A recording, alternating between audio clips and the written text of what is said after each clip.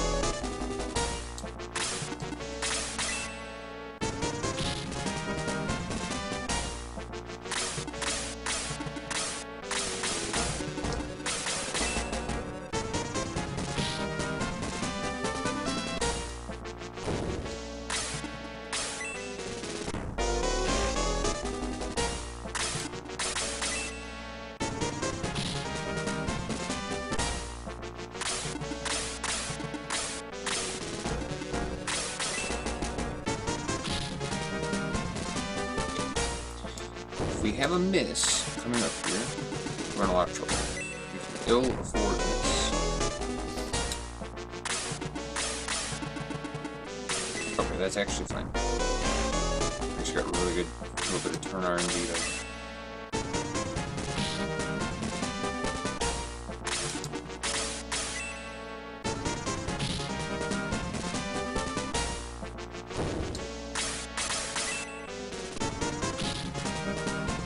Or actually, I wasn't overly concerned about moving Chester forward there. Because if we had and he missed, then we'd be in a very bad way.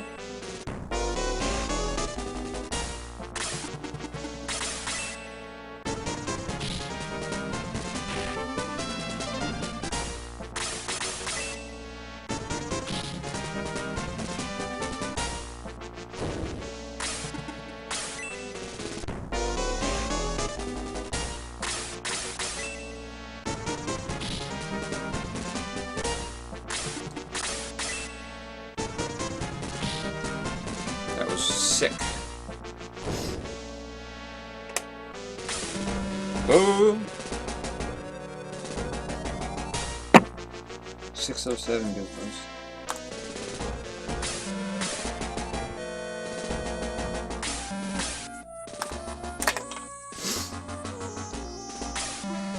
No doubles, but no misses either. We got good RNG still.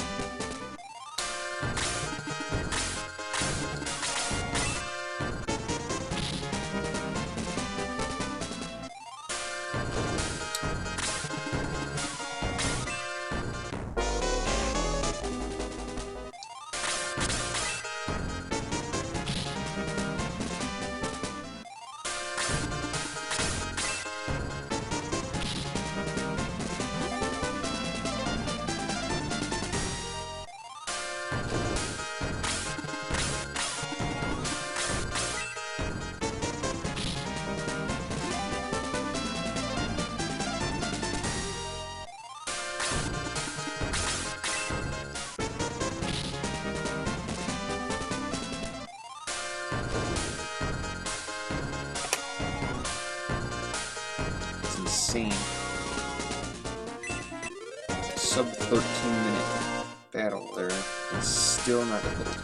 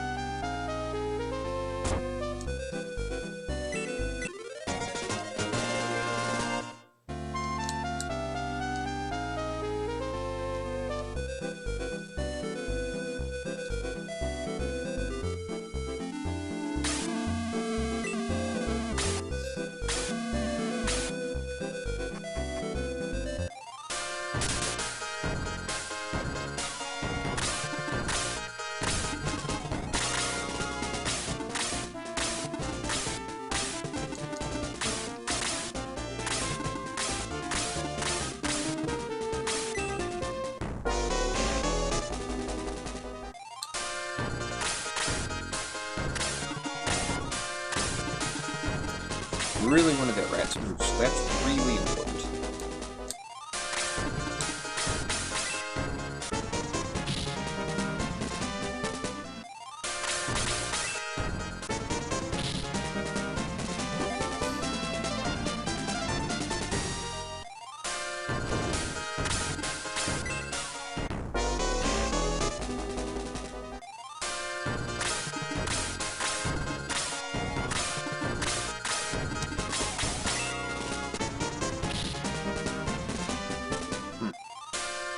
I would have thought he actually is capable of killing those.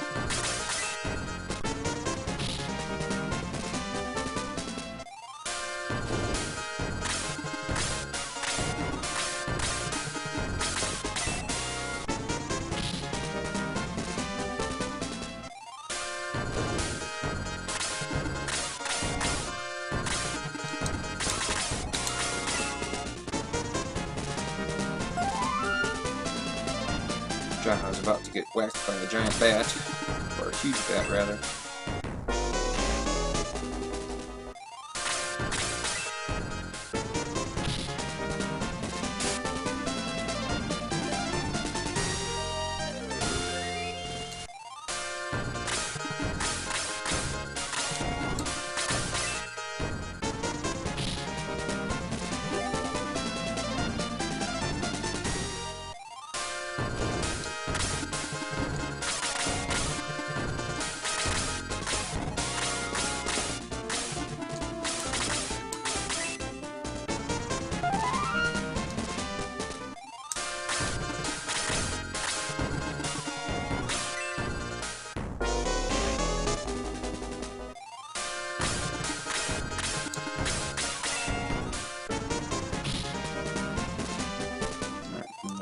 Roll 5.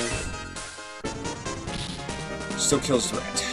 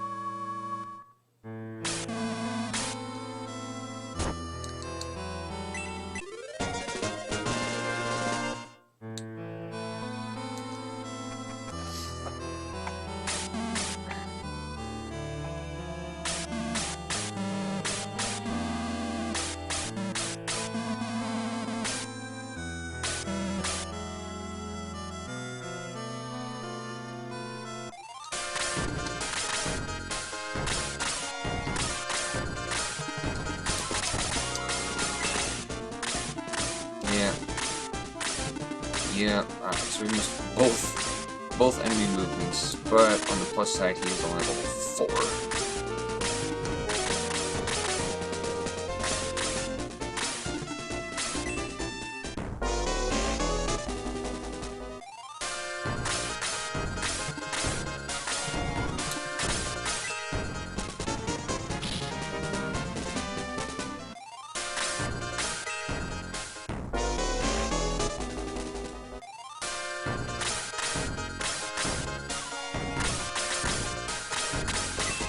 Well, we're gonna go ahead and kill this. Because I'd rather him get that +2 attack. We gotta wait on the soldier to kill him, sure, but he's got the 2 attack now. That's really important.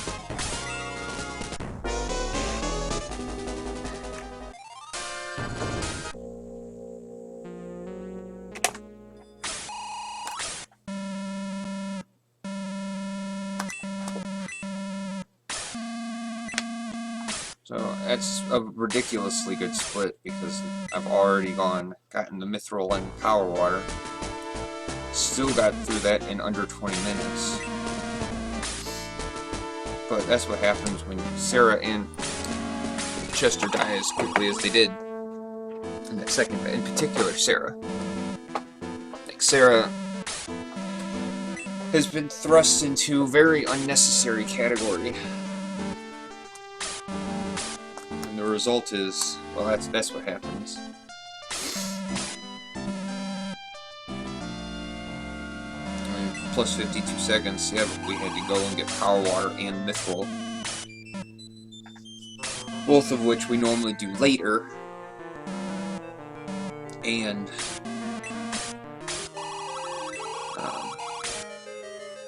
we missed both enemy movements there for that battle, so that's really all things considered.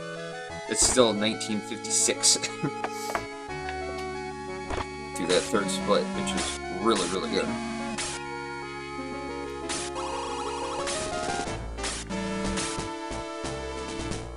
And like I said, having Bowie already up to level 5 so that he got that +2 attack is super helpful.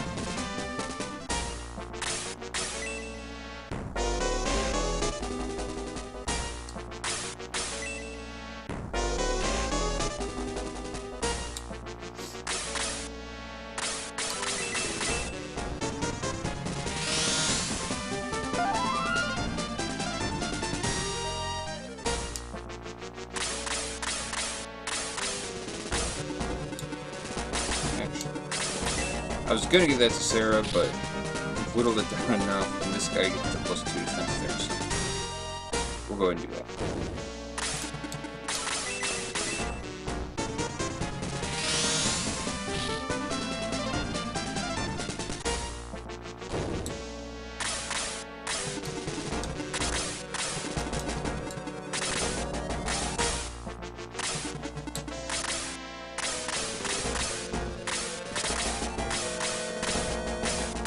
Perfect.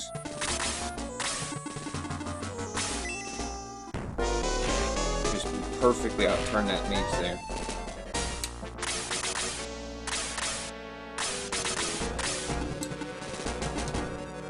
No, we don't want that to come back.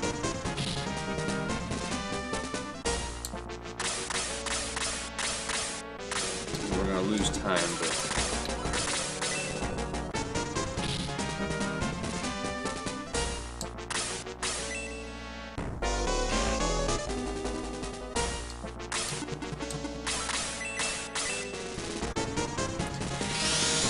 we could lose even more time if we were ill-prepared for the Knight 2 come down.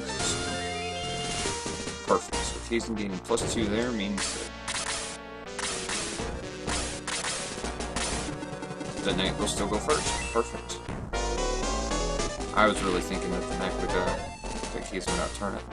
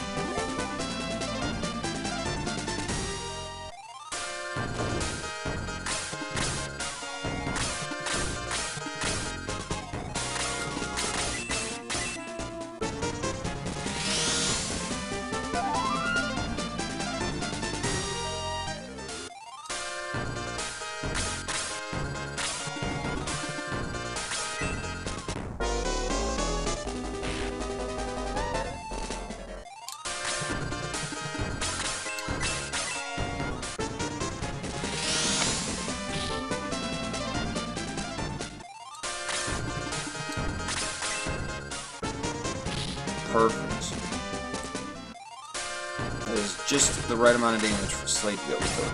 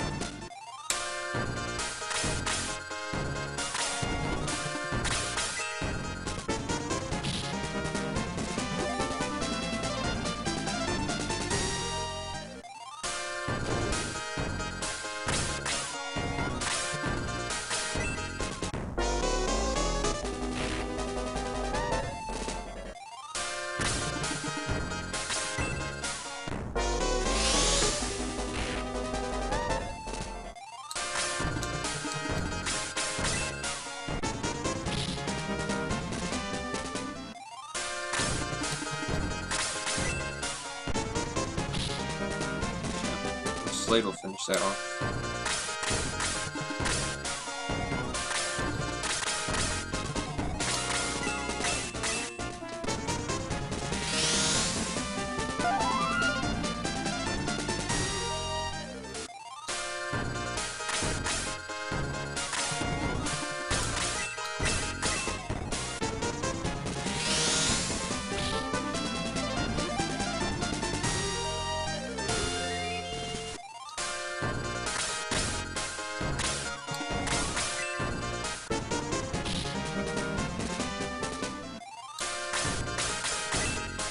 I even let him finish off the Archer too.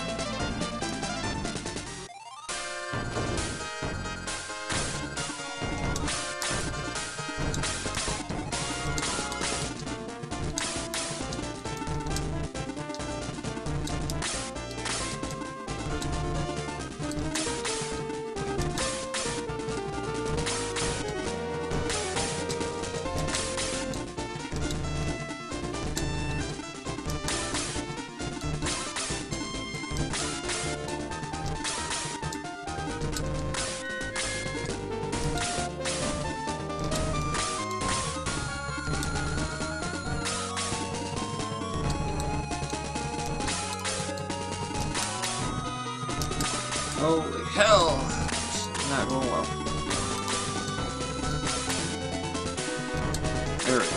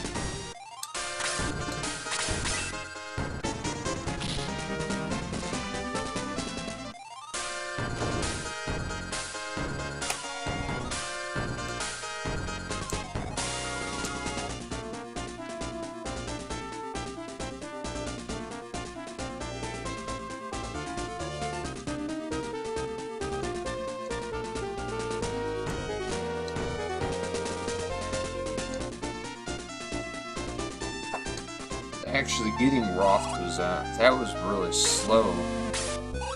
I struggled to get that. But the battle started good, but it was just kind of a wonky ending there.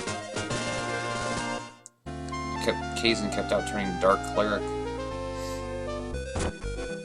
which is an issue. The Dark Cleric will just heal himself.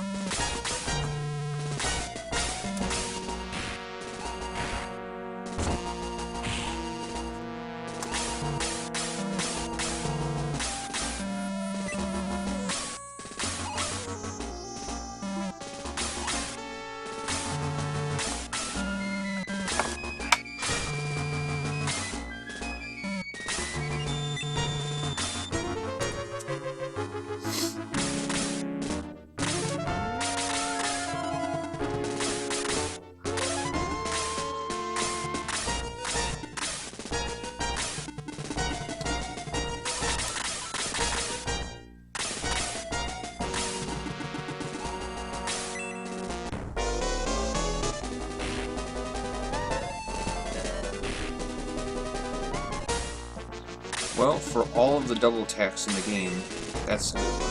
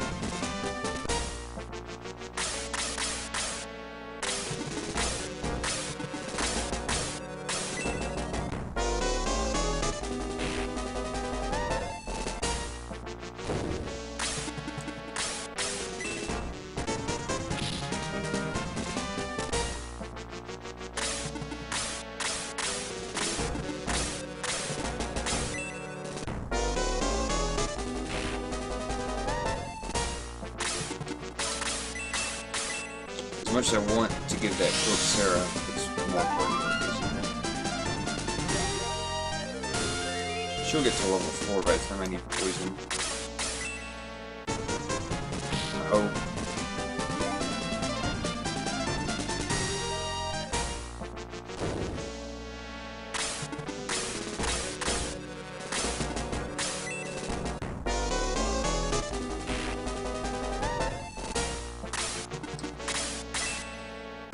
What's up, giggly bumble farts? I do love this game as well. I'm with you on that one.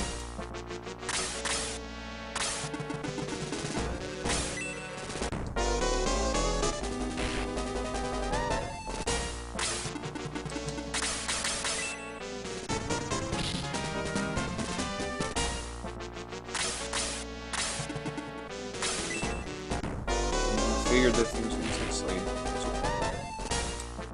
We actually got a really nice Blaze 2 set up there. I just don't know if I want to use a Blaze 2. Kazan only was level 6 at the start of this battle, so his magic is a little bit on the low side. Yeah, I don't think it's Blaze 2. A little too taxing.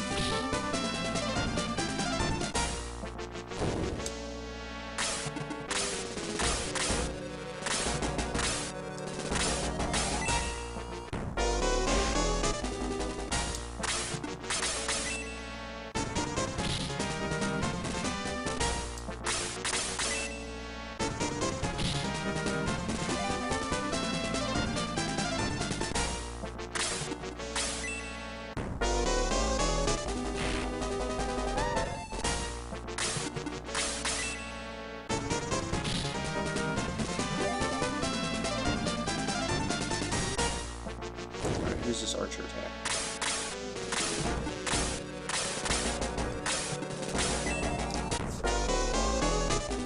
If you mention this game, it will almost always find one person who's fond memories of the game.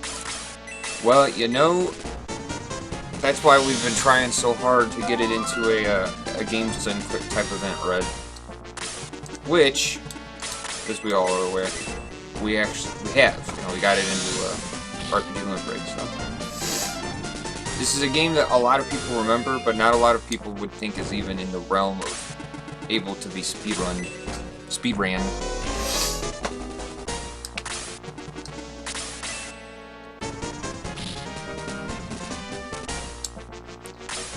Alright. Yeah, hype! Uh-oh. That was not a good counterattack.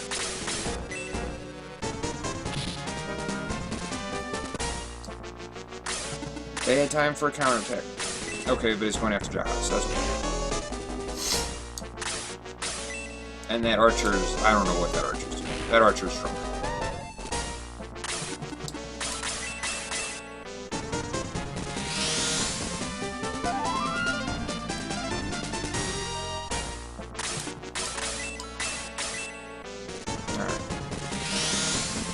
So, first Dark Smoke down. What's up, One of the Dead?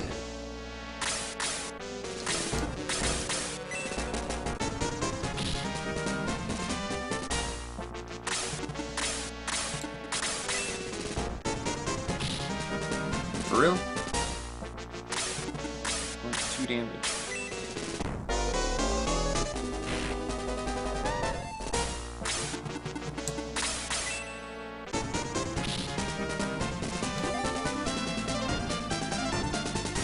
Alright, well, we gotta get that Dark Smoke over here, so. Sarah has a new task.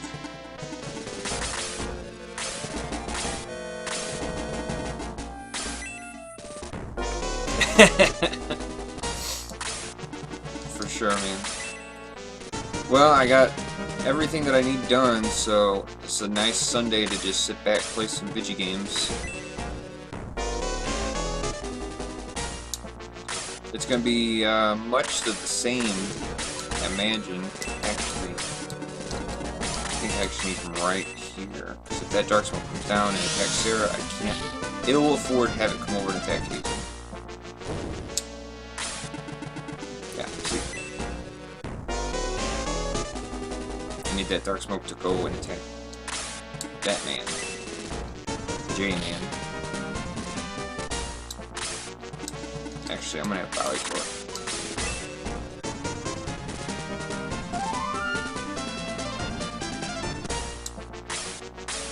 That's fine. Of course, I have to sit through the animation, but this is preferred.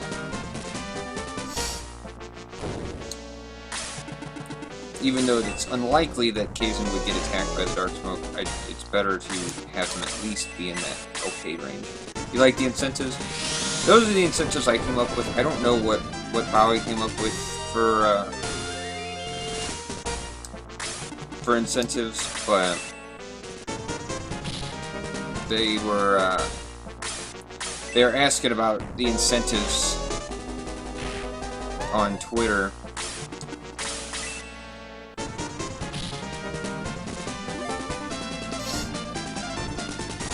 So I was posted in the thread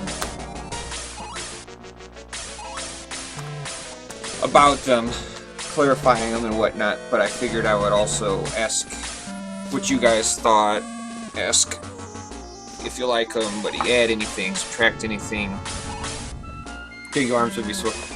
Well, that's why we were going to do just Peter misses, because team misses is both kind of unnecessary and would get up pretty high. With just strictly Peter, we probably would be looking at, you know, in that 15 to 20 range, which isn't too many. It's a lot for me because I have early arthritis, you know, early onset arthritis in my wrist. But for that, I would power through it, you know. I can't really do it too well, but the secret battle is really hard. Yeah, and I explained that to him. Like, I told him that with the secret battle, it's tradition that we usually try to do it at the end of the run if we PB, and that we generally die. Like, I figured there's no reason to lie to him. Like, I'm not gonna lie, we generally do not beat the secret battle. It's because it's really hard. And because it is a considerable amount of time add, you know, there's 7 minutes of credits, then the secret battle, so I mean, you're looking at almost 30 minutes added. They may not want to go for it just strictly on how long it would take. Besides the fact that we could lose, and like, we have nothing to do. Blame Lemon. Oh, for the secret battle, it's Geshup. Geshup is the problem. I mean, if Lemon de-souls Peter and kills him, yeah, that sucks, but the larger part is that Geshup runs down and just starts picking off all the really fragile people that are really crucial to beating all those people, either by attacking or just casting Freeze 4. You know, like in Lemon's case, Diesel's risky, but not only can Diesel miss, but he may just attack. Everything Geshup does is really dangerous. And Freeze 4 has such outrageous range also that it makes it really hard to move into Geshup, because he can just come sprinting from halfway across the map, and, you know, if he kills anybody besides Peter, it's kind of bad, because, you know, we have a really small team, because that's all we need, but all those people are really essential for every, you know, they all have a purpose. We have no fodder. If we actually have to beat the battle, hence for the 100% run, that's why we have all of those extra people. They provide it. They basically are just fodder for the important people. People like Claude and Zinc. Having all them healers. Just Cheerful Bread them back. If only that would work in battle, that would be like the coolest thing ever, but unfortunately I do not believe that would be the case.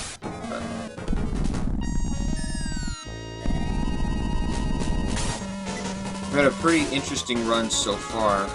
Had an absolutely sick first battle.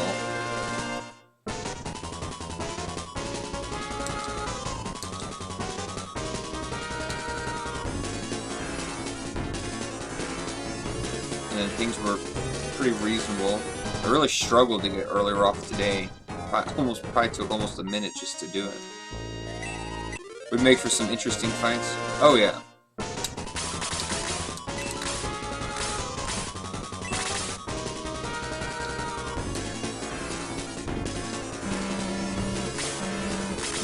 I mean, the fact that it actually revives people, I mean, that's just, that it has to just be a programming oversight. Like, there's no way that that's intended by the game at all. You know, Cheerful Bread raises hit points, also brings people back to life. Would make some of the fights cheesy. Don't you mean it would make some of the fights cheerful?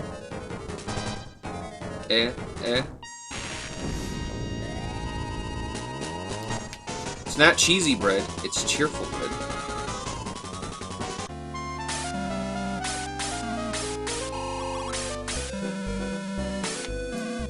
As soon as I have Peter just to come back to full life. Well, Peter comes back to full life anyway. See? At the end of the battle. See what I did there? I try.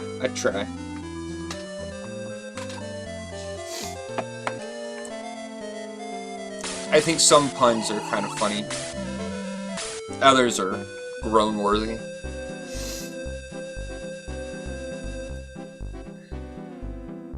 You're 90% sure that's intended? Well, if Ayanuki says it, then I'm gonna have to go with him.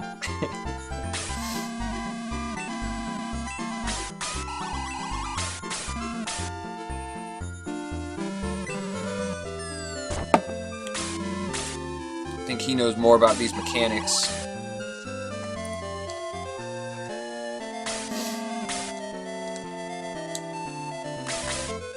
It's unlikely to end up with that effect from the kind of programming error you typically make in assembly.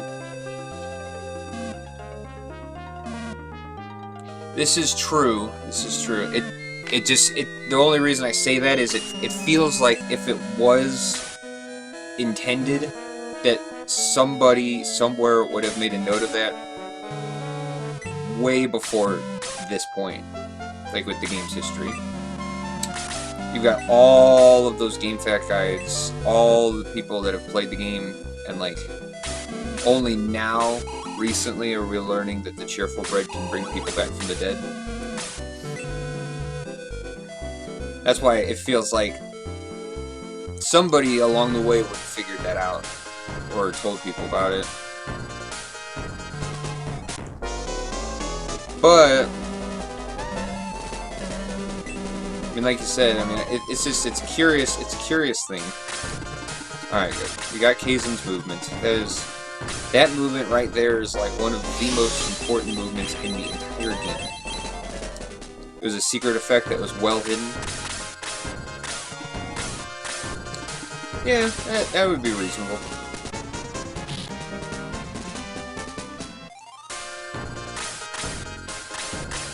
Completely undone. Yeah, like I said, I mean, all I know is that a lot of people have written guides for the games, played around on the games. Oh, okay, good. I was about to say, oh, Slade. Oh, Slade. Don't leave that thing alive.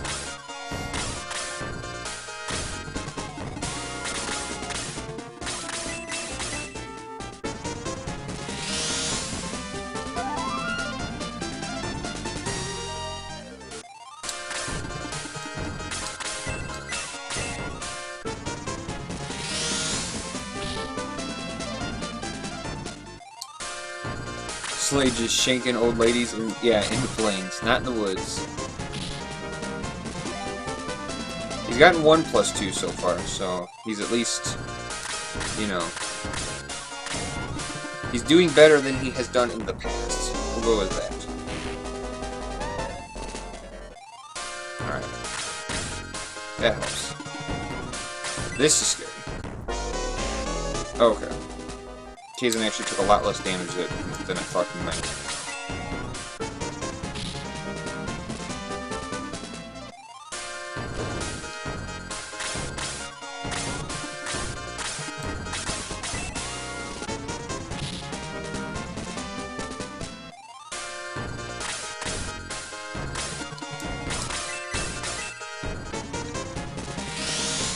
Luckily, Chester survived at that 1 hit point. That's actually, like, really important.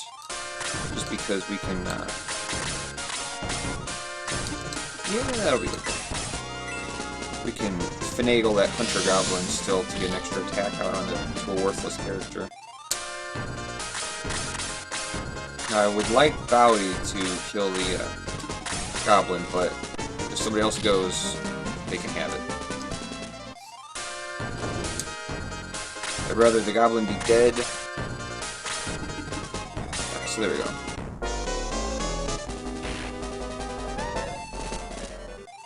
I was hoping I could pull that thing down a little bit more, but that's okay. Alright, so he got his +2 attack 1 level earlier. Or 1 level early. Not earlier, but... So that's good.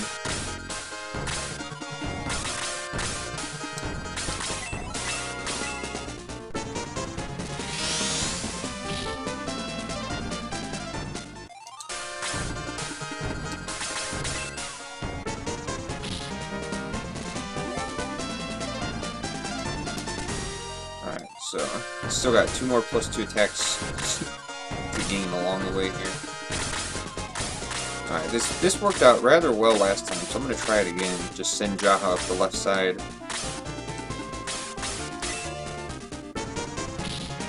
He can duke it out with this Goblin, he'll be okay.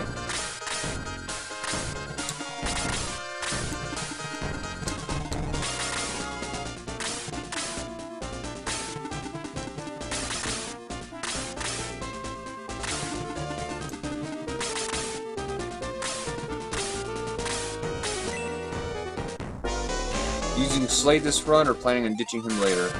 So Shaz, what I've been doing is I've been using Slade up through about Tauros. It's because he's the most optimal up to about that point, because that's when his attack growth is best. Once he's a ninja, his attack growth slows rapidly. So I've been using him up through Tauros. If he dies around those battles, I'm not gonna revive him. So like we're not gonna keep using him.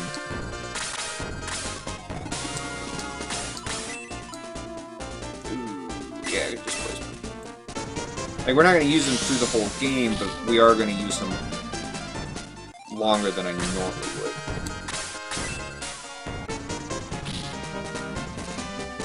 And it's largely due to he's very mobile, and he really does make the mid-game faster, having that extra attacker.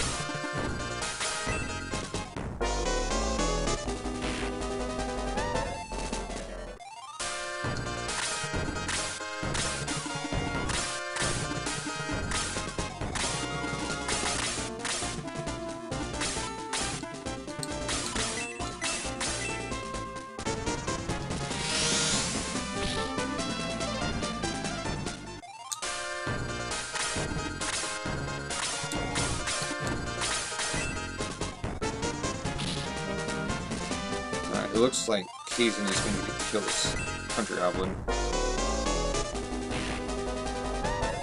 Good, no double attack.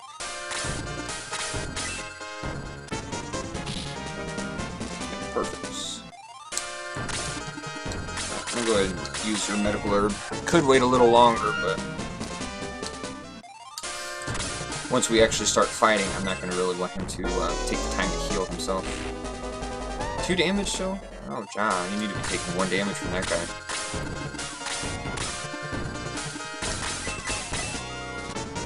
Is getting the Knuckles a new part of the route? So the history with the Knuckles is they're the only weapon that you can buy from Roth that has long-lasting effects in terms of how much bonus damage you get out of them. With any sword, lance, axe, not that we would use any axe user, you can buy a replacement very soon at the time that you start promoting people, and in some cases you get just the same weapon by the time you get to Tristan, which is like 2 fights after you would have benefited from said weapon. But with the Iron Knucks, you get to use them for a long time, because you don't get Iron Knuckles until Mound, normally. So the result is you get the Iron Knuckles for like 4 or 5 battles, as opposed to like 2 battles. So then the route changes because we use Karna instead of Eric. So it's a combination thing. So like I first thought of trying this out because for RPG Limit Break, using Karna would be a safer strategy because Karna makes the run safer. But it also would showcase early Roth, which is like a neat glitch, you know. It's a neat trick to show off for an event like that. So the two kind of built on each other, but then what ended up happening was I tried it out, and the first time I tried it out, I got like a 646, which is actually better than Bowie's PB right now. Like, wow, that's actually really impressive, and like, the run itself wasn't even that good. So now I'm like actually gonna try it and hopefully have a good run. Like I tried it on Friday and still got under 7, and the run itself was really bad. Ripped 4 times. So I did do early Roth Red. I did. It was it was a little bit trickier. I struggled a little bit to get the movements, but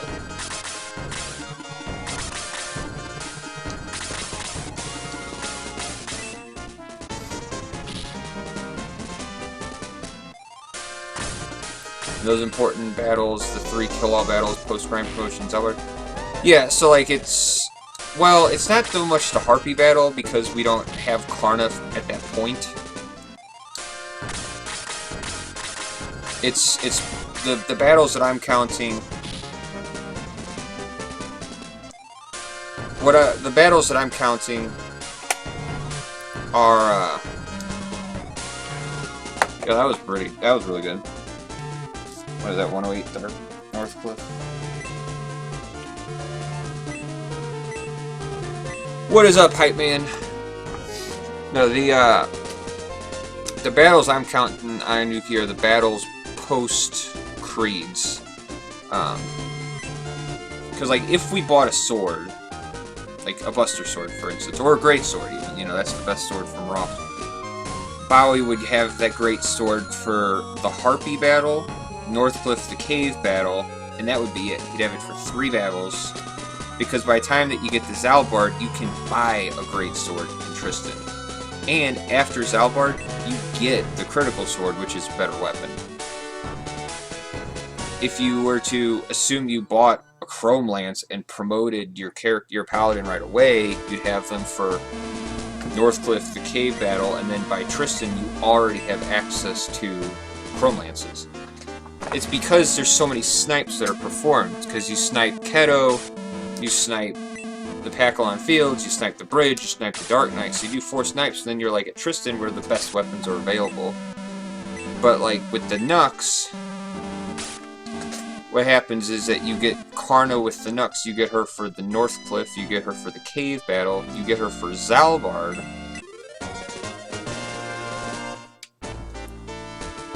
and then you also get her for the Pakalon fight, which is a small amount, but you still have them. And then you don't have to buy the Iron Knuckles then either, you already have the Iron Knuckles. And like, the damage boost, and then this, the other thing, is the damage boost increase from the Power Gloves, which are available to the Iron Knuckles, is 10 attack. It's 33 to 43, so like, that is a extremely significant amount of damage, which not only lets Karna actually one-shot things, but then, like, if she doesn't one-shot things, she gets a whole ton of experience as well. Any of the sword differences are very... they're very minute. You know, from the Achilles Sword to the Broadsword to the Buster Sword is like 6 damage. From the Buster Sword to the Critical Sword, it's like 6 damage. Like, they're very small amounts. So, there's a lot of reasoning as to why it works. And it's possible that you don't even need to do earlier Roth, but still can take Karna. I'm not sure if the attack would be that influential in Karna being effective, you know. All these Master Monk stuff, which Crunch has been trying. Crunch started doing the early Roth after I first did it. He said he did it for his Taros percent and said it was it went better than expected. What we have really taken from Cruncha is the Odd-Eye Snipe. He was the first person to theorize using multiple flyers and taking down Odd-Eye and skipping half of the battle. Which, as we know, does work. It's just... it's tricky. Yeah, so like today, my goal is to not have Luke get killed by a Chaos Wizard, because that Luke really does help with that extra damage. Ayanuki is the person who has been trying a Peterless run using a lot of Master Monks. We get a +4. Got a +3. What's up, Neil? Thank you, man.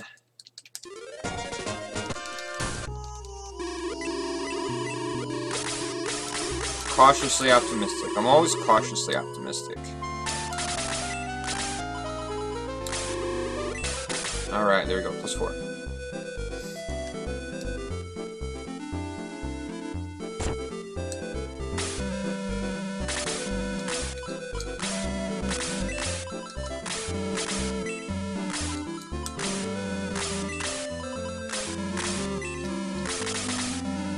Okay. So that was pretty good. We might actually get already back onto the green. See, and that's what Slade does. Having Slade through these mid parts really does help. And I've always conceded that to Bowie. What I've just not been sold on is the idea of using Slade past Tauros, past the grind. Because I just feel like Slade's peak is right before all of that part, because weapon promoted people don't gain a whole lot of attack. Promoted weapon users don't gain very much attack at all, and so they're really reliant on the weapons, which are infrequent and don't do that much damage. You know, they're not that significant of damage upgrades.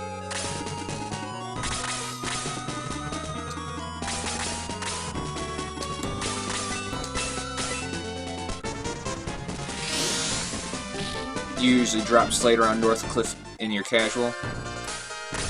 Yeah, see, we're not even going to keep him that long.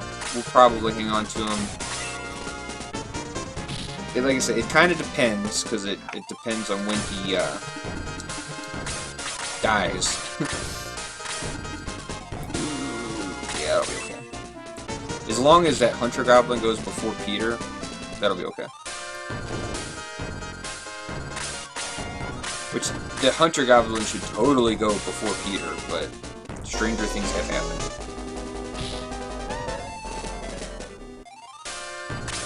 Alright, well there we go. Hunter Goblin went right after Peter.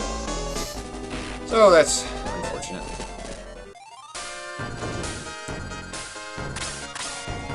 Because like I've had Slade die in the first desert battle, he's died in the second desert battle.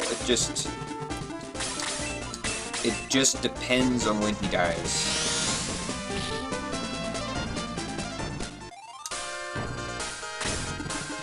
I think Slade is only level... Oh, well, he can't even reach, so... I was gonna say, I think Slade could really afford to kill this goblin, but he can't even reach that Hunter Goblin, so...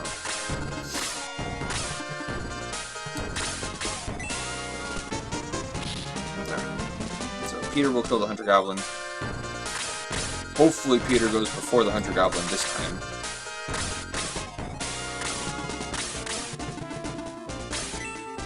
Ooh, that's annoying.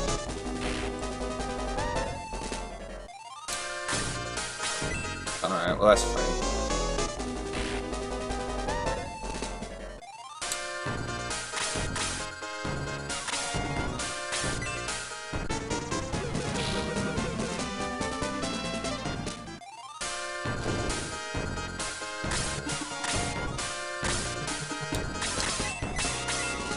Really want to heal Slade, but if the Vampire Bat attacks a 13-life Sarah standing on the grass, she could die.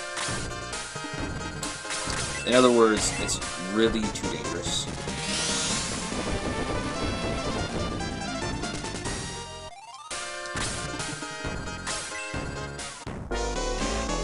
I mean, it's really dangerous for Kazin, but he's going to be somebody that's in my final party. So, like, I have no qualms using a Cheerful Bread on him. And he shouldn't die from this. Especially if he dodges. Wow. Well, there we go.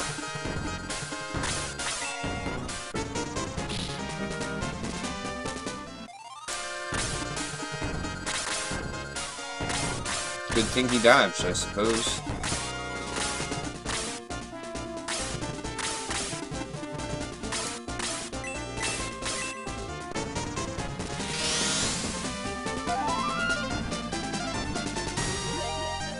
Alright, so Sarah's got detox. Well, that's annoying. And that's annoying.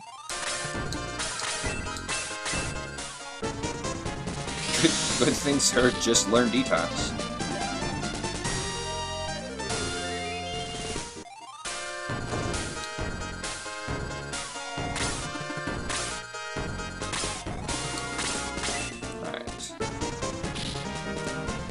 This goblin we're gonna leave alive for Peter. We need to get Peter down here.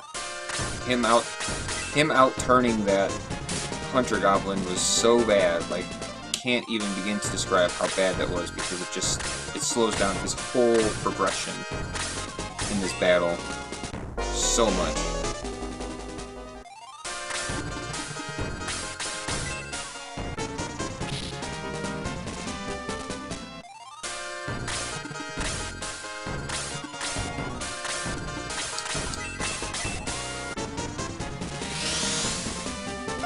Kaizen will go before the vampire bat. If he doesn't, I'm going to be really upset.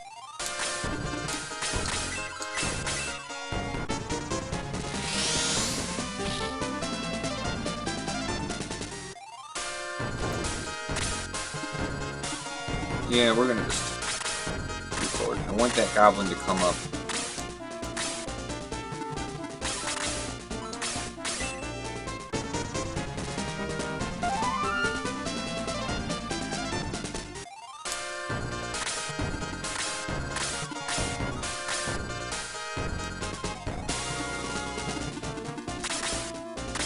Of course, Peter goes before the goblin. Peter is just really doing a very good job right now of not taking his turn at the right time.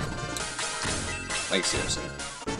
He's not even finished. But yet, he manages to always go just before the enemy.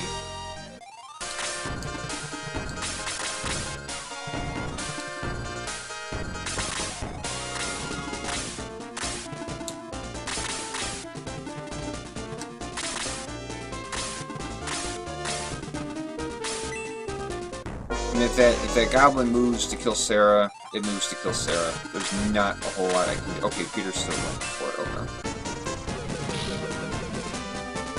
It's like if Sarah dies, it's not that big of a deal.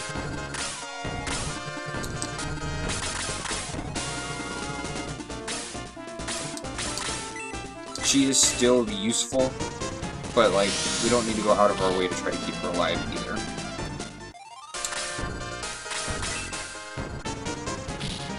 Slade needs to kill this witch.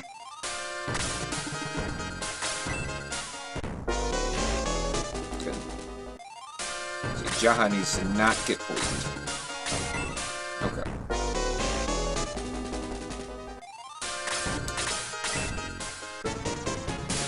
Oh!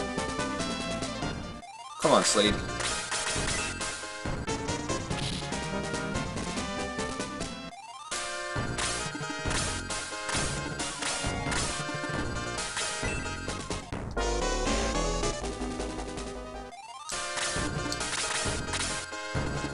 Alright.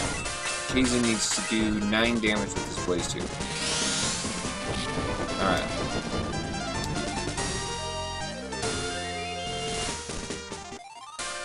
I would really like it if Slade goes before that witch.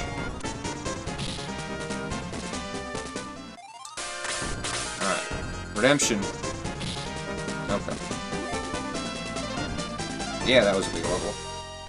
That was a big level.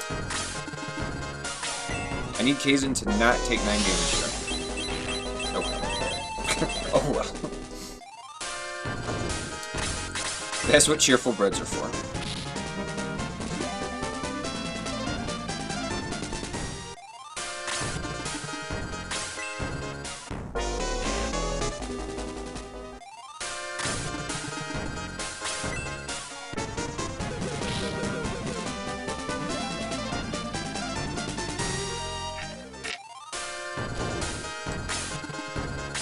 Alright, I need Slade to totally not die here.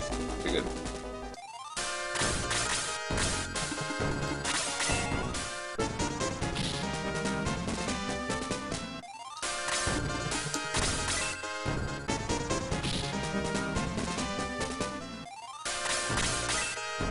Alright, Peter needs to go before the ooze.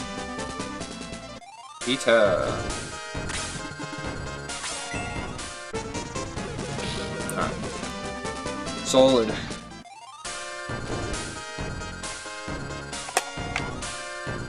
So we will cheerful bread Kaizen here.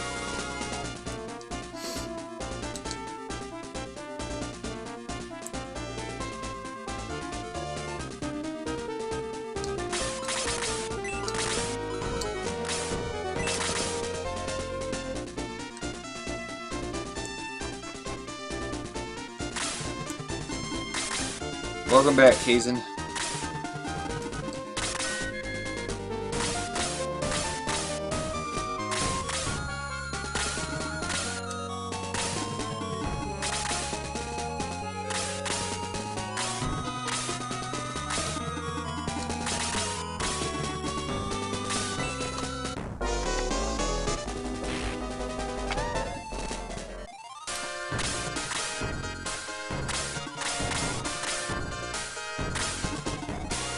Oh, hacks? No, hype man, it's actually a totally legitimate thing. It basically, if you use the cheerful bread on a dead person, it brings them back to life. The bread is so good and filling that it awakens the dead. Actually, what happens is it raises their life total from out of 0, so then like the game thinks they're alive, and now they're alive. That's actually what's probably going on.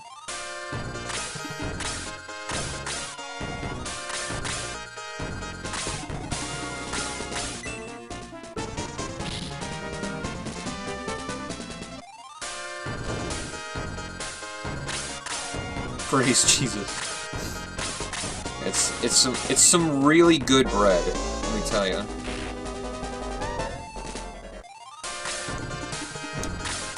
It's like covered in butter.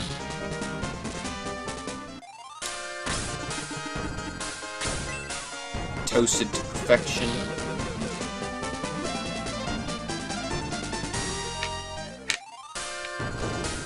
Alright, that Hunter Goblin there. We're gonna let Kaizen kill him.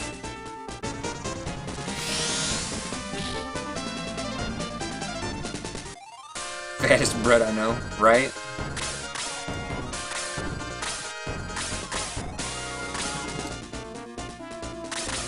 Alright. The grass right here before the tree line, that's the kind of the range for the Vampire Bat. Now the Vampire Bat isn't gonna move until next round, because that's how this game works with some of these triggered movements.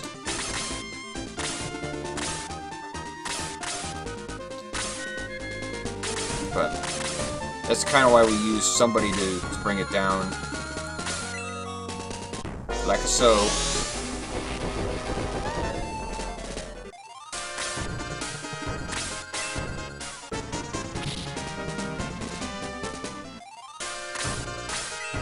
Okay, that's fine.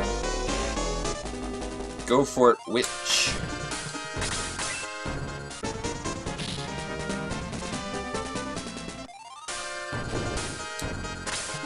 This will get Peter down here.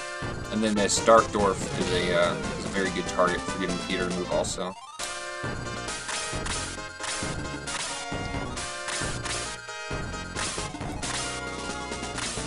Now it's a very small thing, but like I'm moving Sarah to the left here, the Slate as opposed to down.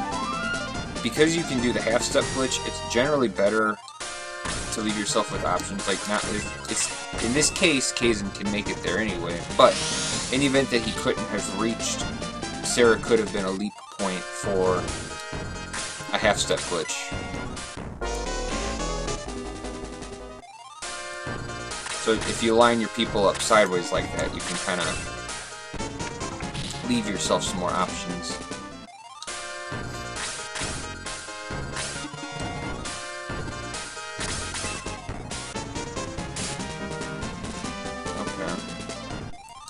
I need Jaha to go before Peter.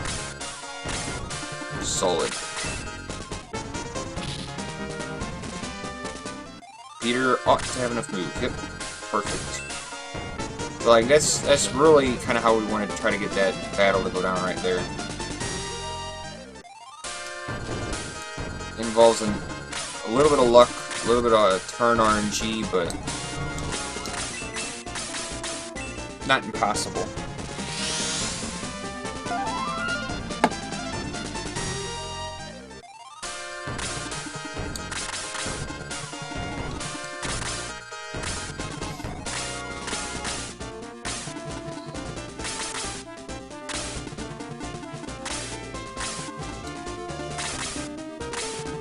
Tracking Peter's attack with an abacus. Yeah, I have one off screen here, you just can't see it.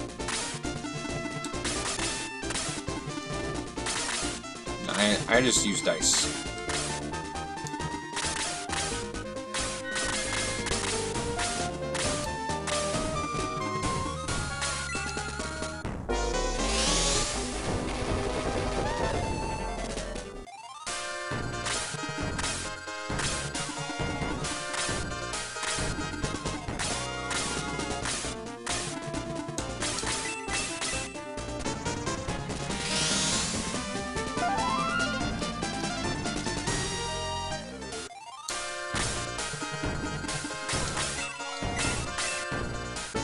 we're going to let Peter kill this Vampire Bat.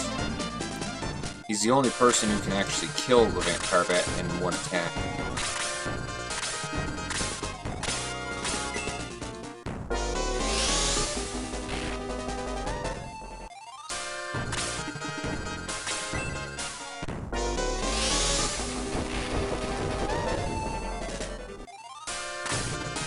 Oh, Peter. Well, that's annoying.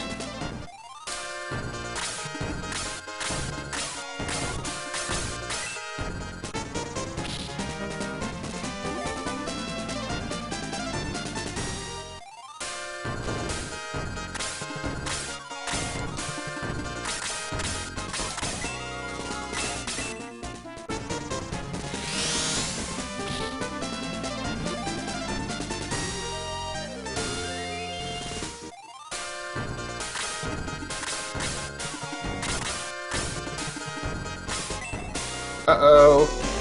Oh, good. Oh, okay. So Peter's still going to kill the bats. He just had to let Sarah nearly die. No big deal. Now, Jaha is actually dead. That's okay. That is more or less a planned death, also.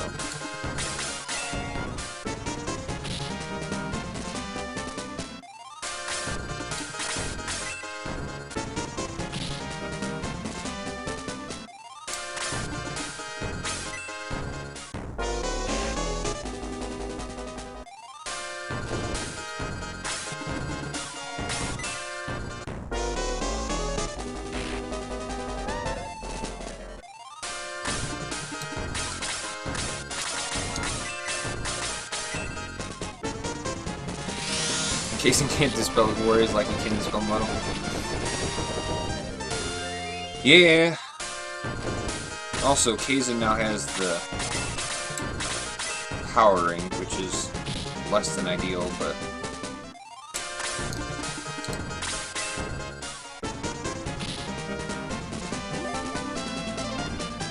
killing the witch and hitting that thing with Blaze 2 is more important.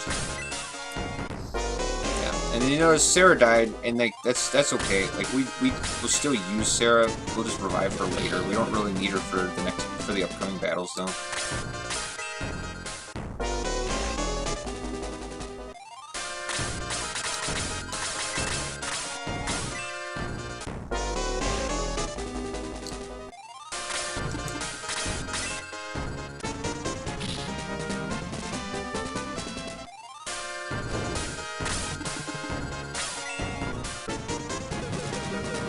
So that's annoying.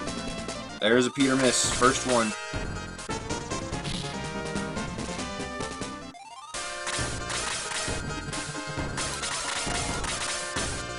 Well, there's really no point in attacking it. I didn't bother with Slade, but...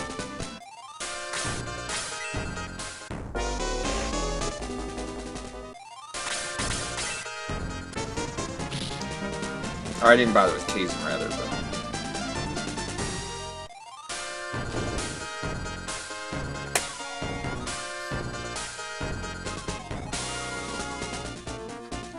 It's like Jaha, Sarah... I don't think Sarah has any Pokemon. Like, all my healing is already on my team. Which isn't much, but, like, I don't really need that much healing to get through this battle.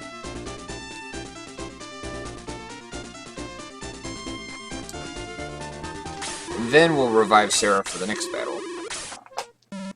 We need her to be alive because it resets Kazin's position more favorably, and then we'll need her for the Kraken battle. Well, we need one other person besides Slade and Kazin.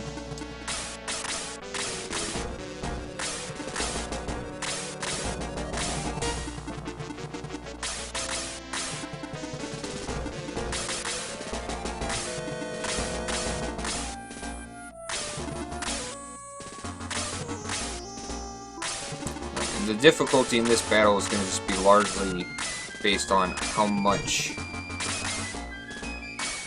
magic we have to endure.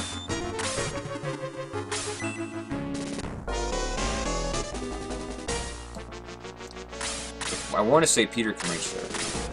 1, 2, 3, 4, 5, 6. Yeah, Peter can actually reach this dark dwarf.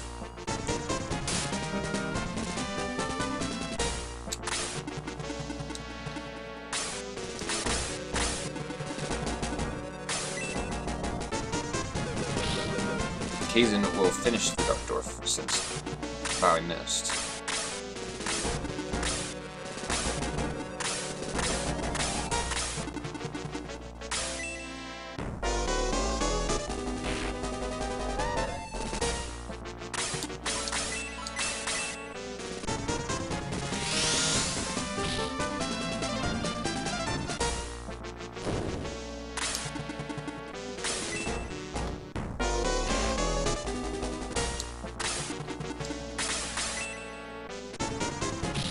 We really want Peter to go after the dark dwarf. So hopefully Slade kills us. Solid.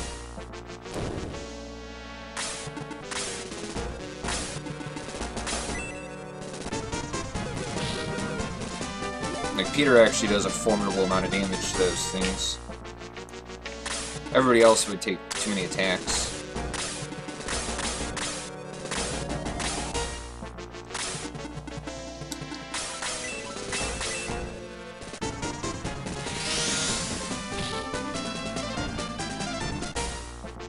We have a healing seed on Kaizen and a couple of healing items on Bowie.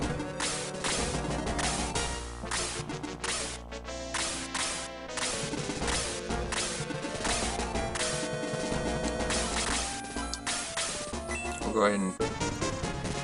go ahead and heal Slade since he was within magic death range.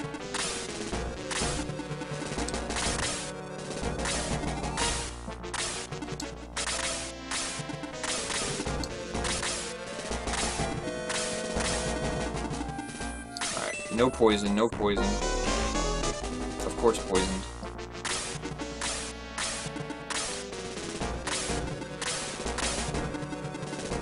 Alright, but we didn't get any freeze, so.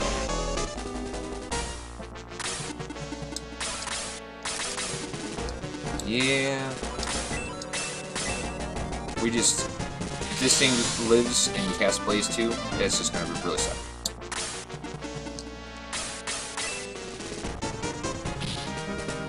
Well, that's not good. That's no good. Alright.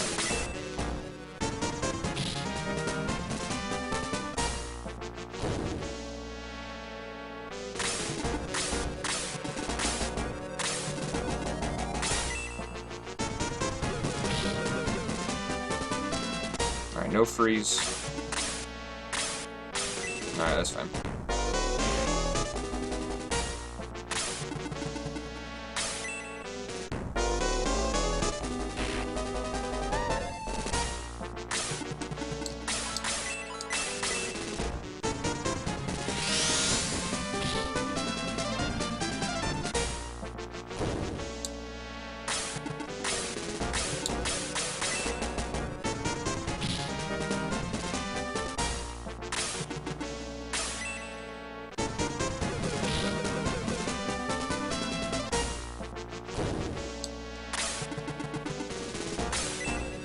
That's fine. I mean, Peter can't get hit with all kinds of magic, but we got this thing down here, and now we can kill it.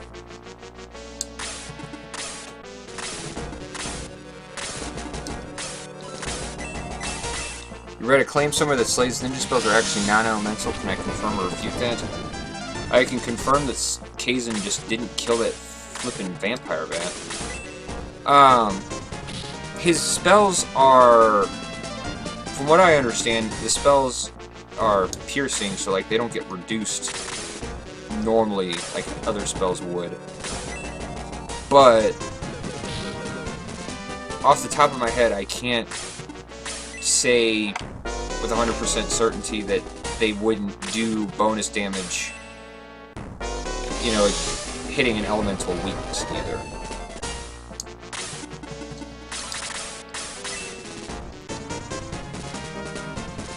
I mean, as far as I'm aware, I've always assumed them to be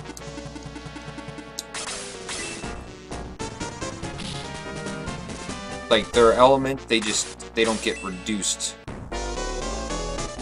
the way that other spells get reduced.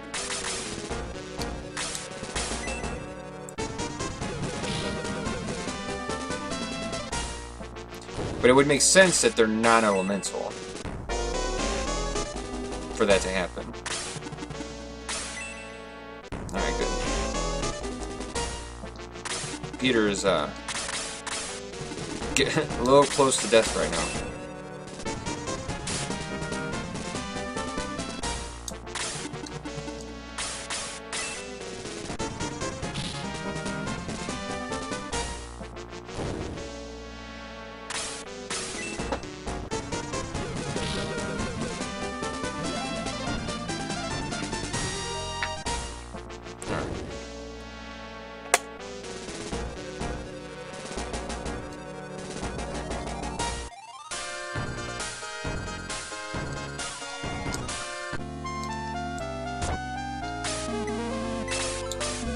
Oop, that's not what I wanted to do.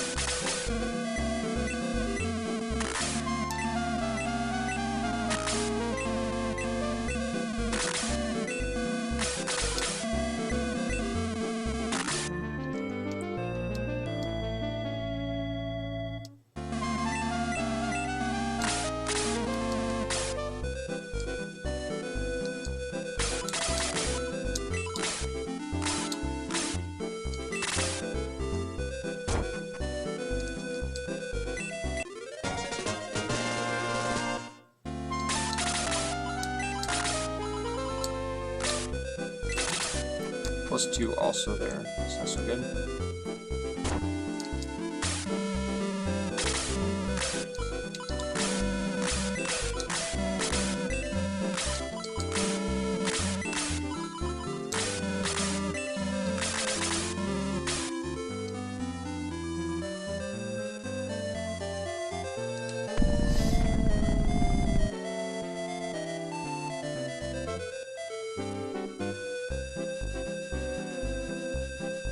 It would be an easy thing to test Iron Yuffie because Blaze is good against oozes, skeletons. So if you just were to compare the damage that Blaze 2 does to a skeleton and an ooze, and then compare what Catan level 1 does against those enemies, tell then if it's elemental or not, because that would determine if it's elemental or not. Because we already know that it's not; it doesn't get reduced by enemies. But I've always just understood that to be a spell piercing effect, as opposed to any kind of actual non-elemental quality.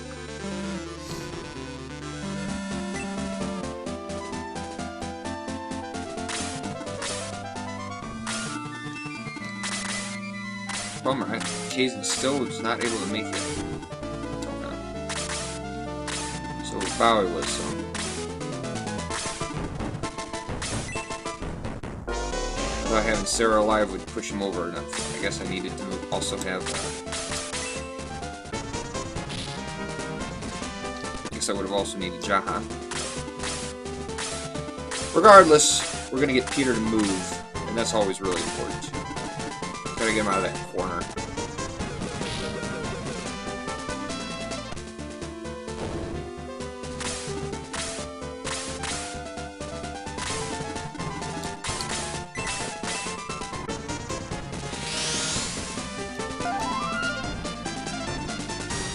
Right. I mean, it would certainly be interesting to know. But yeah, like you said, the reason the spells are good is because they don't get reduced. It's not so much can they get bonus damage. It's more so you just use them and you're gonna get a set amount of damage.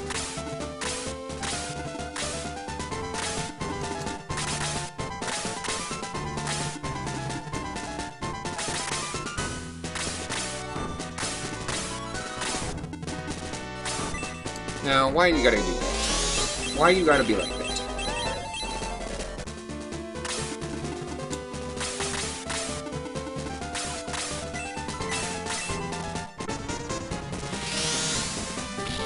suppose we'll try to let Peter kill that witch, depending on how this hobgoblin moves.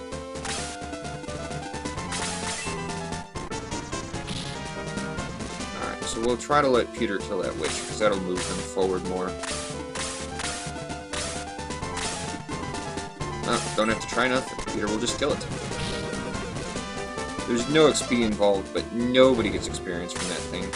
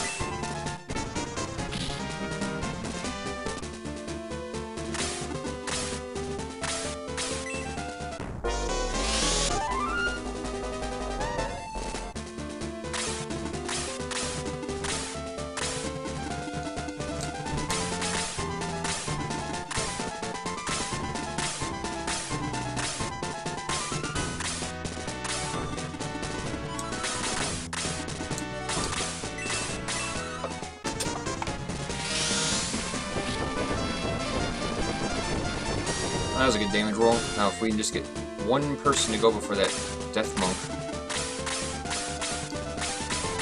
Like Slade! That'll work. Now the witch is going to come over and freeze him, which is unfortunate, but... what are you going to do?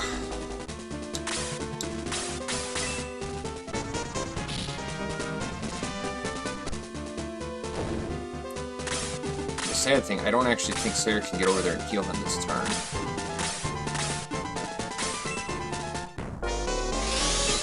A few too many of those potholes in the way. Oh, nope, she can just make it. Alright, good.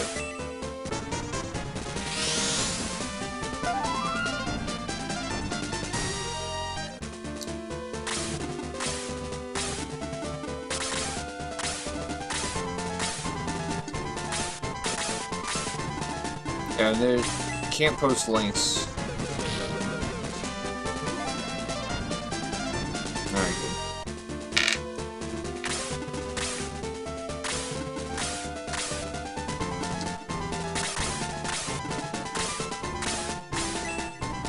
Alright.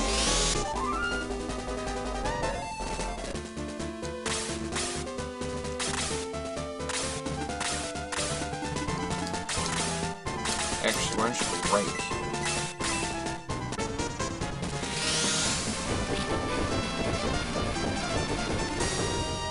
Where did you get that information from?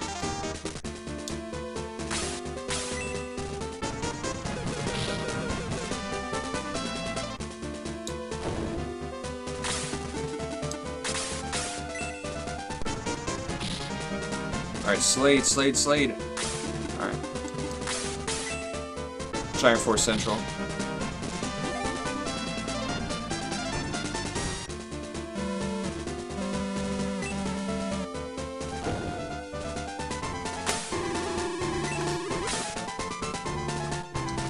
Right, but does it explain if Slade's spells are elemental or not? That's the question at hand.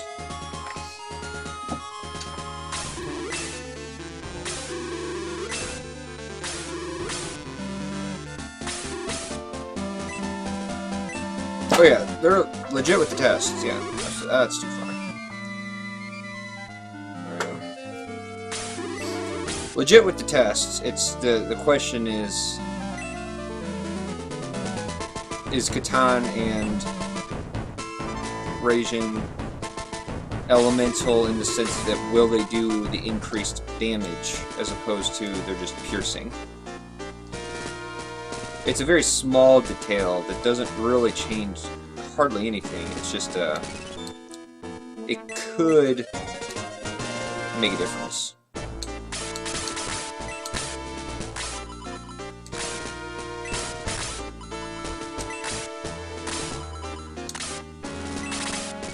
I will likely need to buy some more healing items at some point.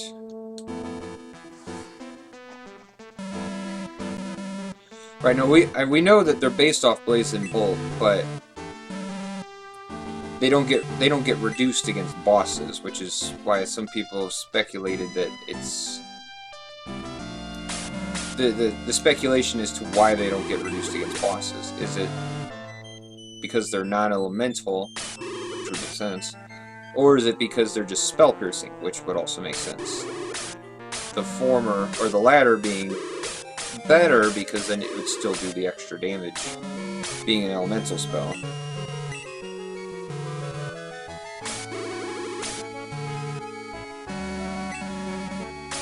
I mean, I don't use Slade, so for me it's kind of an irrelevancy. Maybe it's because of ninja? Well, I never understood why a ninja learns those spells anyway. From what I understand, Catan and Raijin are just Japanese words for those elements. You know, not blaze and bolt, but like heat and like lightning.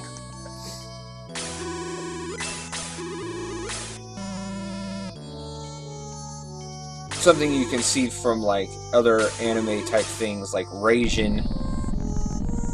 Raijin is, you know, lightning, that kind of thing. And he doesn't learn a cold version, though I would, if he learned a freeze version, I would imagine, just based on my research, that the spell would have to be called, like, Sumitai, since that's, like, the Japanese for cold.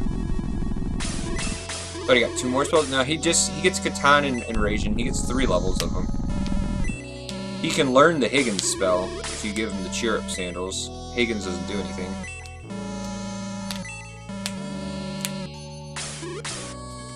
But yeah, like I would always figure he would have learned some kind of a ninjutsu type spell. Either game code says Slade spells are elementally based. So there you go, so they're spell piercing then. And that's what I've always imagined, and that's what I've understood. So there you go, Ayunuki.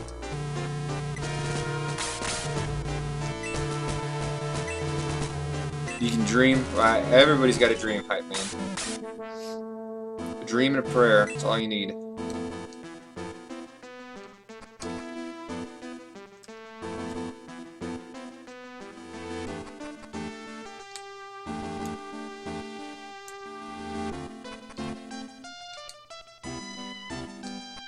He can slice in half, sort of like spell. Yeah, if he gets the Gesarme. That is true. You're a brave man, Red. I've wanted to do that. Open up the source editor for the game code. I just don't have the time to go through that. I mean, the reasoning that I would want to go through it is to look for anything that I could regarding level ups, double attacks, crits, things like that.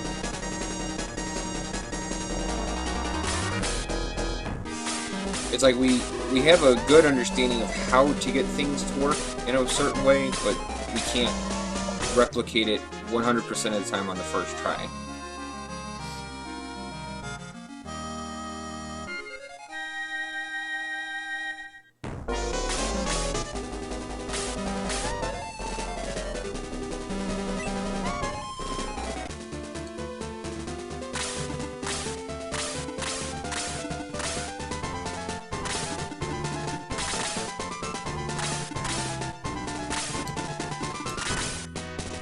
Alright, getting that turn there from Berthold is really important.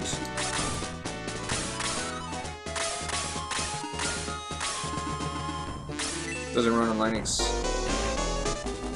Yeah.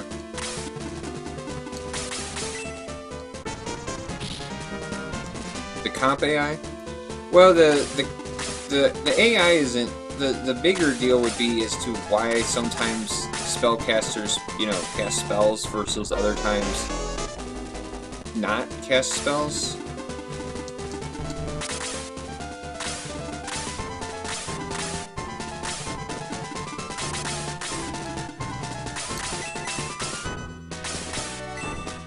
But like as far as the like just with regards to how they move and attack and whatnot, that's very much down to just kind of a pattern. I mean, if an enemy can move and attack, it's going to move and attack. And depending on the range at which you can move them, you can finagle them to cast a spell or to just attack.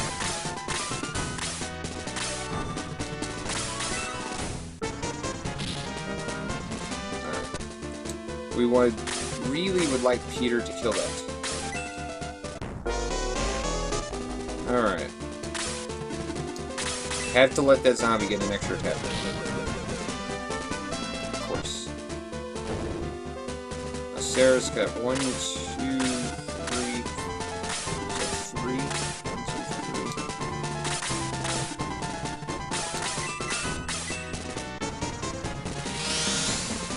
3. Original looking into the level stat progression. Oh yeah, totally funky. Just look at my character guide for tracking the level ups. Which is good, not super reliable. The aggro? Well, I mean, it's with the aggro, it depends on the enemy itself. Like some enemies are more like sight aggro, you know, like are they within range to attack, then they're gonna come and attack. But others are more triggered.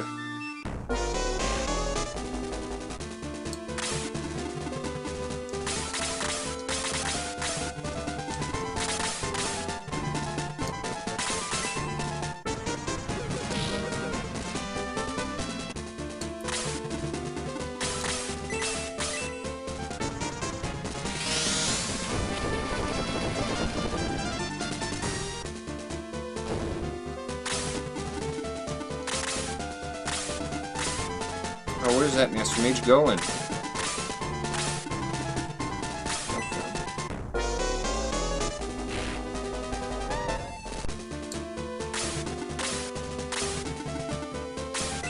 Oh, if Sarah dies here, that's not gonna be good. Oh, that's really unfortunate.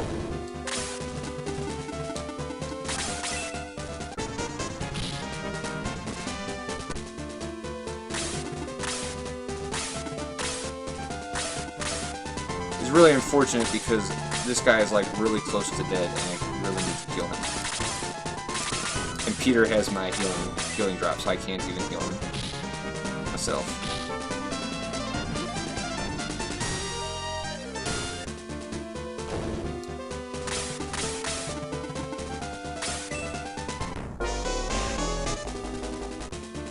Well, this battle is kind of quickly getting out of hand here.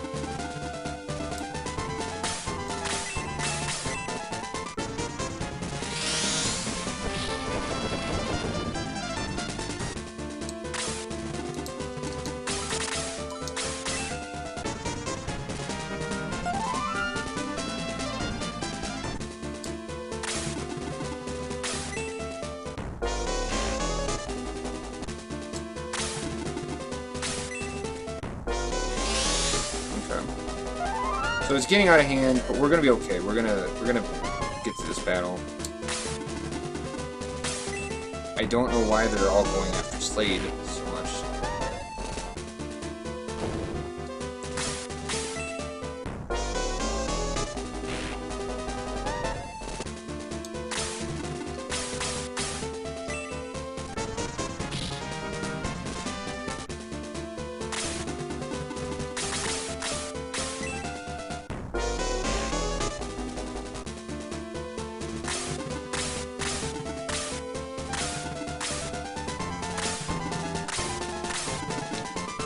Alright, Kaiser needs to, like, not die.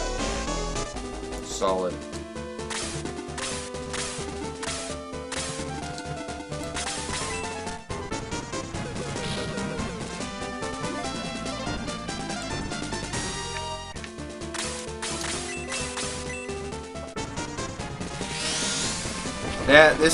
This fight was really ugly. That's alright. We got through it. it was really ugly, and it all came down to Z took a few too many hits.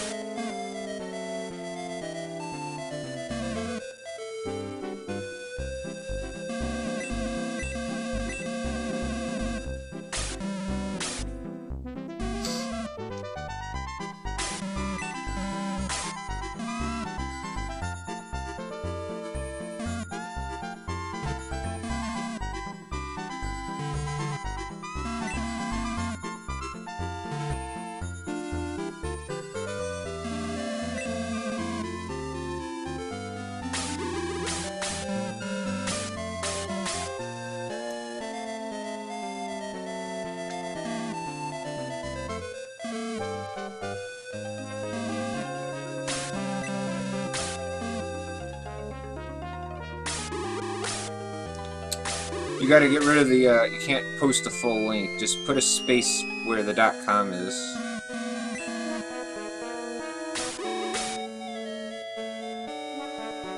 This mayor is the D-bag? Yeah.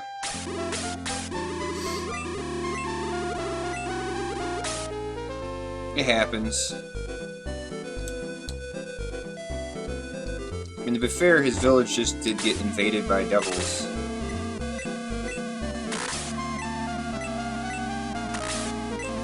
So I should totally just revive Chester, but... yeah, there you go.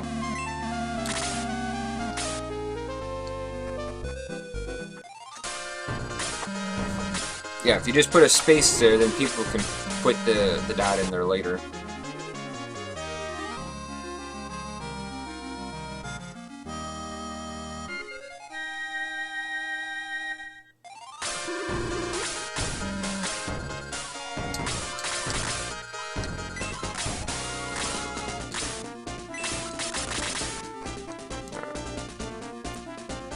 Peter leveled, so Peter's got more than enough attack to take out this Kraken.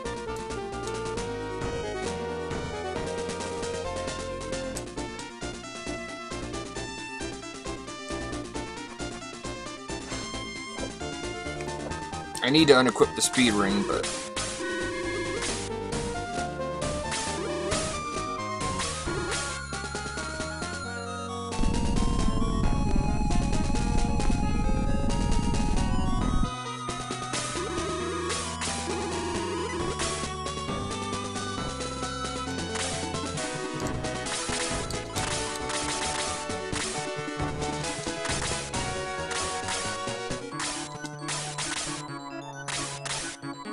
alright, I guess I should check just to make sure that I did actually move powering.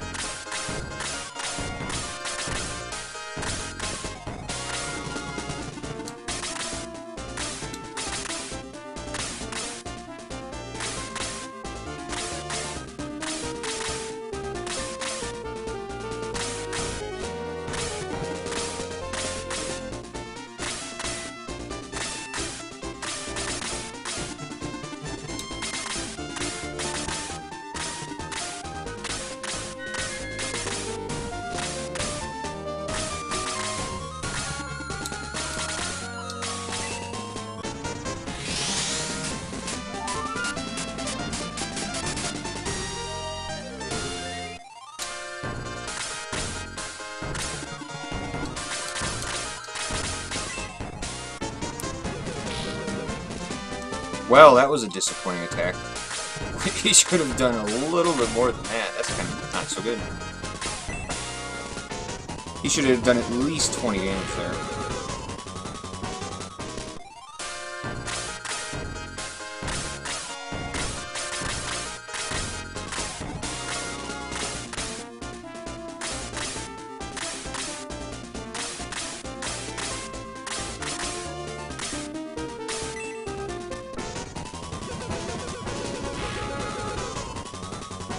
Alright, well here's the moment of truth.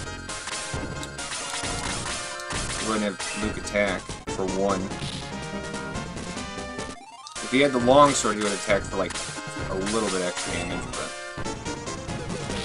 Alright.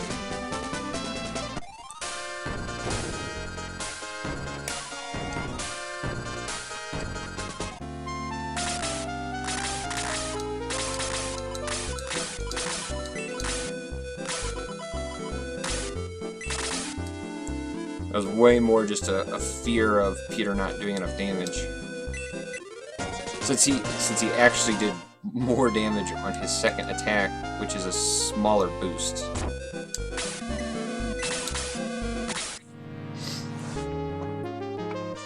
But whichever.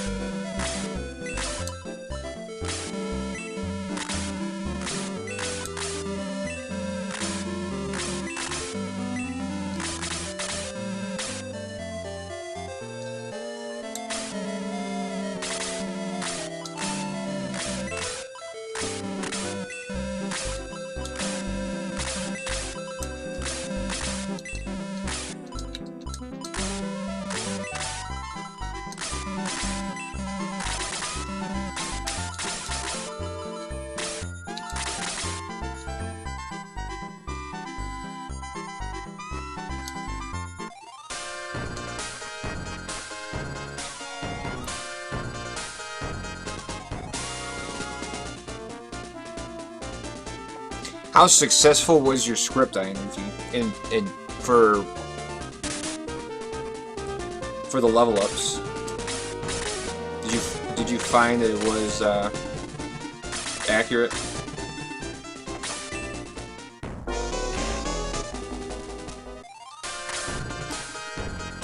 All right.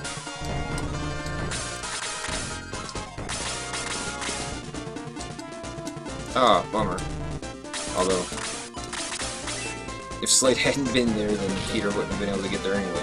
Well, okay. Peter's just gonna double attack. That's fine.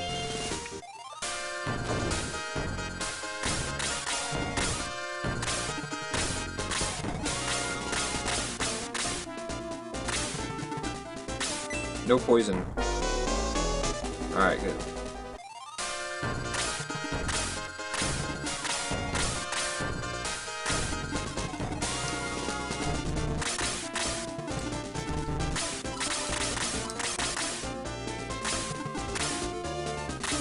Completely accurate, never found any deviations. That's good. Alright, Red. See you later.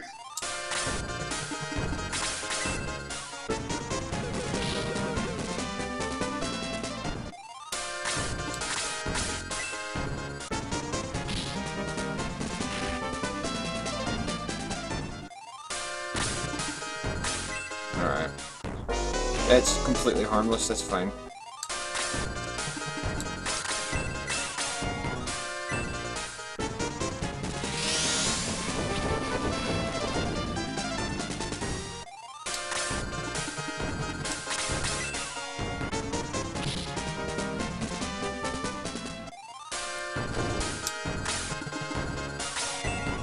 Alright, Kaizen, don't take 20... Okay, good. Don't take 26 damage. I think Big Nail Cow's interpretation of code is correct. I mean, anything that we can get helps. And that's always at the end of the day. Anything that we can do to understand the game a little bit more and how it works helps. What is this evil cloud going to do? It is going to go after Kaizen.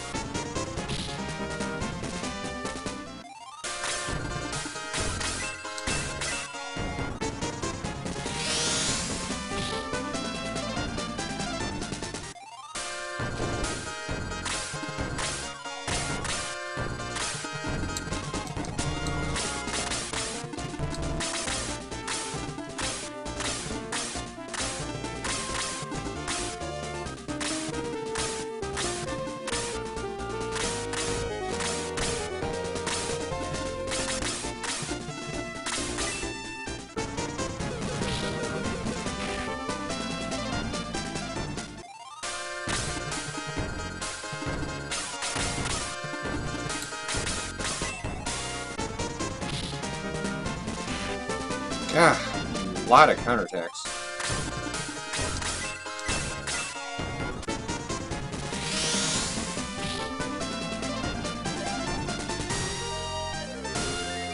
Doesn't make sense as to why Blaze does extra damage against golems, but whatever. Does extra damage against golems.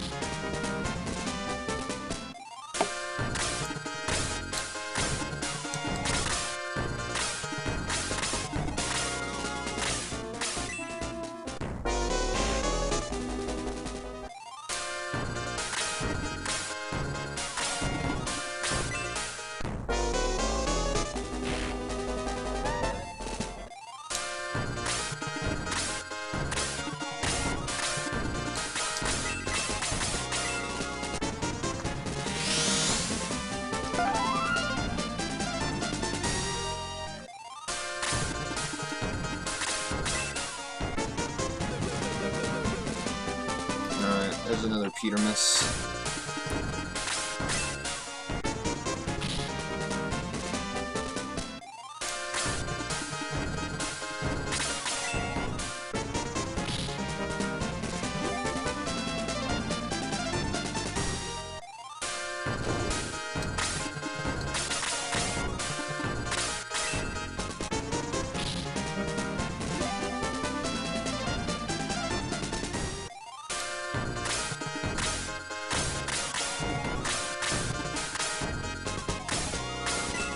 I'm looking to have Bowie go before the zombie.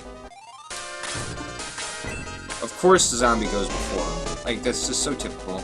I bet he goes next, right here, right here. Nope. Nope. Even so, it's still just so typical. Just unbelievably frustrating.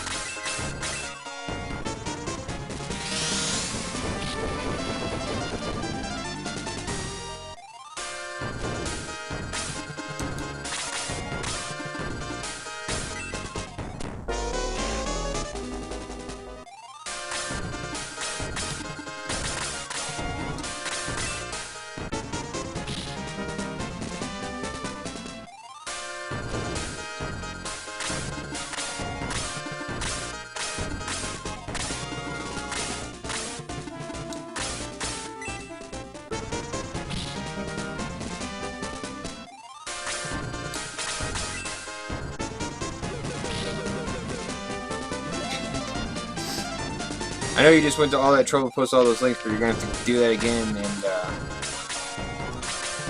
get rid of all the periods.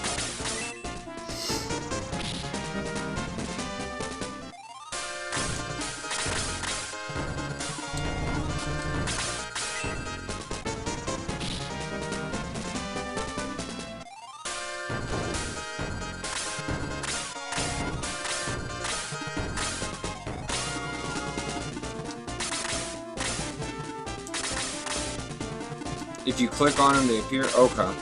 I didn't know. Obviously, I'm not clicking on them.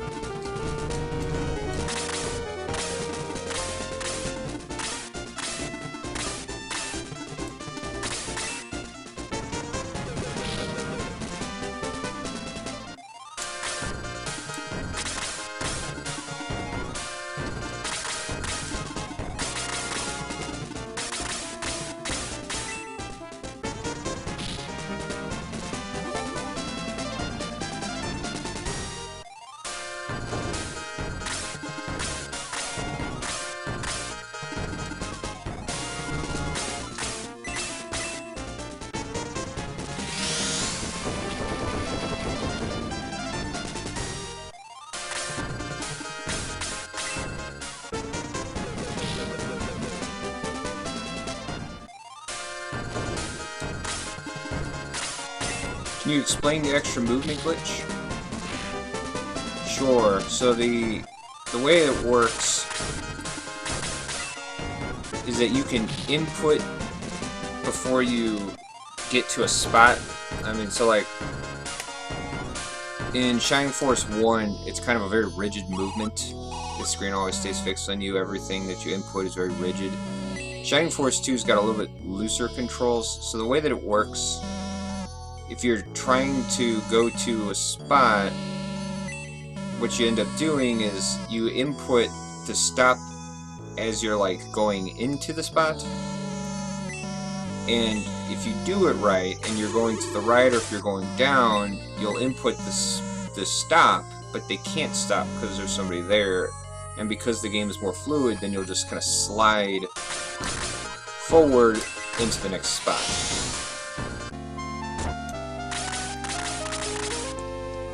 It only works if you're going right or if you're going down. There's a variation on this movement glitch where you can do like a half step and can go upright.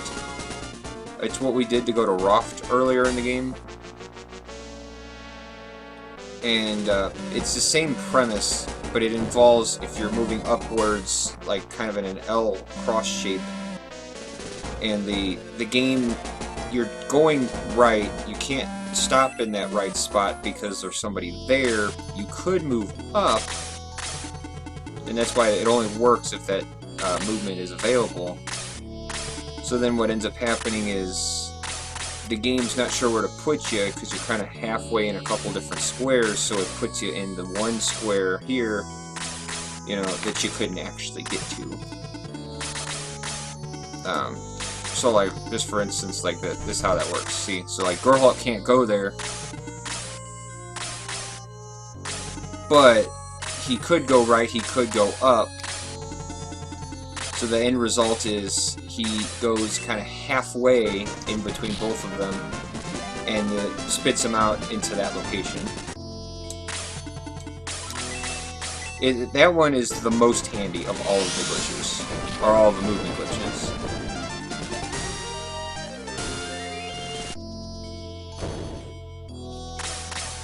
Because all I'm doing is just pressing the C button, you know, the action button, as I'm moving into that square.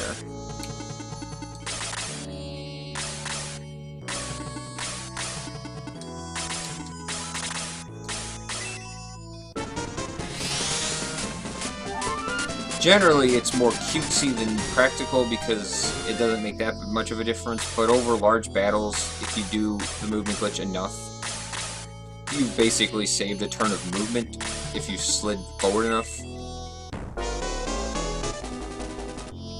And then also in cases where if you half-step somebody into a location that they shouldn't even get to, obviously that's always helpful. Yeah, that glitch has existed for a long time. It's one of those things you probably either found out or heard about. I didn't use it initially just because I wasn't super familiar with it and I didn't think it mattered that much, but then once I got better at it, then I was like, oh, okay, so this is actually really helpful then.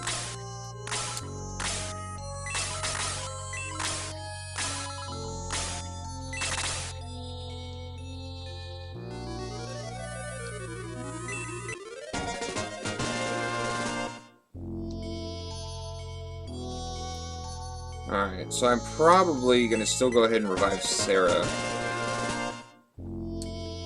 Her revival is pretty quick. I've had to revive her way too many times, which is really unfortunate, but when you get a little bit of bad luck with the turns, squishy people die. Always is the case. But she's really helpful. I need her for the grind. Oh, really? Well, we can look right here. Yeah, I have a 4E. Oh my god, you know, that's gonna bother me for the rest of my life. Damn it. Why did you have to say that? Actually, I don't read the text most of the time, so it probably won't bother me. It'll bother everybody else. Like, I'm not really paying attention to the text. I'm just going. But now that I'm looking at it, I am gonna see it every time.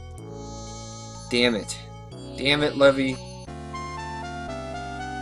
We had a good thing going here. Now I can't unsee this typo misspelling. Oh well. There are other spots where that happens too, so.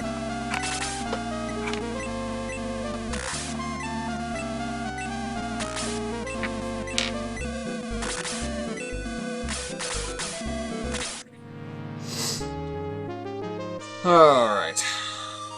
So we need to get another +4 here on Peter.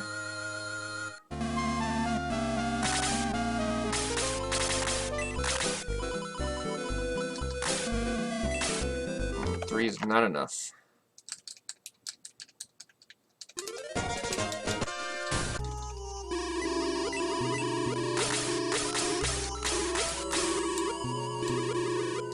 Nope. Oop, that's not what I wanted to do.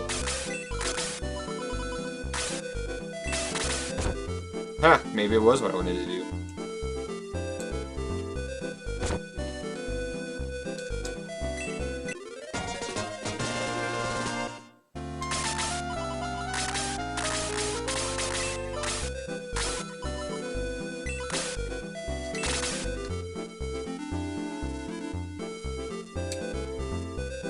Move!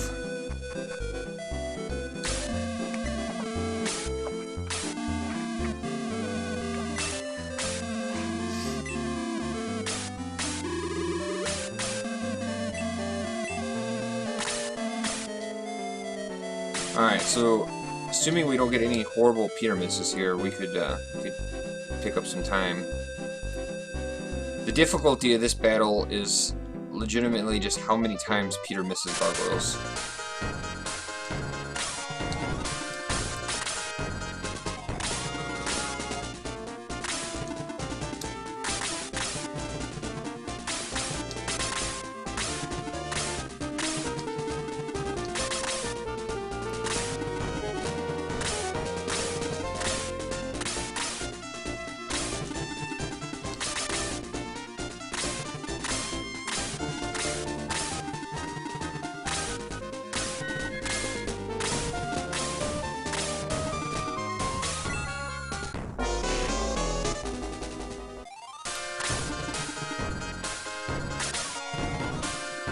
Yeah, watch this.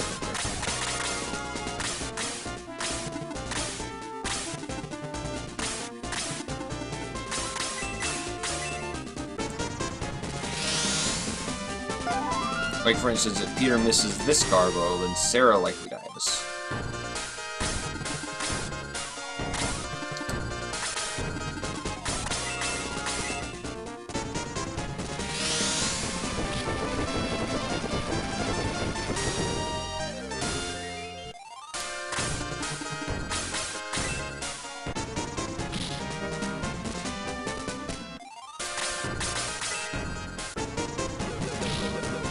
Did not miss, which is a good thing. Alright.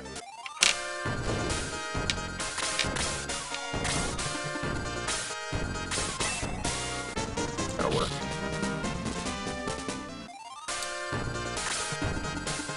The arrow launcher is reserved for Peter. We're kind of just weakening the Black Monk / kind of removing it from combat by attacking it. That helps. Like, I don't need loot through the end of this battle, but anytime he can get a little bit extra experience, I will certainly take it. Alright, good deal.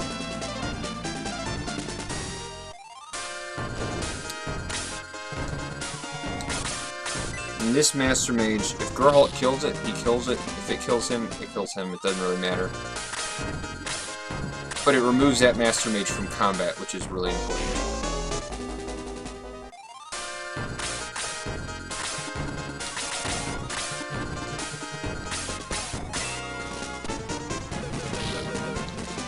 That thing survived at 1 health, which is...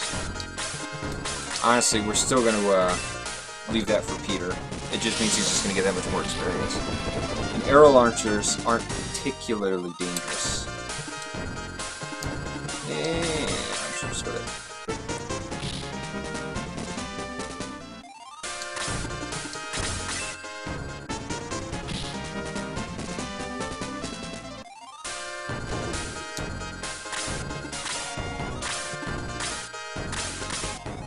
If that gargoyle would go before Bowie, that would actually be really helpful.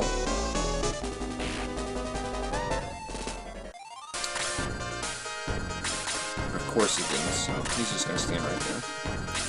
And then get attacked by the gargoyle. That's unfortunate.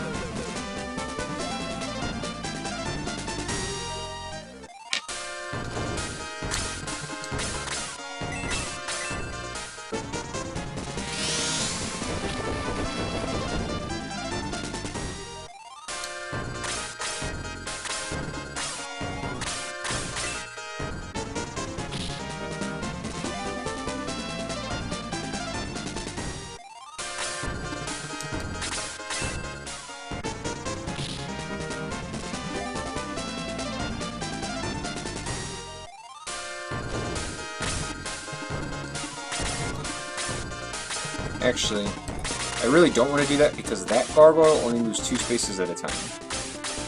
So if I had moved up there, then that gargoyle would have come racing down towards me.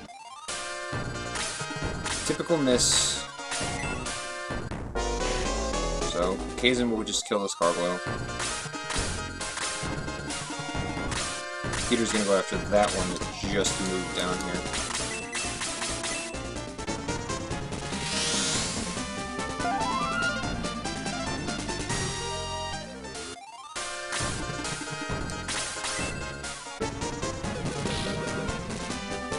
That's not so good. He should have probably killed that.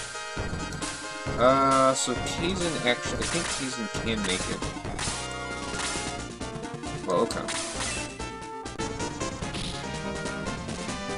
A revenge kill. Yeah, Kaizen's gonna be able to reach it. Move 3 spaces. There we go. At 56 attack, that gargoyle should be dead as this nasty, gross sand that we're walking on.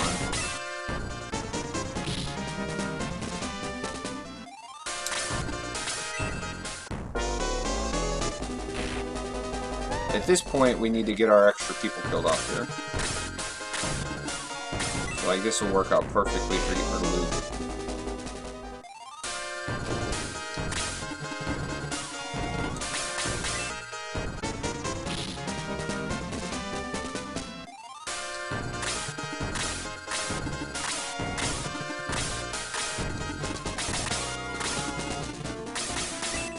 Luke being level 20, we're going to take advantage of that by killing the gargoyle first. Gets him the extra experience.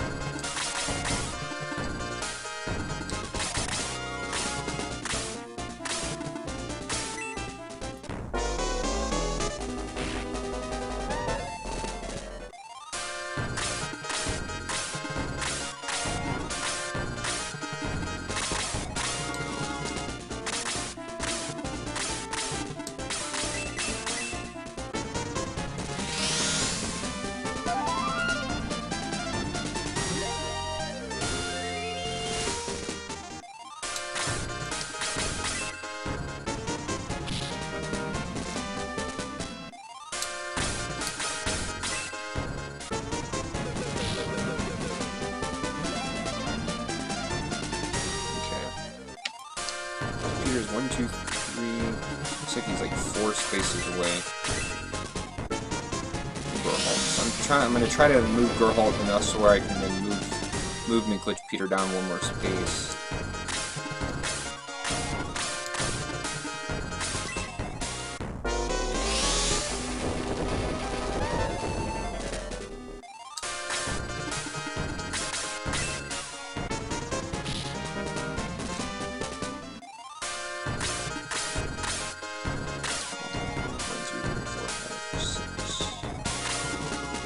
Well, not much to do about that. Okay, Slate actually outturns him there, so that's fine.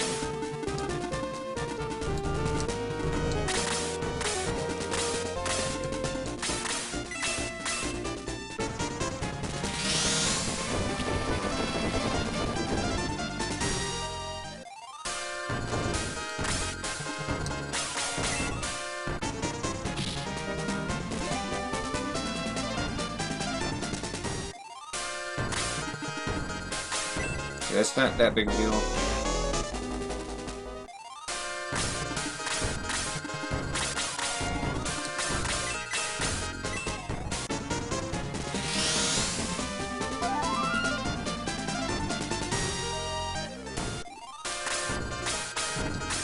You know what, Kazan actually needs to stand right here.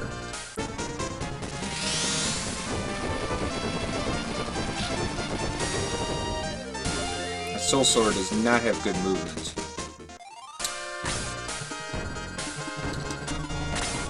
I mean, if it kills Slate, it kills Slate. That's not a big deal.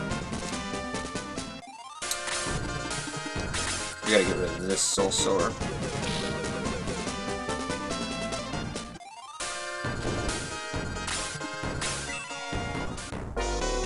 So say Slate might live. If he does, that's fine.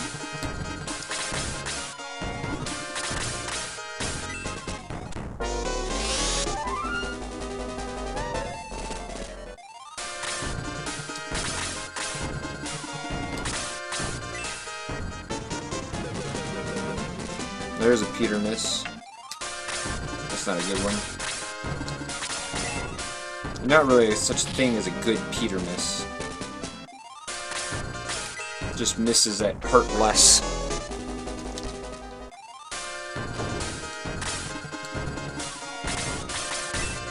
Yeah, go ahead and kill the black one.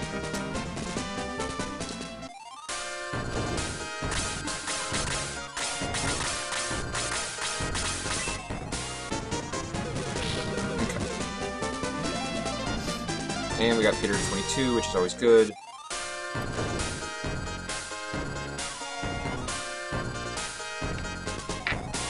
By getting him to level 22, we pretty much guaranteed that he'll be 23 by the end of this battle, which is important because we need him to have that extra attack for the start of the grind.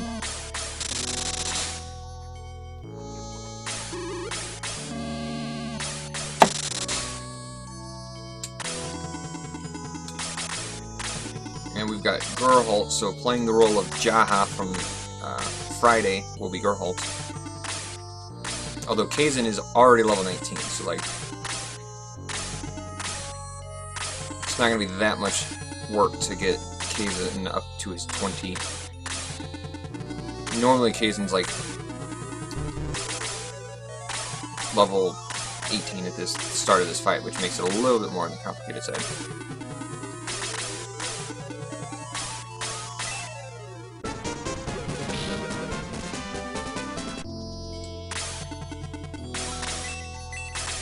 Actually, we're gonna YOLO Diesel. Oh! This death spell actually lands on gargoyles way more often than you would think. Alright.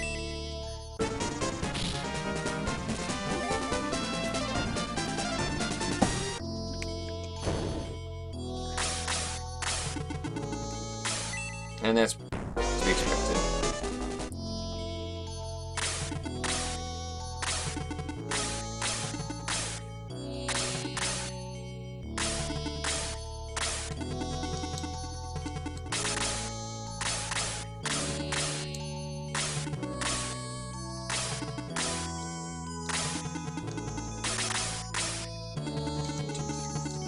He can make it. I'm gonna have another YOLO Diesel on that gargoyle.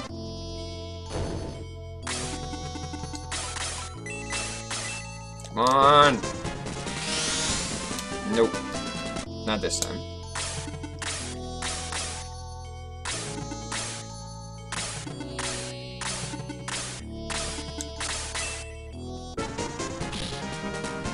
Which is fine, because now he can just cast Blaze next turn and just kill it.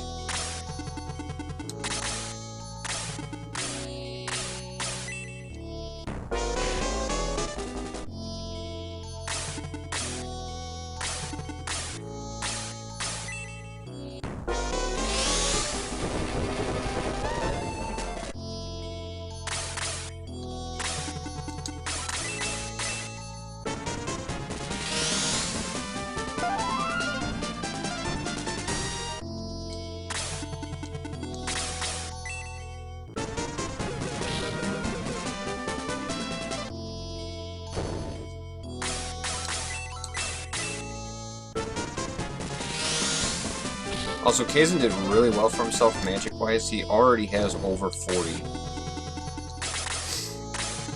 And 40 is the magic number because that gives him 5 casts as a sorcerer at level 1, which is really important.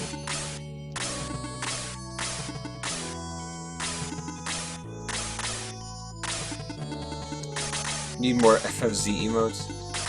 Yeah, I'll go right on that.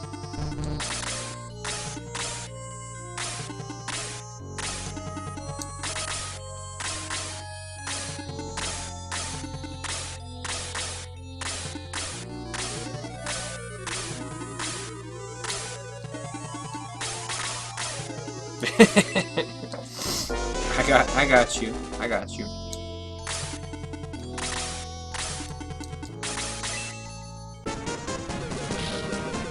The Soul Sower, in an ideal environment, is going to run over and kill Geralt. And not attack Peter and stun him.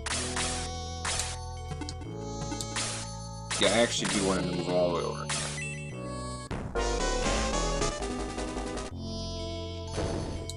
This little cove here will make it easier to kill him.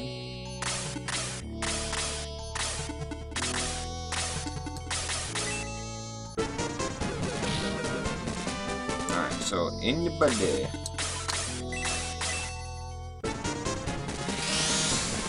This is Kaizen's 20.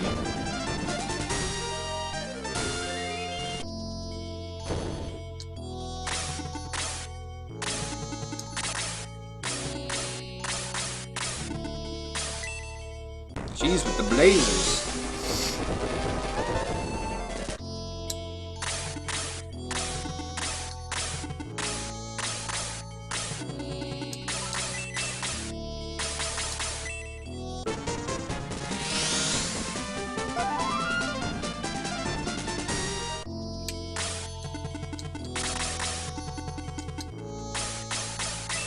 Actually, we really don't.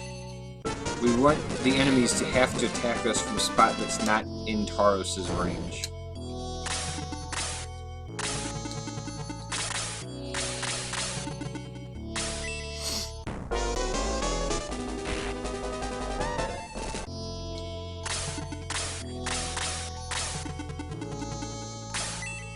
Alright.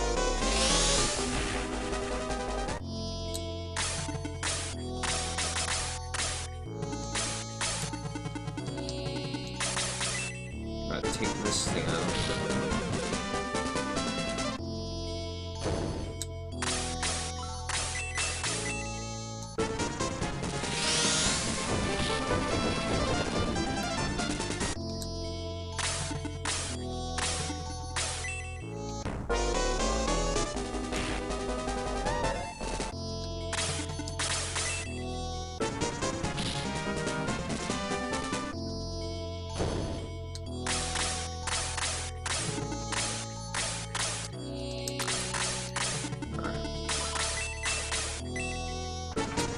If he was closer to leveling, I would let him kill the arrow launcher, but he is very far off, so...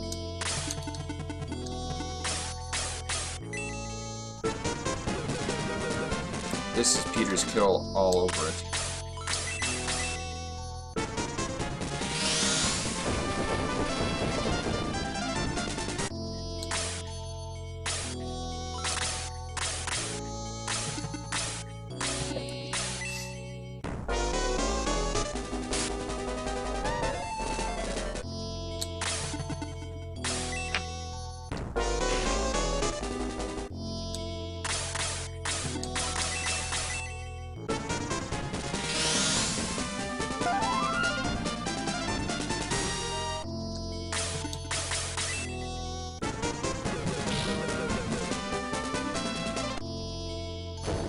No, I got it.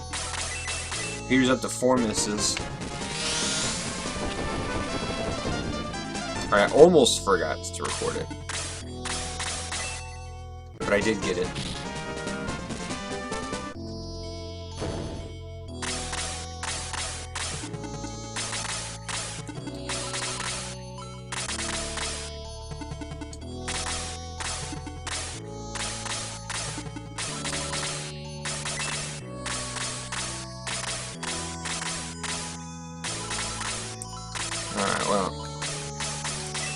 Sometimes by unequipping the speed ring, Peter will be slow enough that Lil Z will actually outturn him, but this was not the case today.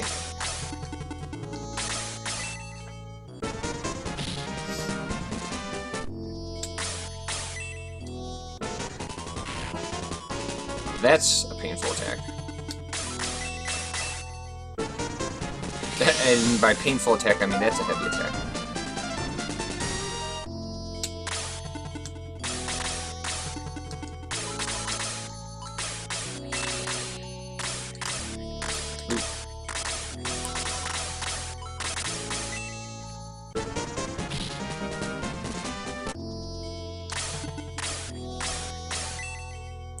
That's not good.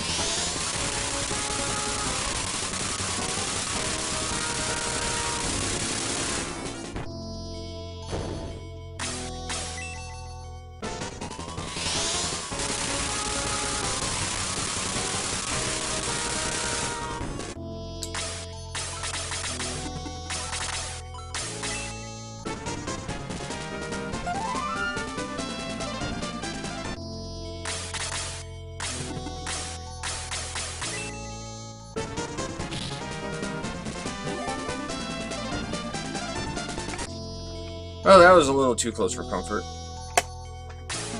But I kind of moved my people in not such a good fashion there to allow that to happen.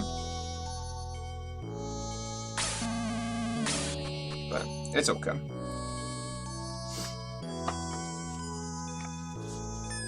To be completely honest, you would rather see Tauros just bolt all the time, because it's way less damaging than his attack. His attack both hits harder, and his attack can crit, and he can double attack. So many worse things associated with him attacking.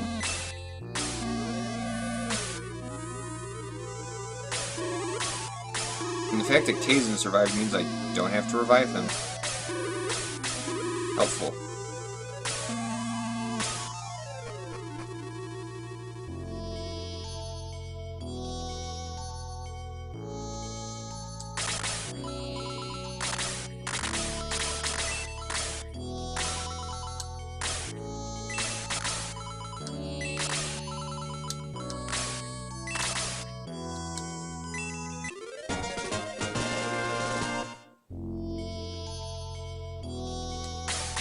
And that power ring is good, so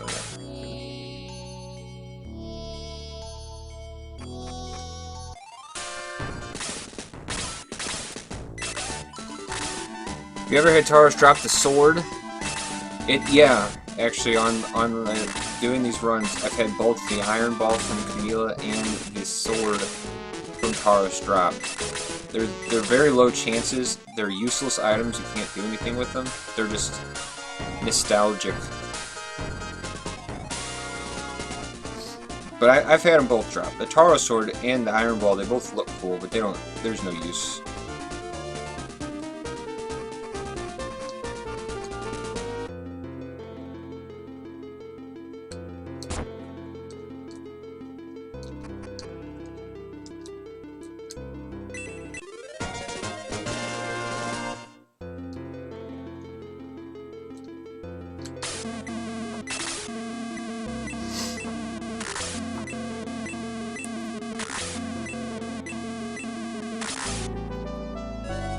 So the only major change here is I'm curious enough about just leveling up Peter a couple extra times here, is that we may do a little bit of leveling off the Master Monk. It kind of changes the whole landscape of the grind, but if I can get Peter to gain, like, if I can level up Peter to get him, like, an extra 2 attack, then it kind of simplifies some of the fights down the road. And then you also don't have to level him up promoted either. Peter will actually be strong enough. I was checking the numbers before I started.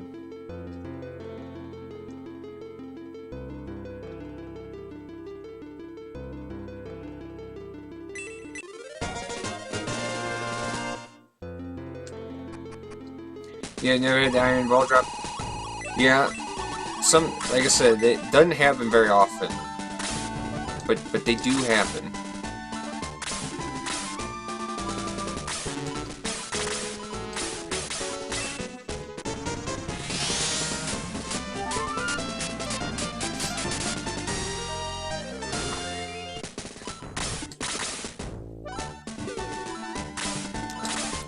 Peter getting that 4 agility is like, I can't tell you how helpful it is.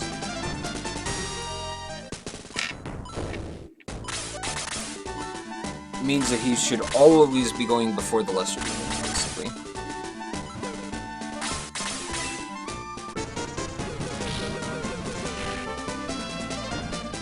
Well, that's not so good. And at least the lesser demon is not going to go after Peter, it's always going to go after Lil Z.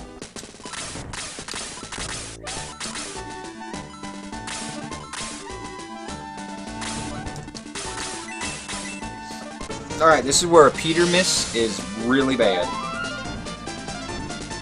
So, don't miss, Peter.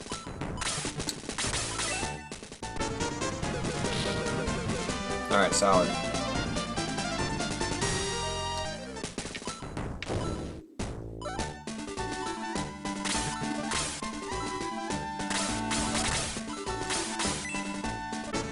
See, that attack is... it wasn't that the attack expired, it was that there would have been a lesser demon down here that would have killed my team.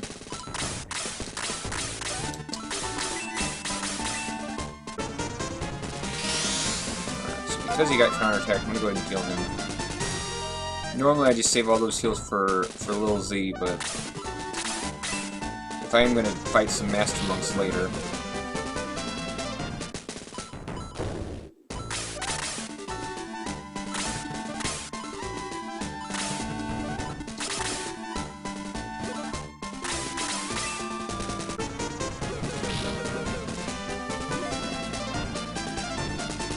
I can't believe it. He just gained 1 attack again. What a scrub. What is this, Peter? This amateur hour? Holy hell sauce. Well, you know what? You're just gonna use your own. It's like, oh, I can give it to Sarah and then she can experience, but, like, that's pointless. I'm not gonna use Sarah.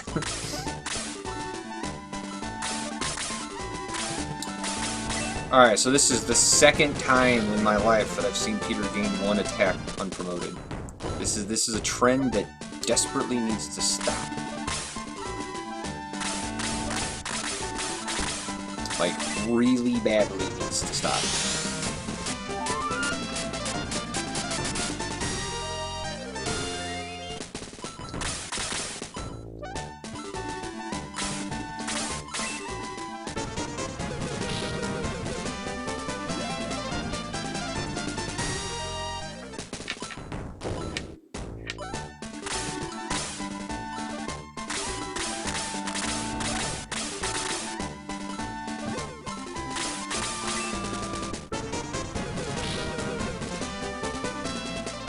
Peter is also just not killing these lesser demons on his second attack. I suspect it could have something to do with that 1 attack, but it's more so just that he's not having very good damage rolls.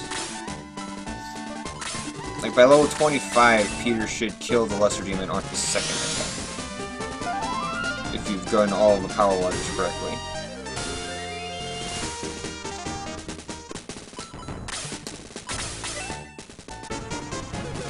Peter's now level 26, and, well, not been killing them on the second attack.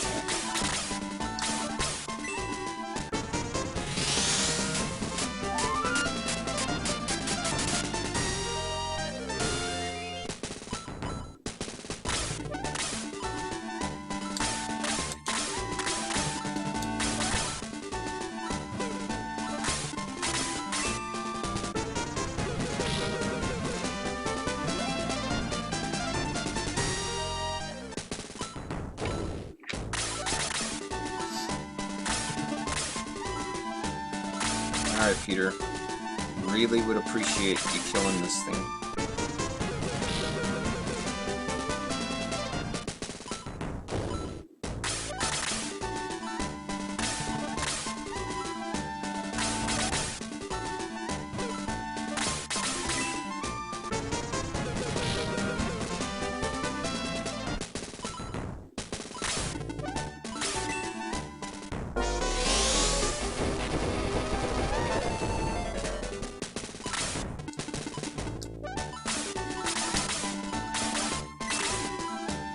I'm not sure if that spawns the Mist Demon. We are going to find out. Alright. So it does not spawn the Mist Demon.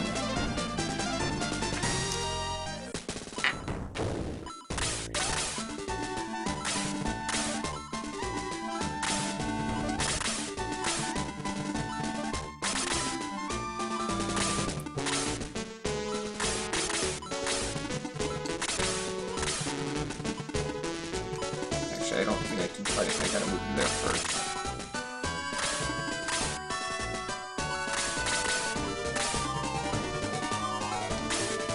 I think that should be good.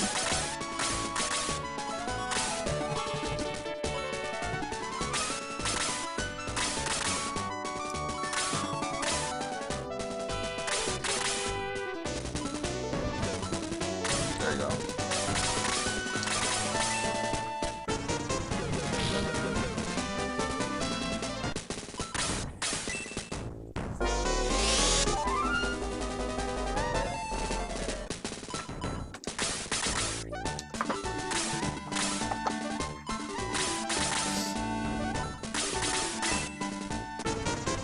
This only really works because Master Monks are so unbelievably slow.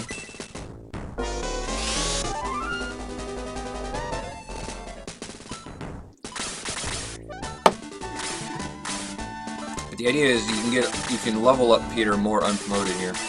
Yeah, this is a new thing that I'm trying out, Rob, from Cruncha.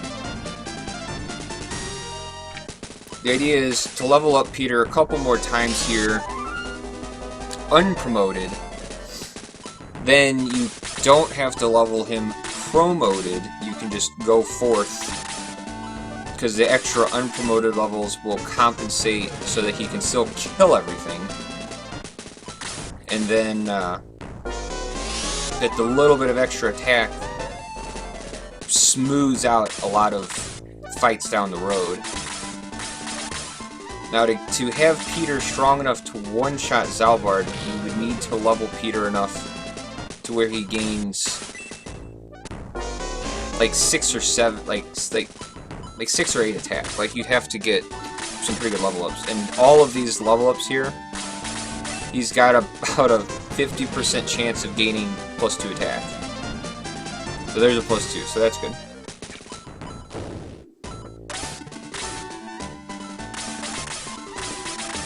Because if this works...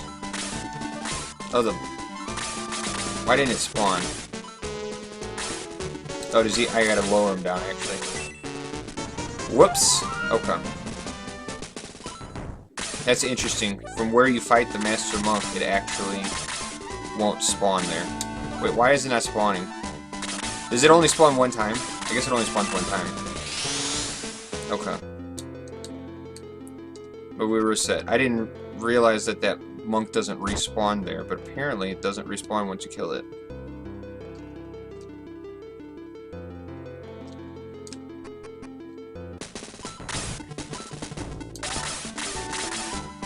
But yeah, this is new. This is a borrowed idea from Cruncha.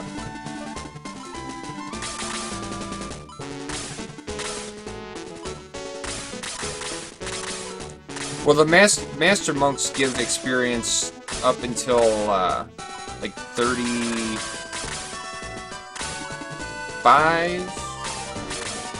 I think about 35. Off the top of my head. I don't know. Why is this thing not spawning? There it is, okay.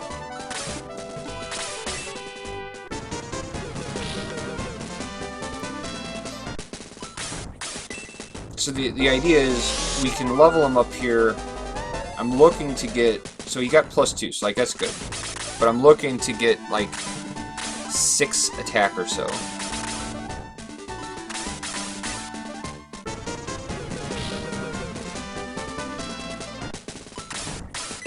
Peter's actually doing almost too much damage. He's healing himself.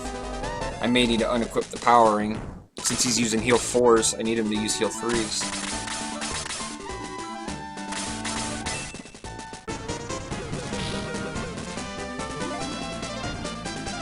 So So he just gained +1 there. So he's gained 3 attacks so far. So we'll do it again. Now I'm gonna see if this monk will respawn. If it doesn't, it's not that big of a deal that I wasted this extra little bit of time here. Yeah, so the monk is a one-time respawn, while other things respawn indefinitely. The monk is not the case.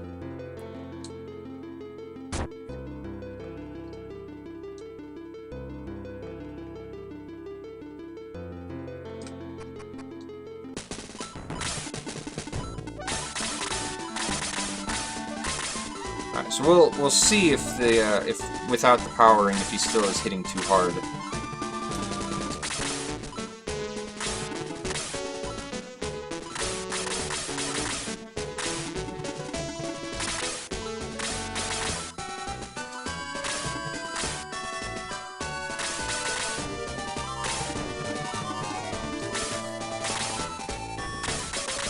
I mean, because you can see if we're gonna leave the grind by the time that we promote Peter, you can see how close we are to already being done with the grind.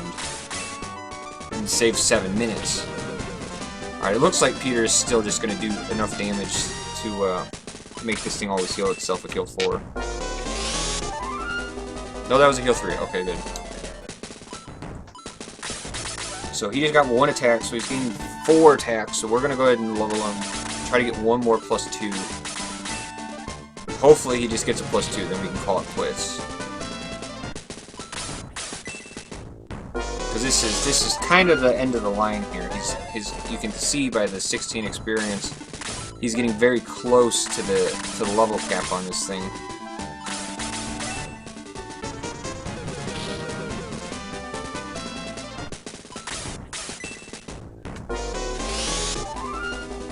Alright, so the monk is out of heal 4 magic, so we're going to go ahead and equip the powering anyway for this last one.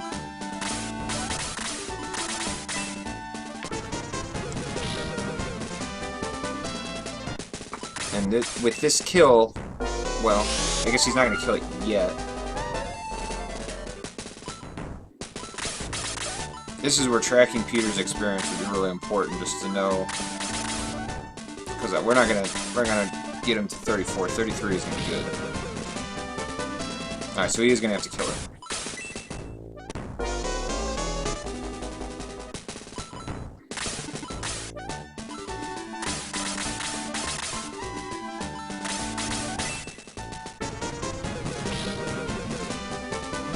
Alright, so you got another +1. So that's unfortunate. But that's the reason why I'm not 100% sold on leveling up the Master Monk is the chances of the +1s, because you need Peter to gain like I said, between 6 to 8 attacks so that he can be in the one-shot Zalbar range. And to do that, you have to get +2s. Like the +1s aren't going to be enough. Now that being said, Peter is going to be able to do a couple extra things here. Some of the different battles are going to be more guaranteed kills.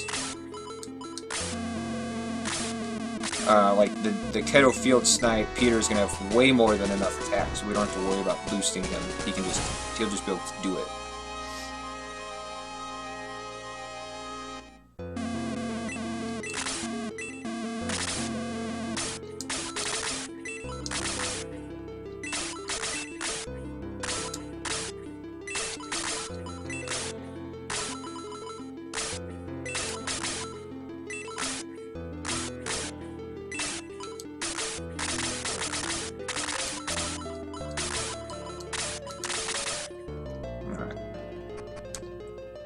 But you can see, look how much time we're going to save. Like, we're not leveling Peter anymore. Like, we're going to take his 78 attack and just go forward.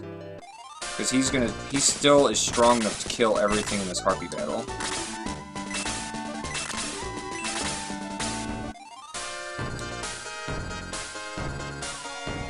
And he'll level a couple of times here, and he still might not be strong enough to one-shot the skeleton, but we can give him the power ring if we need to. So, like, he needs 83 attack to kill the skeleton. He needed a split there. So, I mean, we just saved like 5 minutes by not leveling Peter more. So that's what I'm really looking at, is by leveling him a couple more times, you can get him strong enough to where he still can kill things without the power ring, and then he'll just level. And like the other big thing was, when I was watching Cruncher, his Peter actually did get to 10 by the cave battle, which is like the important spot. Like, I didn't think Peter would gain enough experience to keep up, but he still actually does. So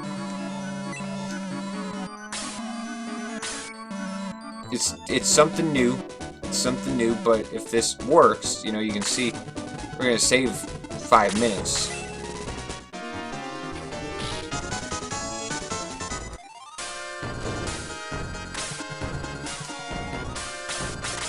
I actually don't think the Harpy's gonna be able to reach Kazan there. Yeah.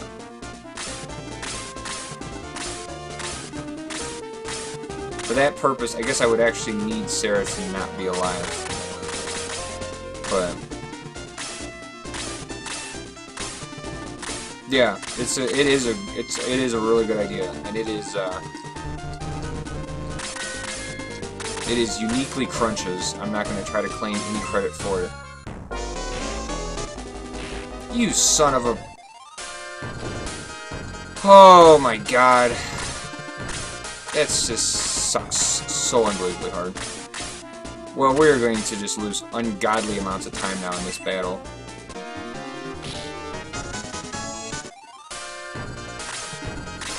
Like ungodly amounts of time. Peter is just going to have to kill everything.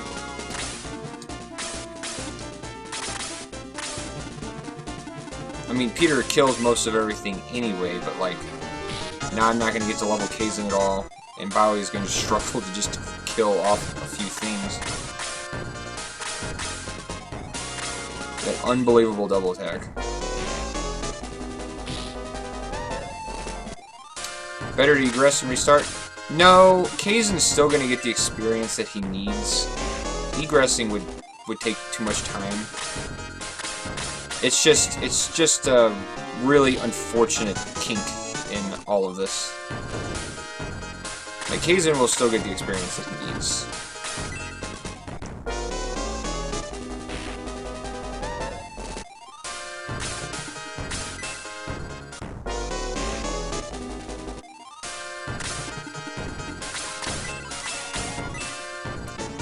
It's just going to be really... It's just going to be a little bit on the slower side. Some of the enemies aren't so dangerous. Like, High Priests aren't so dangerous.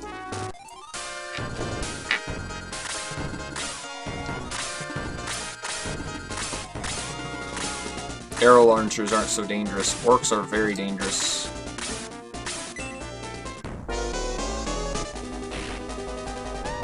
I don't like slow either, but it's like, what are you gonna do? The game determined that Kazan was shouldn't be alive.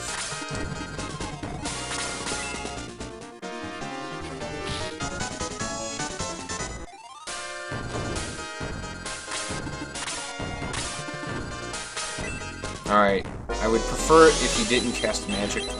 Like, Peter is strong, but he's not impenetrable. He can actually die if he takes too much damage.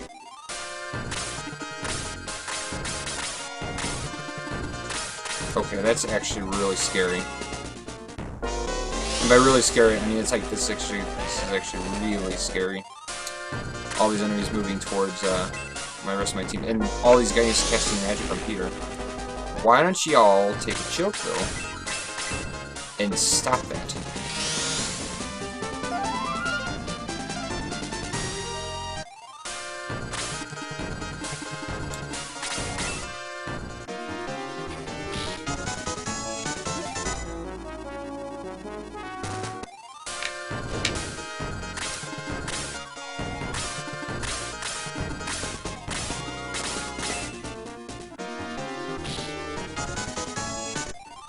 He's gonna just farm off this High Priest, who will heal himself repeatedly.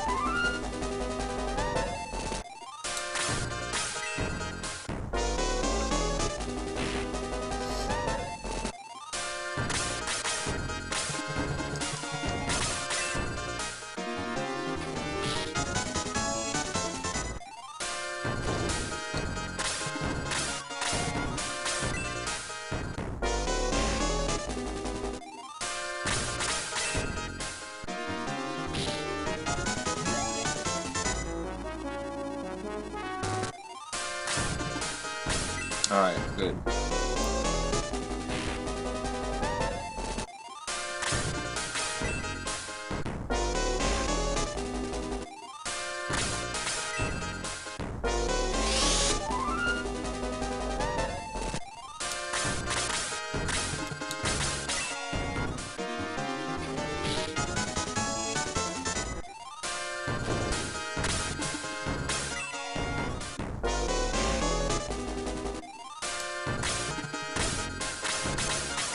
So that Harpy is still not within range to actually come up and attack. If the High Priest dies, then it will be, so we got one more turn for Peter not needing to attack it.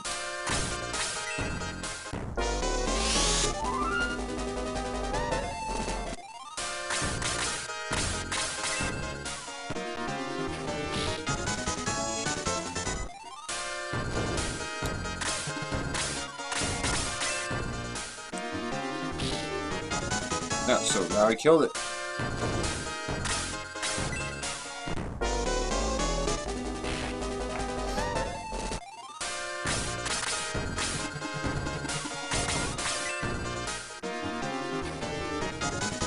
There's a Peter miss.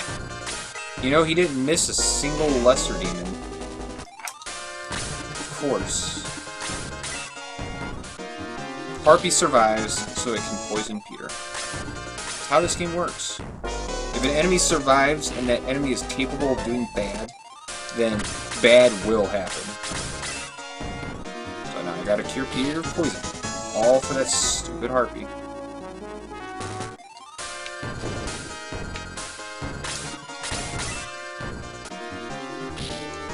Right. We only lost like a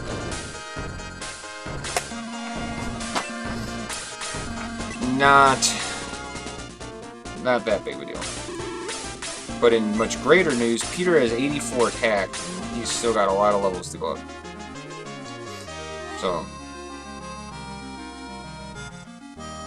I forgot how much attack he gained. I think I said he gained 5 attack off of the grind, 5 extra attack.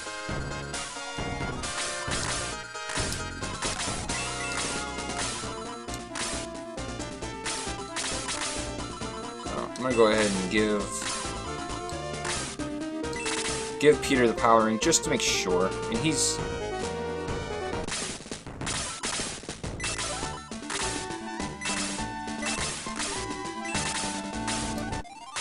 strong enough to where he should be able to kill the skeleton, but just erring on the safe side.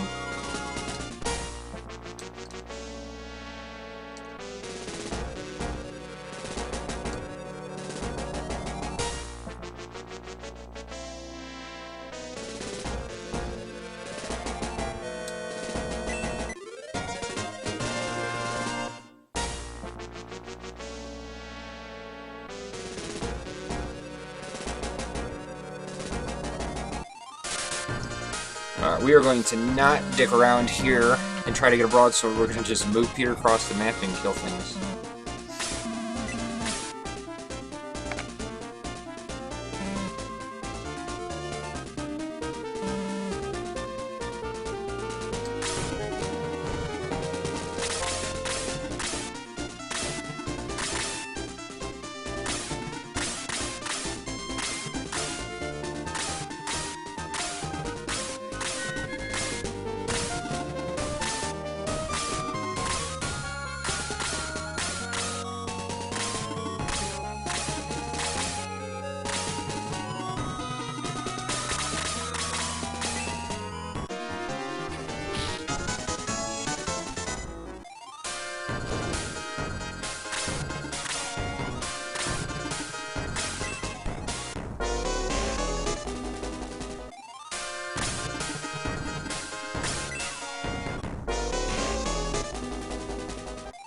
Oh, Harpies. Why do you gotta poison? Why do you have to be, like, the single most annoying enemy in the game? Like, seriously, Harpies are, like, the single most annoying enemy in the game. They move at, they have 7 movement. Their defense is, like, absurdly high the moment they enter the game. They can cast Dispel, or Dispel. They can poison. They hit really hard. They dodge too much. Like, everything about these things is just like, why?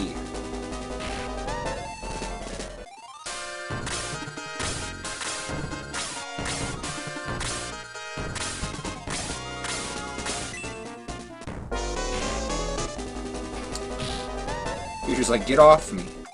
Too bad it doesn't do anything.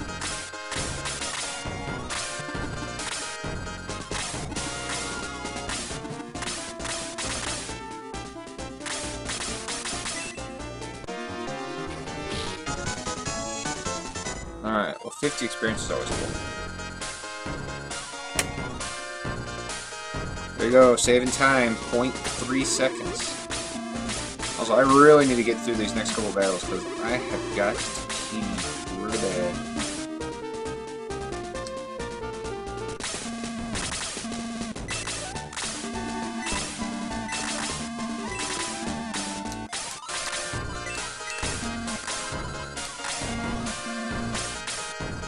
Oop.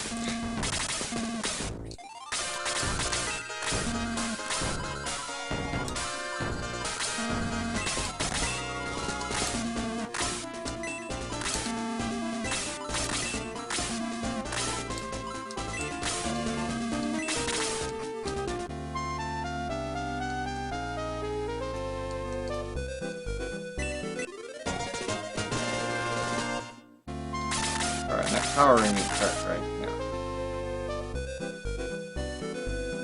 Solid.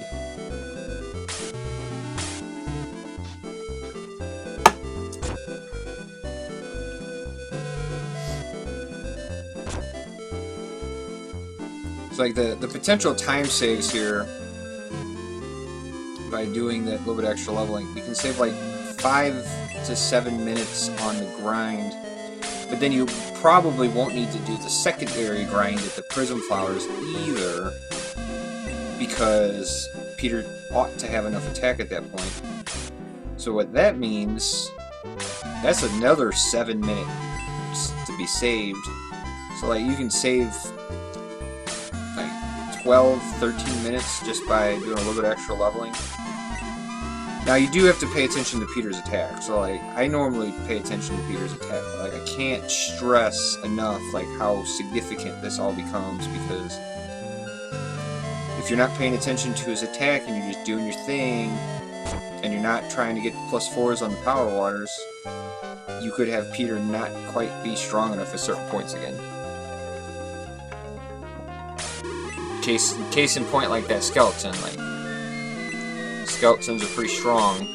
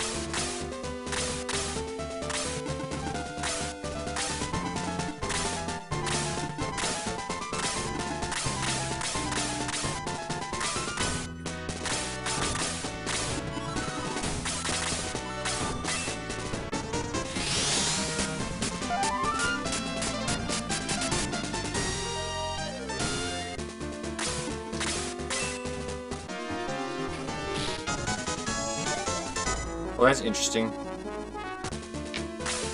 Of all of the bosses in the game, I was the least concerned with him killing the king.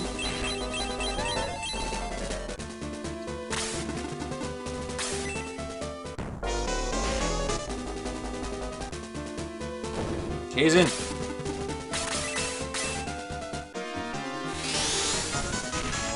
Kaizen to the rescue.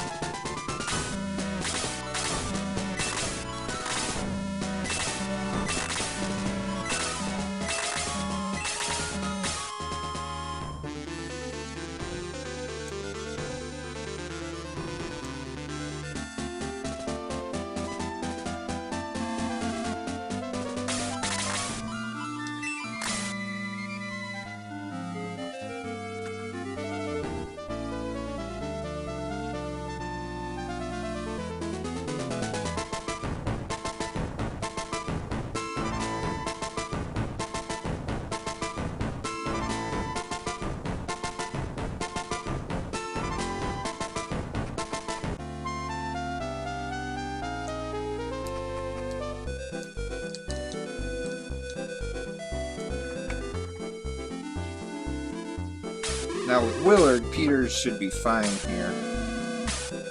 You need 97 attack to kill Willard. And I'm not gonna have a freshly boosted Peter, it'll be a one-turn waned.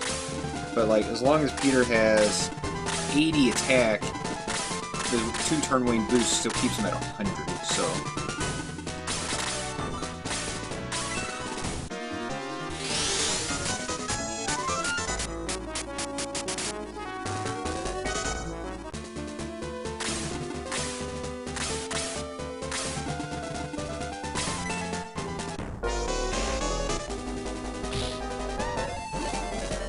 Wow, that actually leveled him up. That's wild.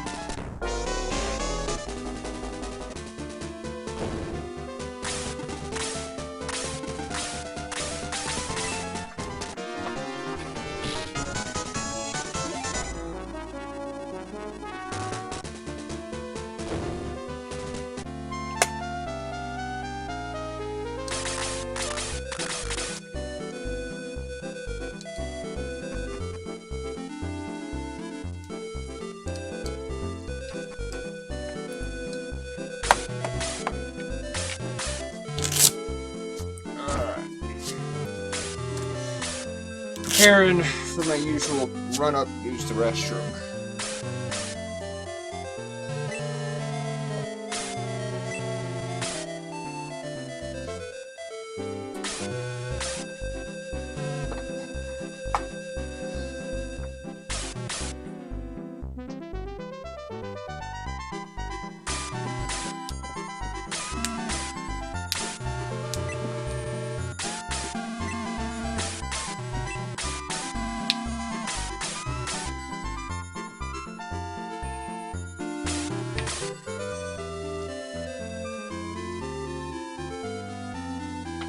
You know what's amazing is, for how small they are, Peter is still able to produce a sound loud enough that Creed can hear him.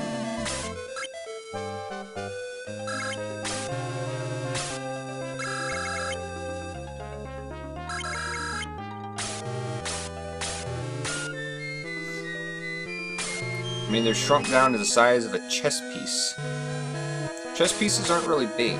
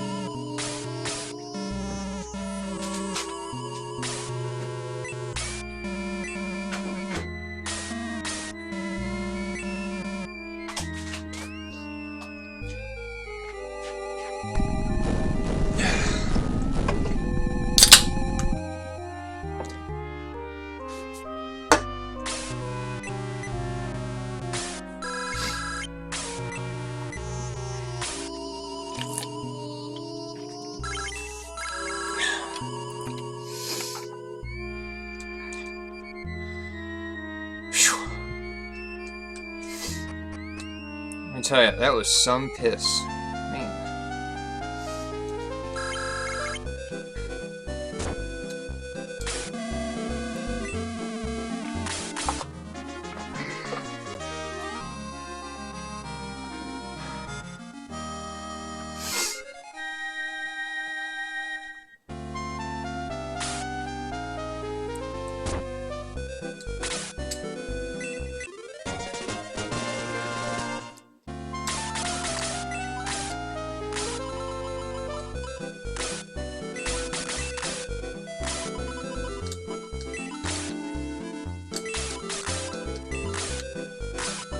What's up, Nakuri?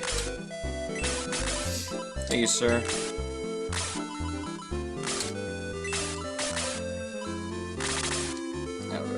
Oh, okay. We'll have to do some rearranging later.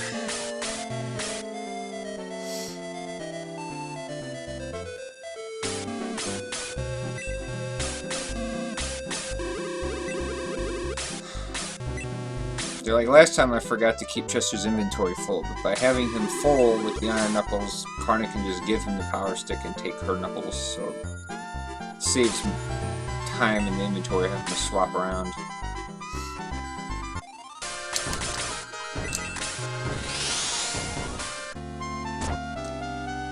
Gosh, you know what? I egressed to a priest. I should just promote there. I just am so used to just walking away from it.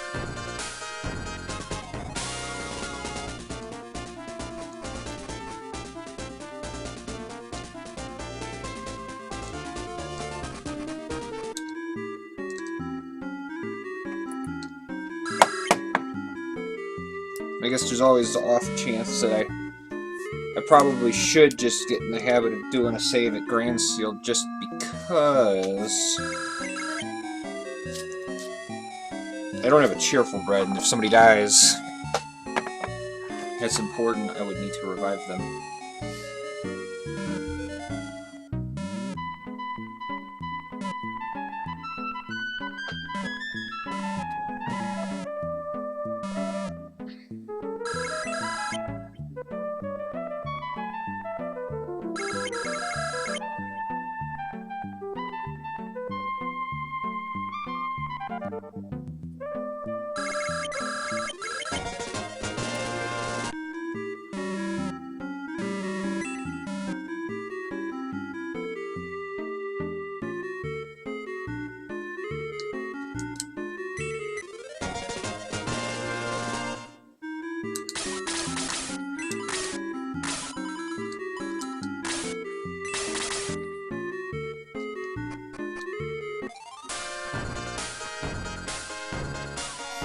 I want to make sure that Kazun's got an open slot, because I want to buy him the Guardian Staff.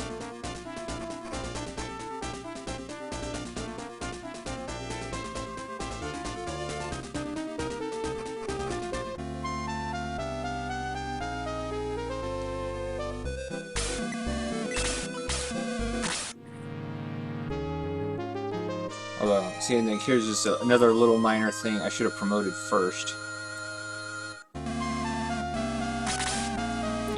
After you save, you're kicked out of the screen.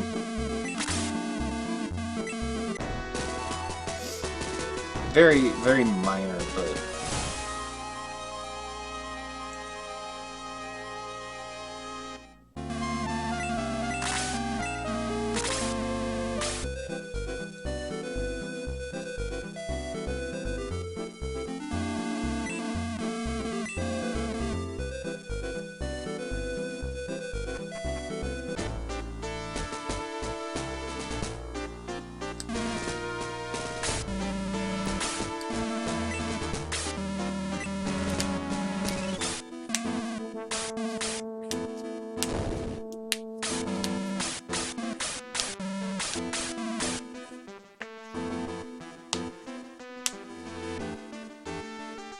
Talking Bird shows up, tells you that your daughter that's been captured by the greatest enemy to mankind is still alive. Seems legit.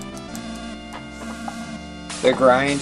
Yeah, the grind, I did the grind differently this time, Nikuri, so I saved 5 minutes because I just did a different strategy. I leveled Peter to 28 off of Lesser Demons, and then blocked it with Bowie. And then moved Peter over to fight Master Monks. And I got him up to 30... I want to say 33? No, I didn't forget to split. I don't split on the grind until I get to the next battle. Bowie and I split at different places there. I split at the next battle. He splits when he's done at the grind. It's... I split when where I'm supposed to.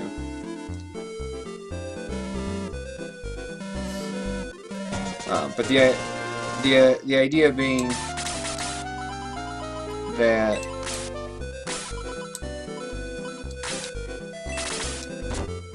hold on, I gotta.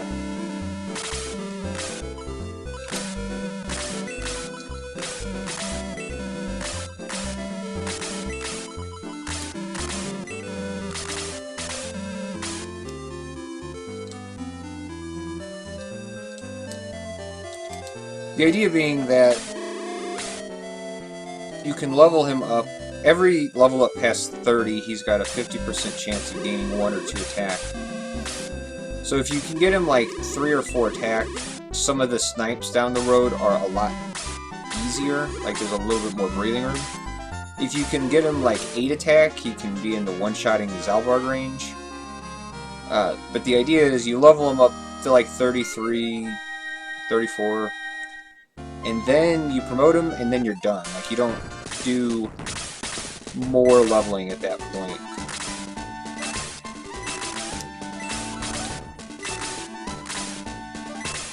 Because we don't need it.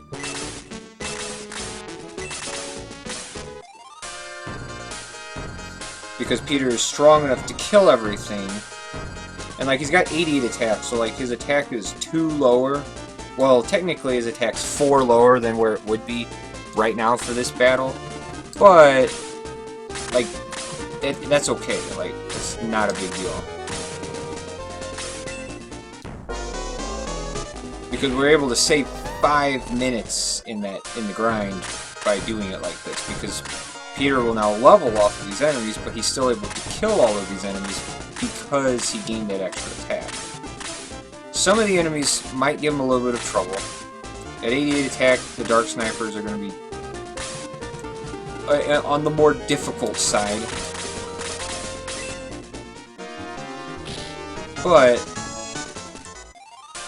like, it's okay. Like, that's... Look how much time we saved, and it's just incredible.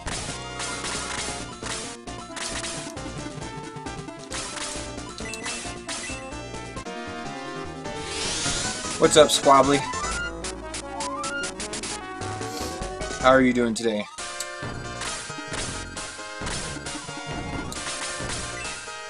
The other big thing is by getting Peter that little extra attack, and since he's still going to get to a high level, the likelihood that we need not do the secondary grind is very high. And that second grind is like 7 minutes. I can't believe that Dark Sniper managed to outturn everybody still. You see, like, this is what I'm talking about right here. Right here, that Dark Sniper just outturned my team, killed Karna with a effing double attack, and I can't aggress because Bowie just used Bolt. Holy hell. Sometimes this game is so infuriating. Outturned, it's just incredible. Outturned, double attack, so much BS. So much BS. And now Karna's dead. With my mobility and power ring. It's unbelievable.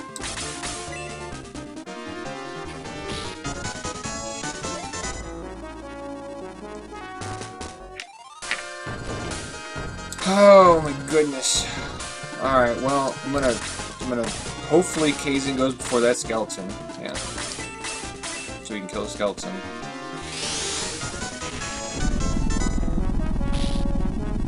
I mean, Kaizen's fast. Like, I don't really understand why every of the enemies went before him that time. But this battle is going to be really tough, because now I have no healing. I've got like 1 healing item on Bowie.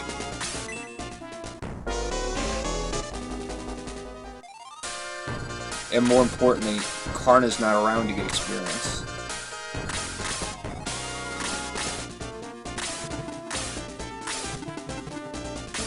I mean, I left the skeleton alive because I was like, well, the sniper alive, because 1, it's not going to kill anybody, and 2, either of my heroes should have gone before it and killed it.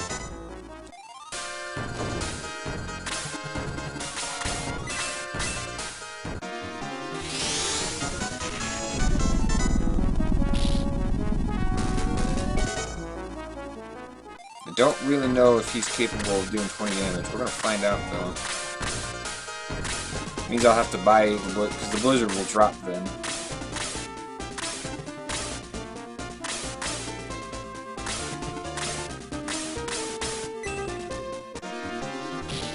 Oh, he didn't kill it.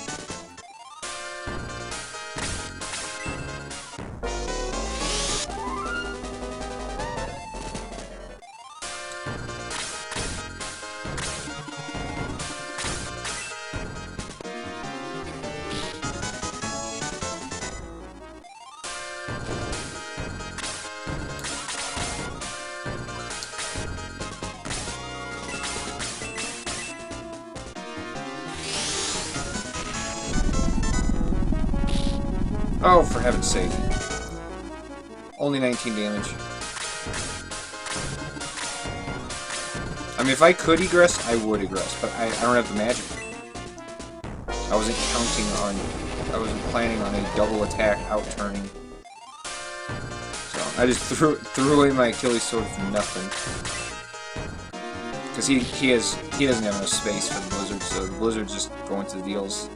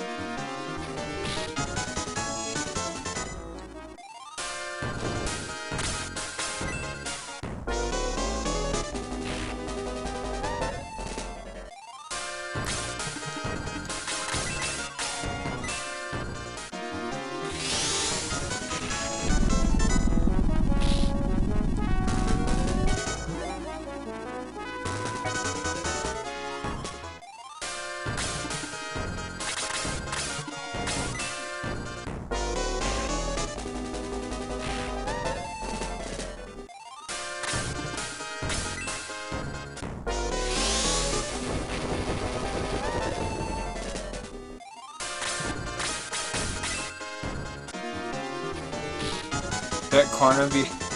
right. I mean, I'm just sitting here silently fuming.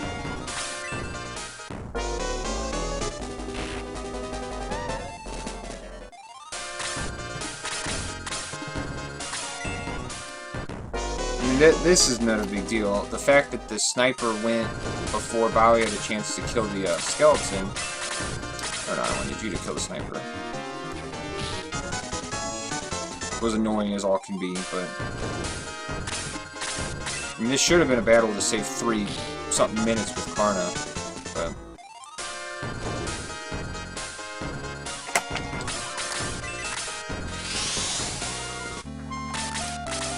now that's weird. Why doesn't it put me in the priest team?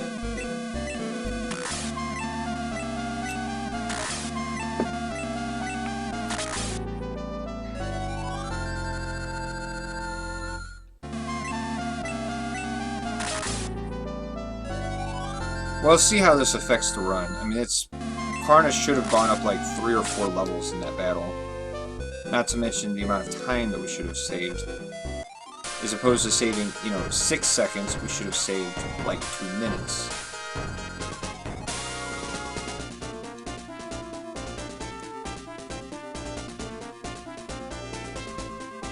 If that battle had just re-triggered, I might have flipped something. So that was a good thing that it didn't.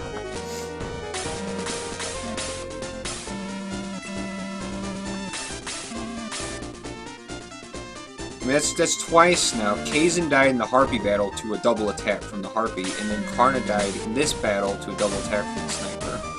It's like, I'm trying really hard, but the game is just trying even harder to just poop all over me.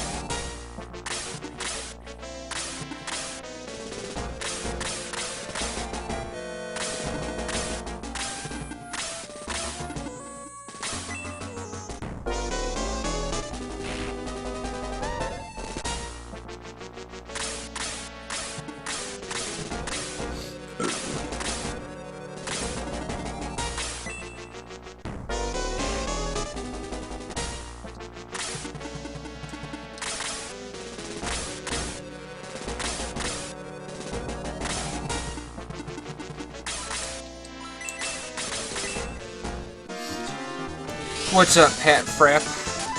Yeah, I mean, we're... at the very least, we're still in the green across the board. Oh, there's a Peter miss, and that was a big one.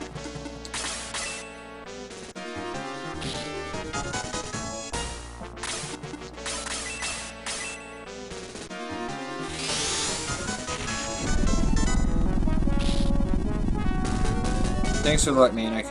At this point, I could probably use some luck if people are feeling generous.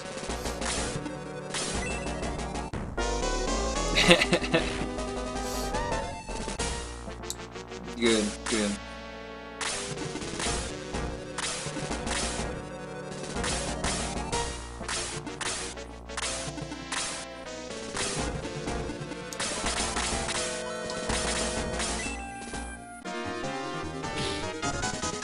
That's just experience for her.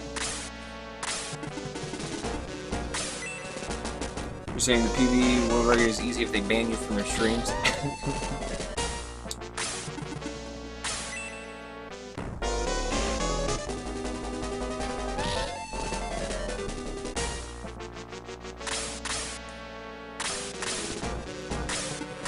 We'll see. I'm not going to rule anything out.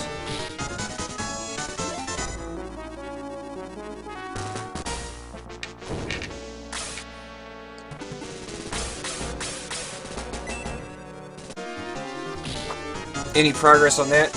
Yes, it's co-op run. There is not going to be a race. I don't know if that's the progress that you were looking for, but that is the answer.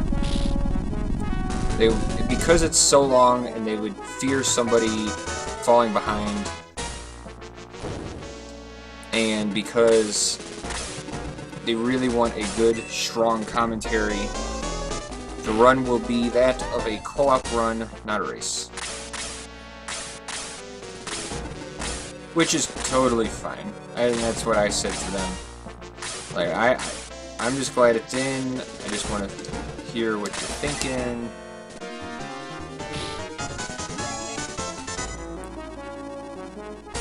That's kind of a garbage level, but she didn't get any magic. So I totally just forgot that Peter can fly through that. That's why I moved him in a weird-looking fashion. Put it that way.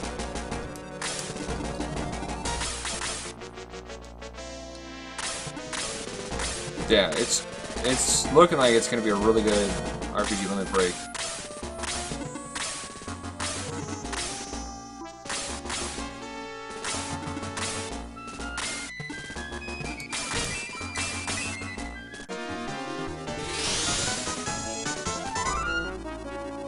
Well, I mean, that's the nature of the marathons. I mean, they go for safe runs, but they also, I mean, they don't want to always just exclude something because, oh, it can be dangerous, you know, not marathon safe kind of thing. I mean, because there's a lot of really good games out there that deserve to be run, you know, have their moment at a marathon. Wow, that's a terrifying amount of damage. I was gonna have Karna attack, but it looks like that Lesser Demon crit. That's a little bit more damage than to be expected there. So we're gonna boost.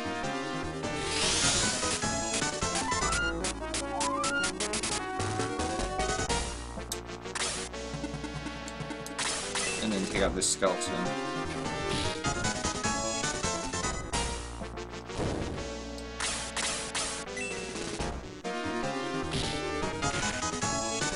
Alright, easy there, Lesser Demon. You said you gotta be all super mega troll about it.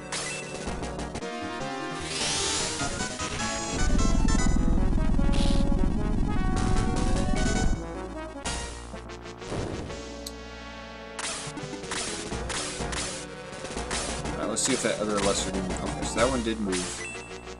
Although, it moved to a spot that Karna's not really able to get to.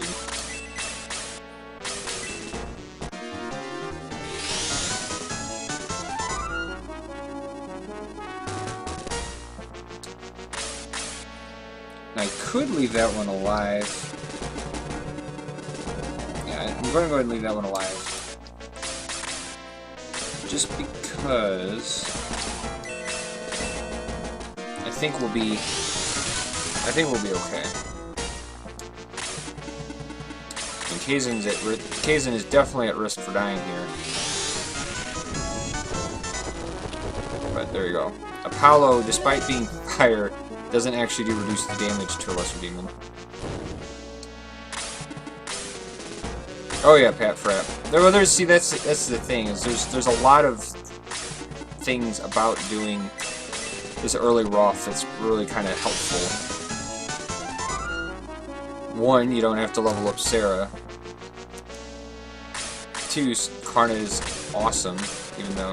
Alright, need Peter to kill this Dark Sniper. Logan to get him to level again here. Still not leveled.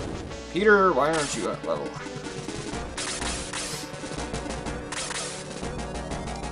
Yeah, no, Kaizen he's hard to level, but yeah, I mean, the Summoner is like the most unbelievably kick-ass class in the entire game.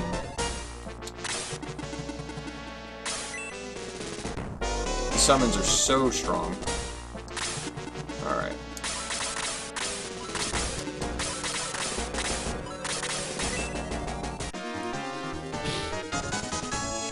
So, if she was, you know, had some experience, she would have killed that.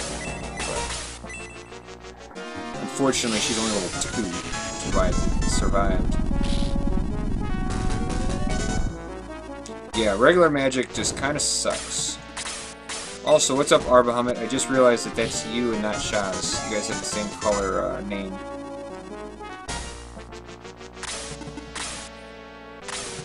Yeah, the regular magic in this game is pretty crappy, and it's mostly because the enemies gain more life than your spells can keep up with.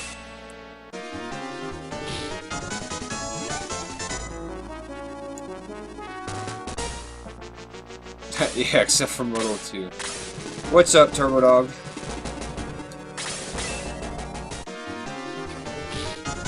How are you doing today, man?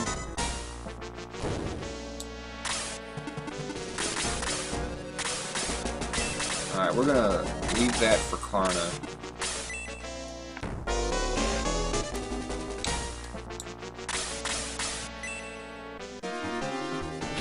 we go. So she's a little bit, and by a little bit, I mean a lot bit, but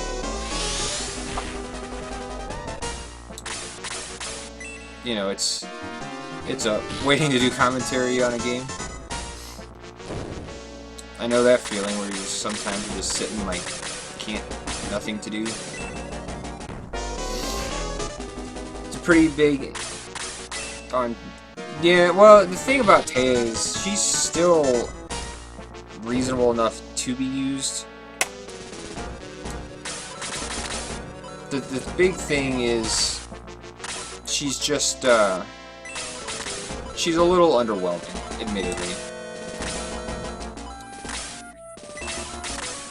But no, not that.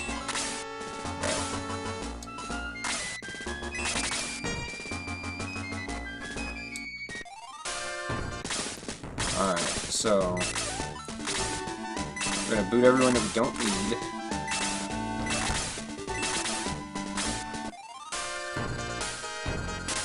Do this the old-fashioned way, because Peter's got a lot of attack. Téa is so good. The problem with Téa is that she doesn't really cut it for a speed run because she only knows Deo when you first get her. Like, she learns Apollo in one level, and like that alone is almost reason enough to use her. The problem is that you have to level her once, and like that's a problem. I mean, because she gets eaten in a single hit, but like most of our team gets eaten in a single hit, so like that's not the problem. It's that she's one level off of actually being kind of powerful.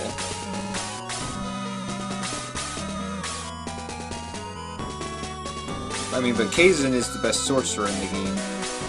He learns his spells quickly, and as a wizard, he's terrible. Blaze 4 is just garbage. Blaze 4 is garbage. Diesel 2 would be the only reason to leave him as a wizard. Because as a wizard with Diesel 2, you can just run around casting it on everything. It just makes him total garbage against bosses.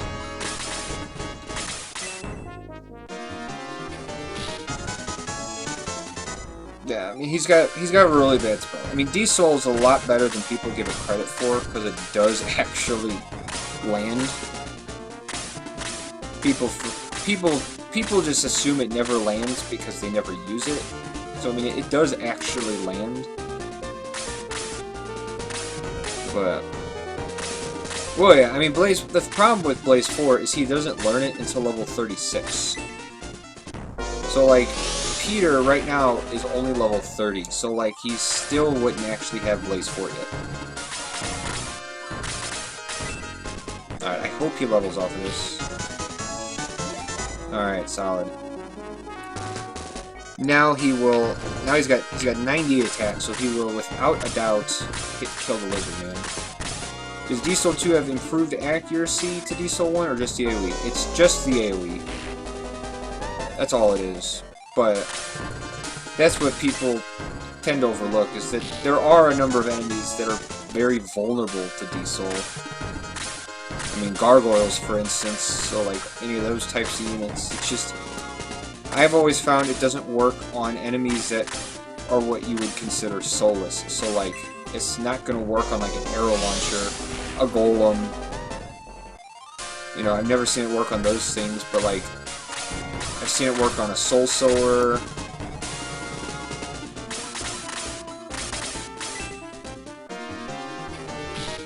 There we go.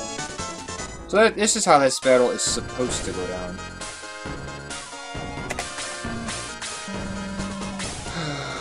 Wasn't there a theory that there is a secret luck stat? Oh, I have no idea. You may have Diesel and Arrow Launcher before Pathfrap. I never have. I've not tried ever since because I've not been successful. I don't know if there's a secret luck stat, Shaz. I've always imagined that it's not a luck stat, it's like an enemy classification, because like you can Diesel a lot of bosses, but what ends up happening more often than not is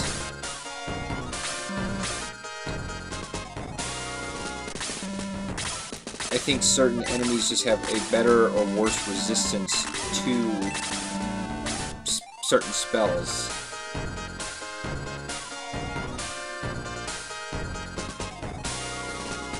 I don't know. I mean, a lot of it is just speculation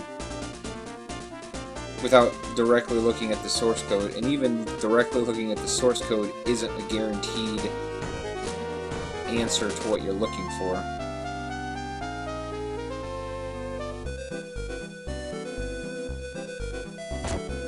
I almost just overshot the cheerful bread. This is an important item. Alright.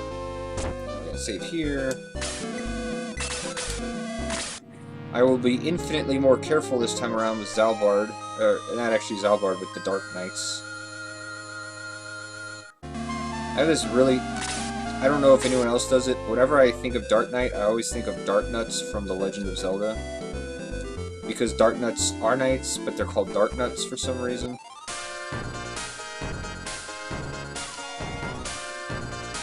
Like a little food thing going on there. They're called Dark Nuts for some reason.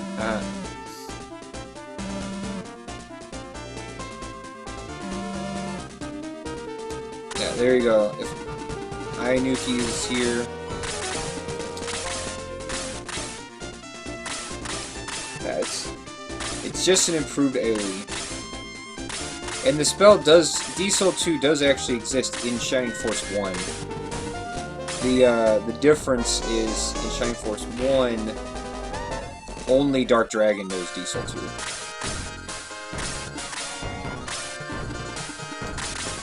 Like,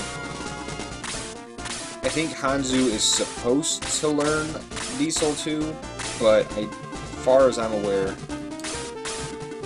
he doesn't actually learn it.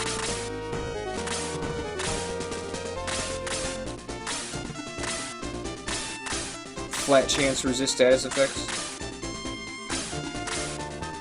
Is there not even is there not a different thing for bosses even?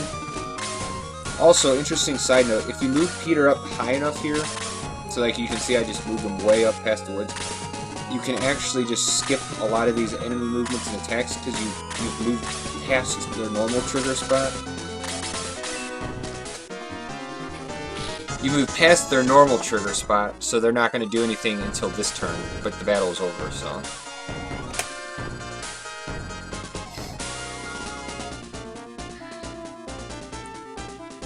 There is something to just moving Peter up as high as you can.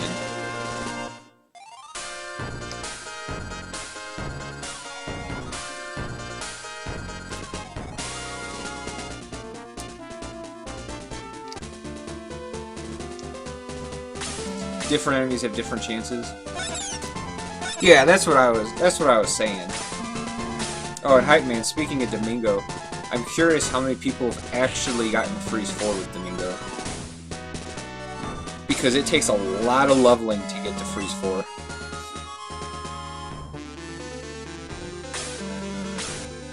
Oh, the level of the spell demand. Right. That part I knew. That part I understood. Oh, there's a Peter dodge. Or Peter miss. He missed the last time, too. You took your sweet time and decided you wanted it.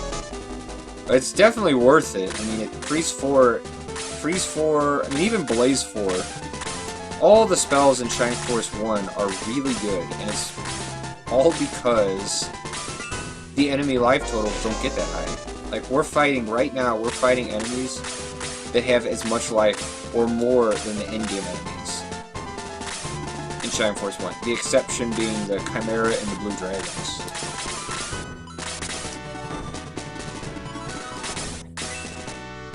Those are special. So see, Peter is level 11. It's exactly the level he should be at right now. So we didn't actually lose out on any Peter experience by grinding him up and then just trucking forward. So, that's very important to be aware of.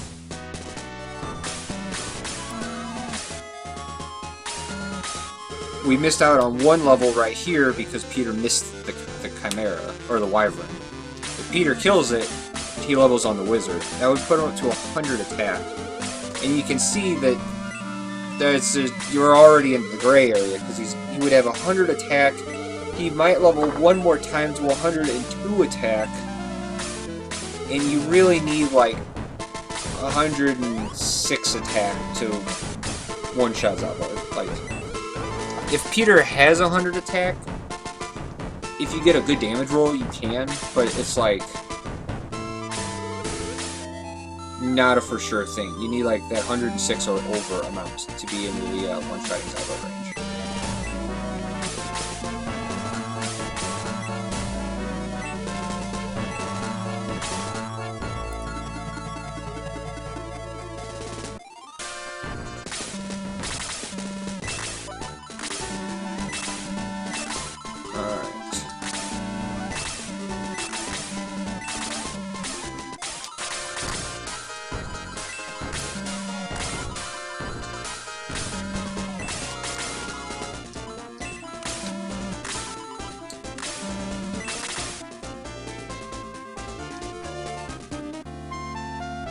So even though we could buy a better sword for Bowie, we're not, because we don't really need it. The Buster Sword will be okay until we get the Critical Sword in after the Zalbar bit. Oop, don't need to go that way. So you go right up here.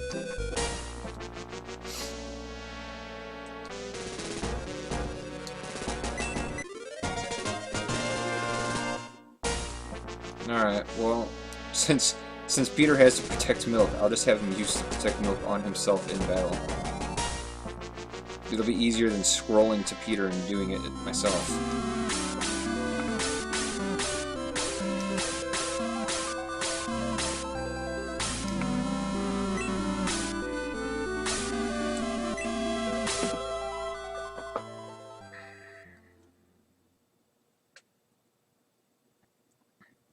This battle is a very annoying battle if you don't just snipe right away. Because all these rose bushes are just, like, unbelievably annoying.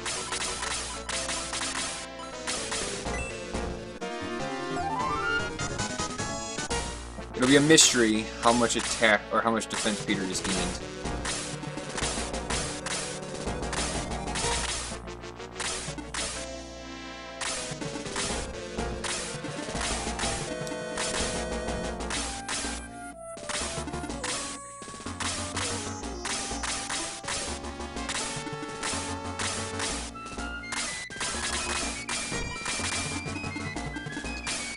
Oh my god, Karna can't reach. Why did she start so far over? Last time she started over enough. Well, that's not so good.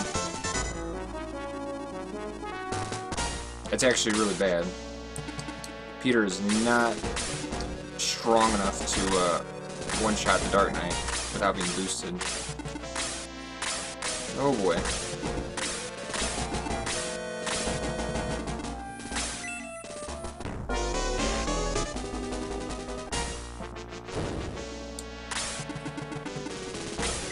This ain't good. The last time I did this, Peter had enough, or Karna would have been able to make it. But for some reason, now she doesn't.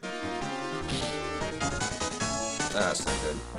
None of this is all bad. This is all very bad.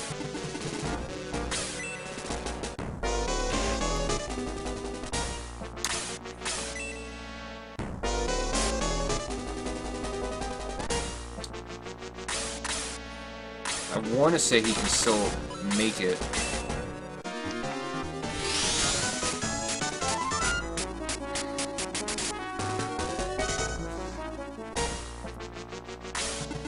No, he's definitely not going to make it now, not with the Master Monk blocking his path. Okay. Well, we'll figure out something. Or we'll just egress and we'll just have to walk back. This is very bad. I can't believe Karna couldn't make it. I don't know what was so different this time that her starting spot, like...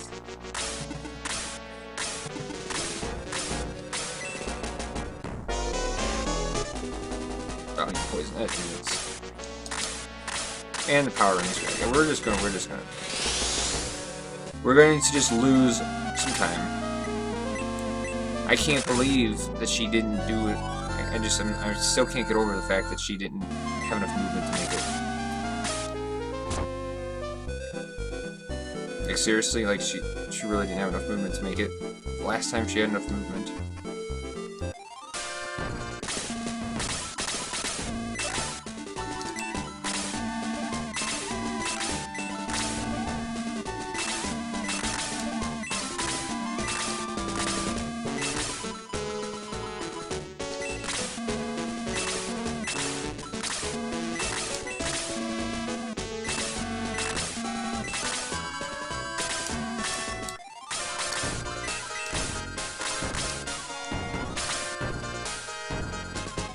Oh, that sucks. At least we know we have a lot of free time to save right here at this split, because, damn.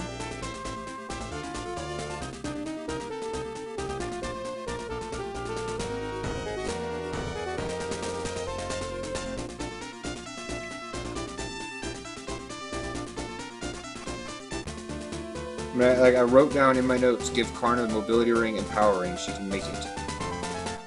She couldn't make it. She wasn't even close.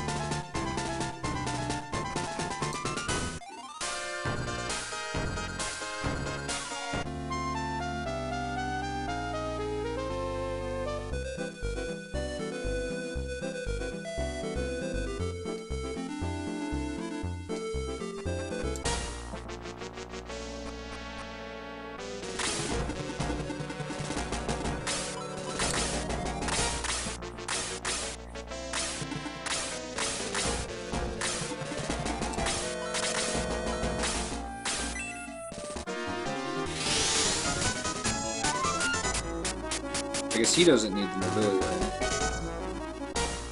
So I could leave the mobility ring on Karna.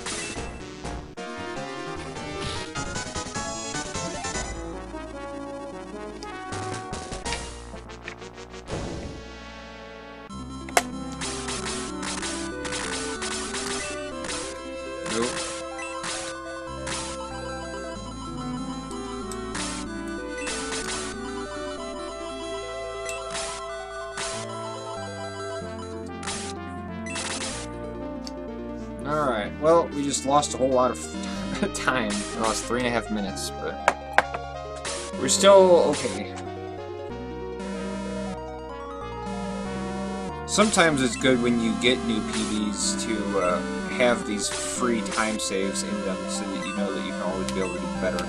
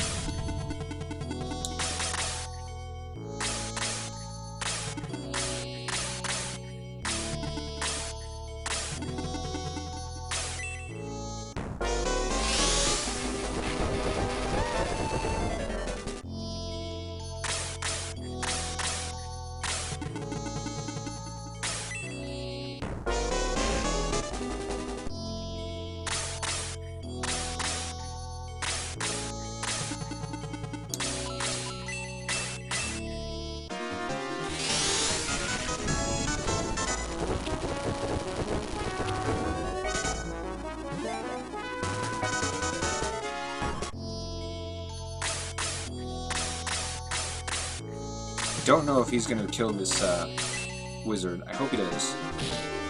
No, okay.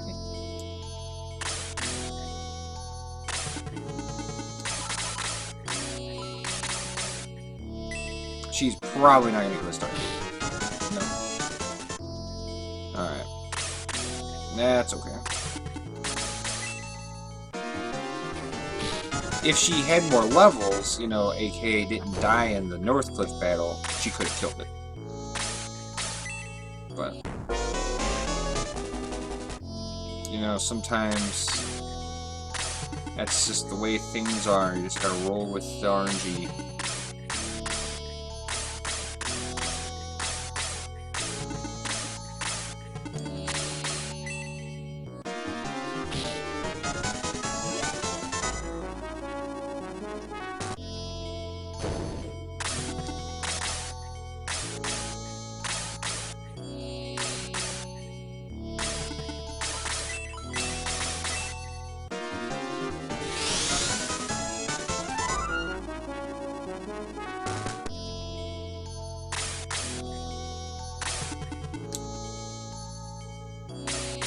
Well,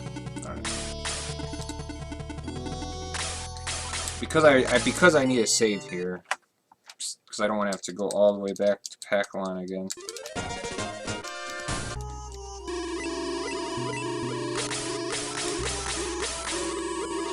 I'll go ahead and save here. Normally I would not loop Peter out like this, but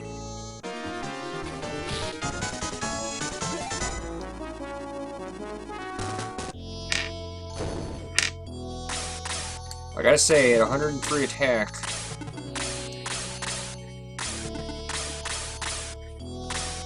Peter is certainly in the ballpark for the one-shotting his Alvard. We get a little lucky with the damage roll? Maybe. Oh, come on, Orc Lord. Seriously?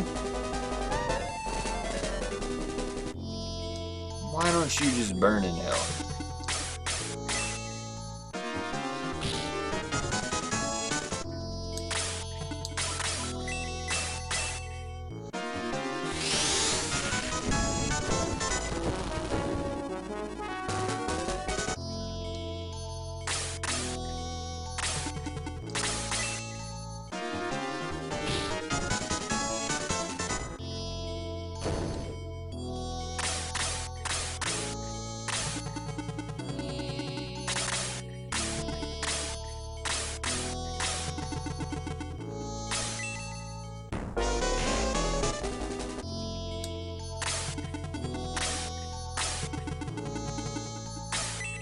Alright, nothing ridiculous. Okay.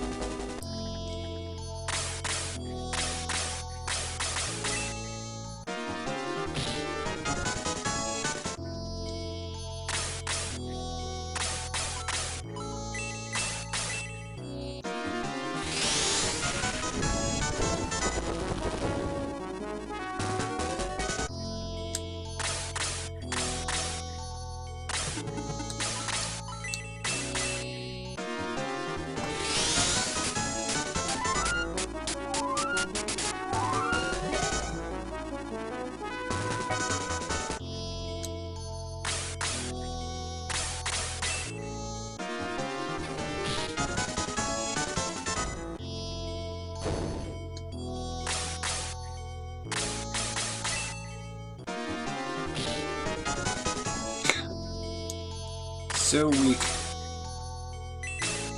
Alright. So Kazin will have just one single cast of Neptune.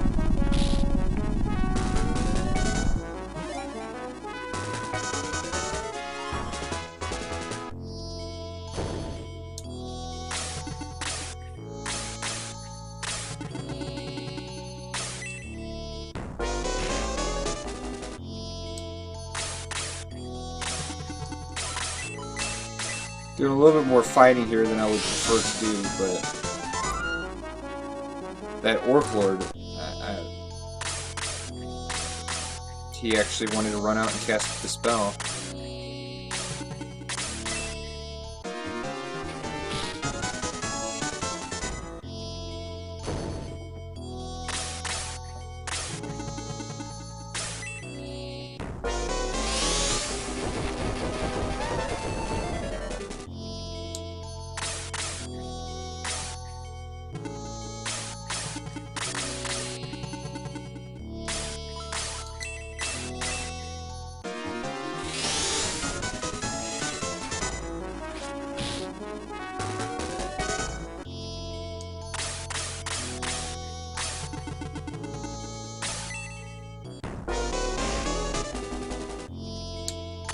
That's actually highly annoying. Because I was going to have Karna cast Blast to injure the Dark Knight and kill the wizard. Because Peter cannot kill the Dark Knight by himself. It's a little bit of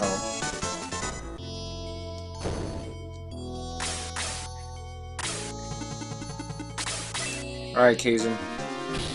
Nope. Nope.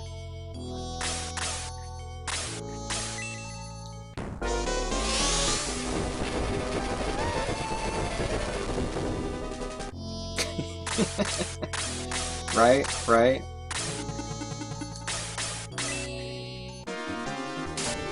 Oh, come on! Why don't you burn in hell? Stupid wizard. No, not boost. Blast.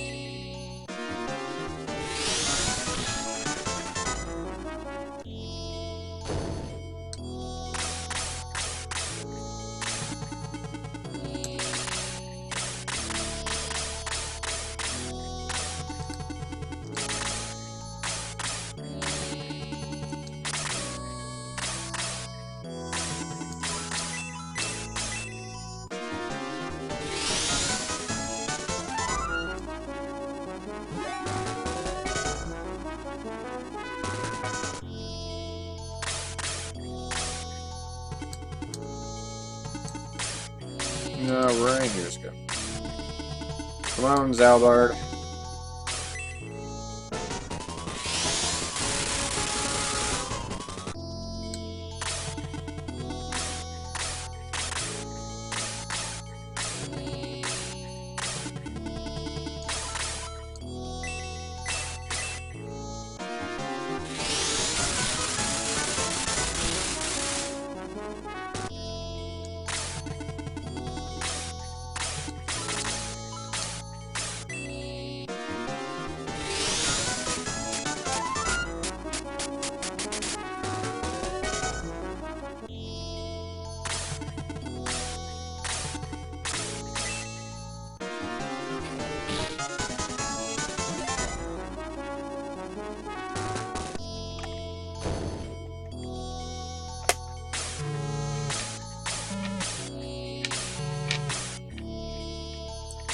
Because Zalbard was standing on those stairs, I may not have even needed all that.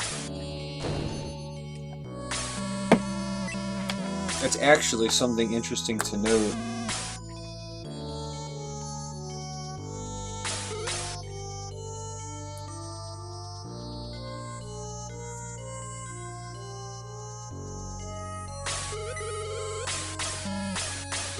If you can finagle Zalbard to stand on the stairs, you're going to do a lot more damage attacking him.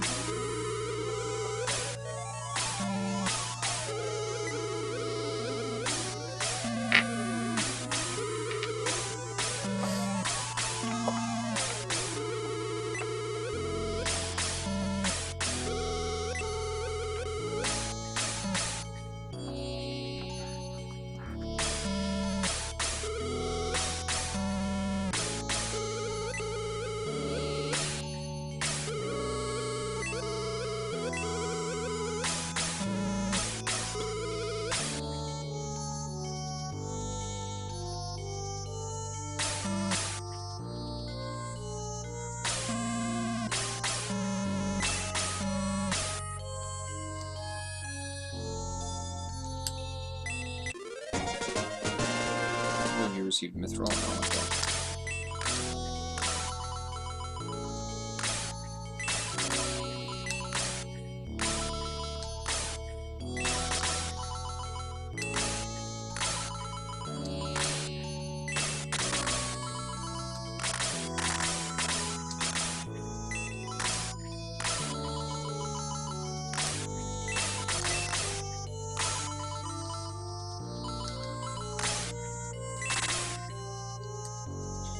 Oh, we need to repair the power ring.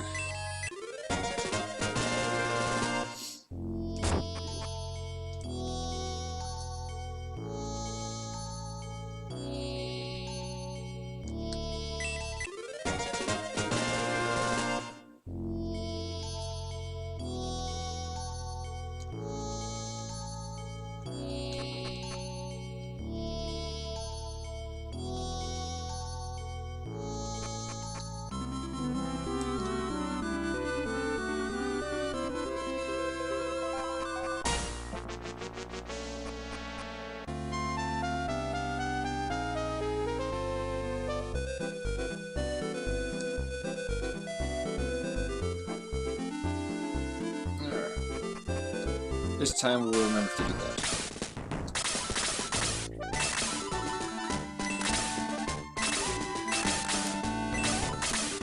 You're late. You're late. For a very important date.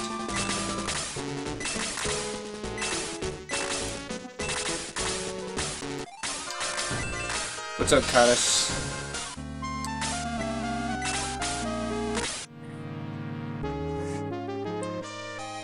We've had some good, we've had some bad.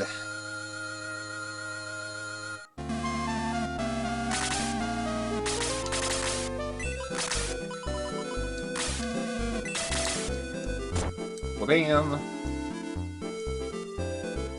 Kadis, you brought a +4 power water with you. I'm super thrilled, man. Thank you.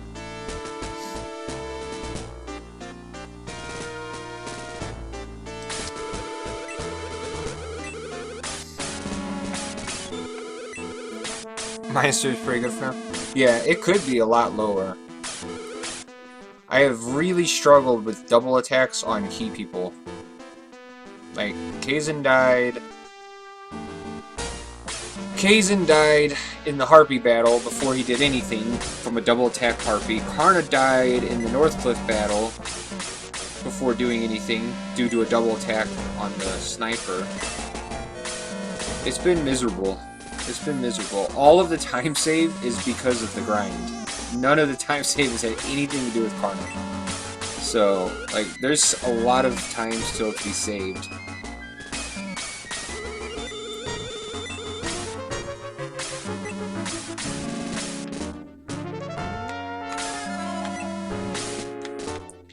So, I mean, we're at -3 right now, but we could be even a lot lower.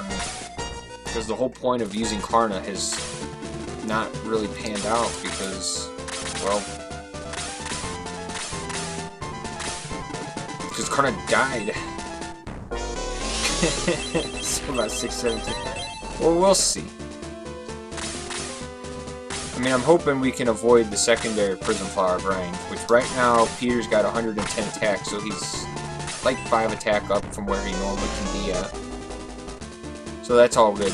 That's all fun and games.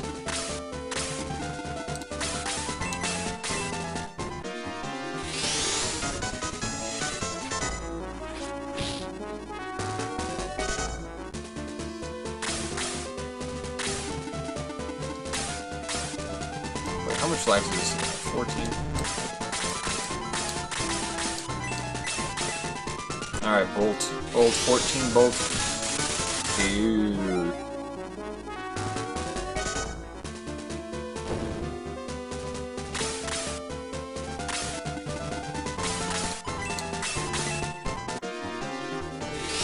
So Karna's only level 6. She should be like level 10.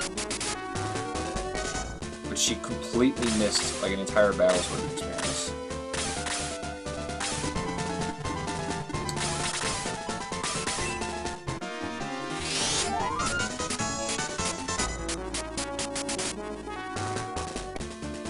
I think that power or that shield ring is cracked.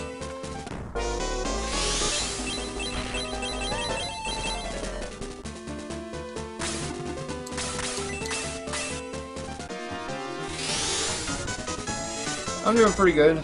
Nice lazy Sunday. Playing some video games. How are you doing? Oh, heart pain. Oh.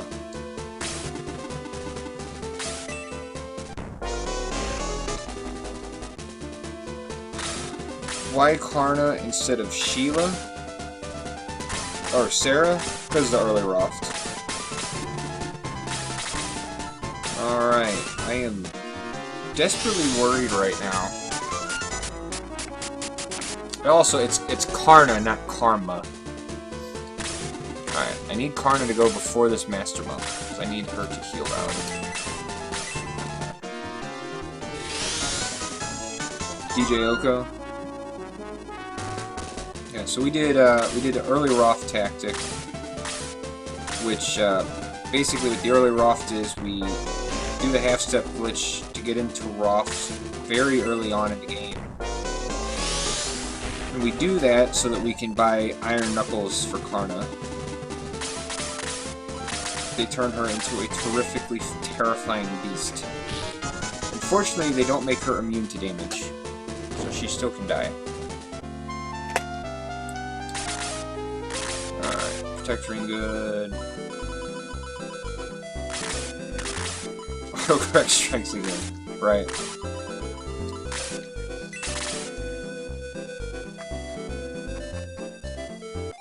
I know that feeling.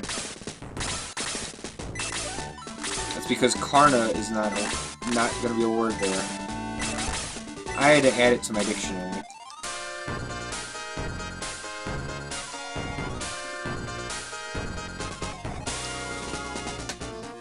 Alright. So. We're gonna be very careful this time to not move Peter up too high. As we learned.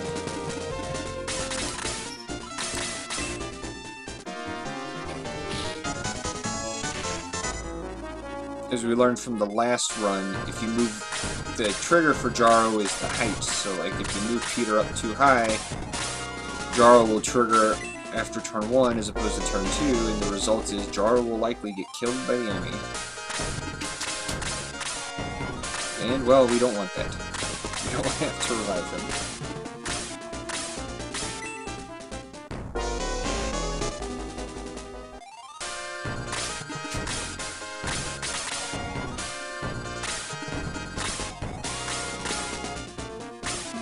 Oh, come on, Jaro. What is wrong with you, man? Why are you doing this?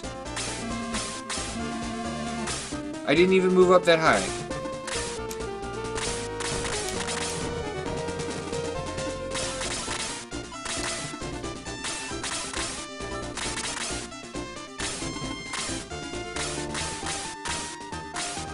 Bah. Well, I don't think the Master Monk will kill Jaro.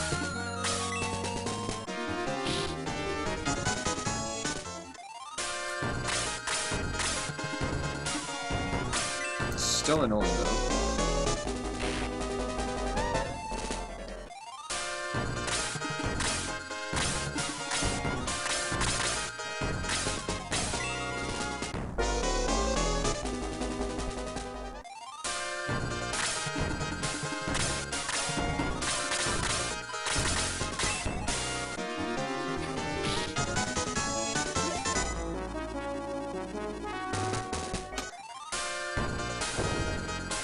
Oh, no split yet.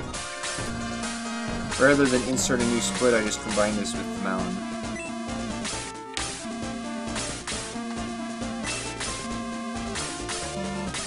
Charles, like, you need a professional soldier like me.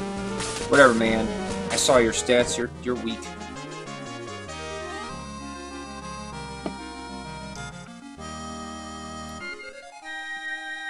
You're just a means to an end.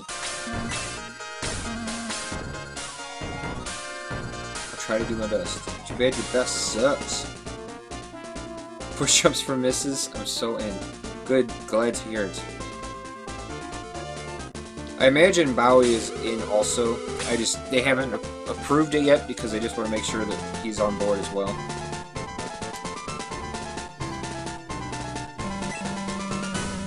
I mean, it's push-ups for misses, but it's push-ups for misses. People still got to donate for the incentive, so it's still going to be raising money. And then get to watch us do push-ups later. Yeah, that'll be fun. That'll be a hoot.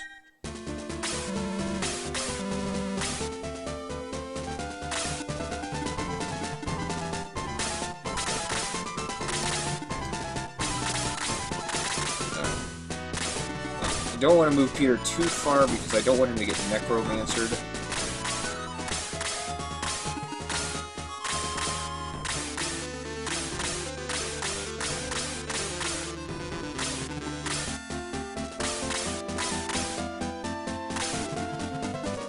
Deer count's pretty nice. Who's on right now? I haven't even looked. I have no idea what it's at.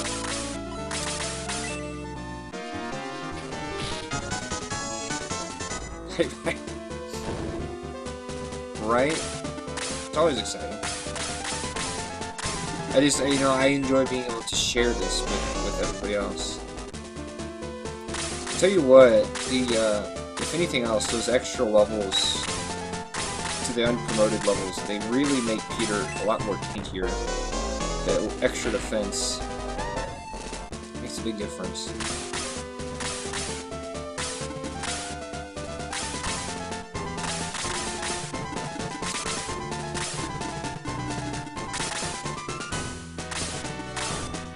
I did not re-equip the speed ring, so hopefully Peter will just go before the necromancers. Otherwise, we just gotta wait for their turns. I'm famous. Well, I'm not so famous. No Worries is famous. Although a lot more people know me as the TC Soccer. I mean, all my GameFAQs guides were written under TC Soccer. My YouTube account was TC Soccer. Everything was TC Soccer. That all changed after going to Australia.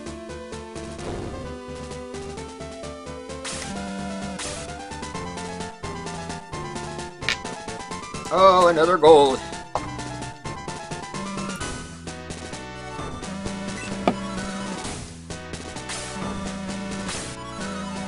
Why 2 nicknames? Well, I actually answer it in the questions, but it basically, TC Soccer was what I had picked long ago, like back in elementary school. And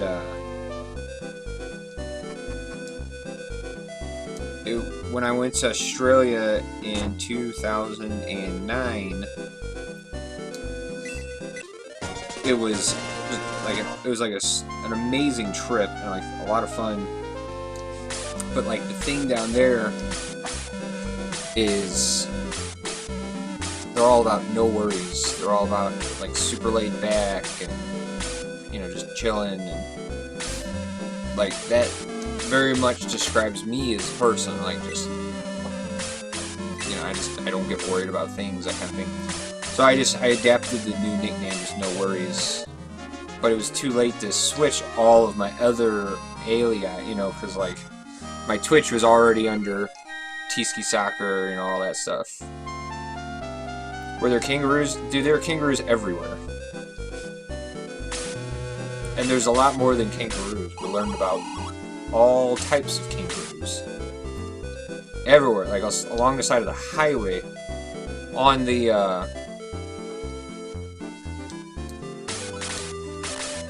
they'd be on the side of the road.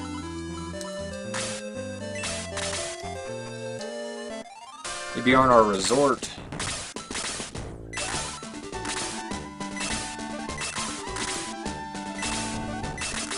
You could go to their zoo and you could feed them. They'd come right up and eat food right out of your hand. What does it even mean?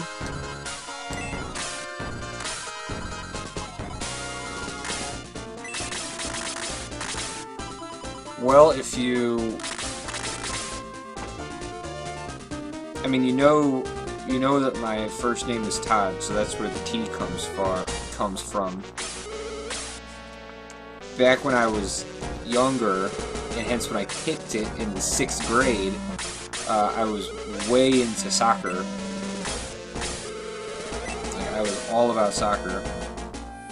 And then the ski part was just part of my last name. You can see I'm Polish, so SKI is very Polish. As opposed to SKY, which is Russian.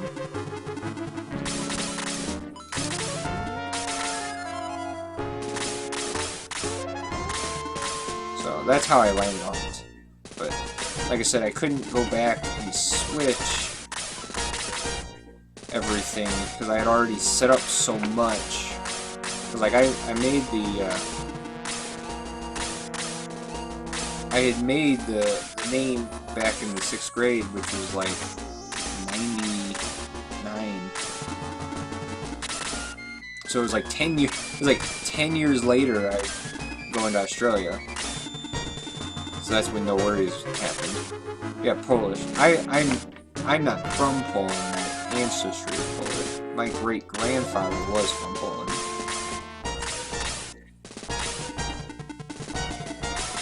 From a wee little town, like I think it was like about 45 minutes south of Warsaw.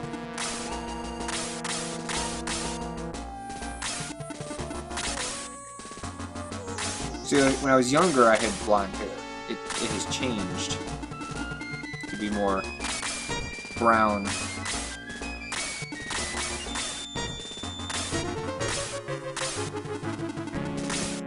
Can I speak? No. No, all I know is, we know mi brat, which means my brother.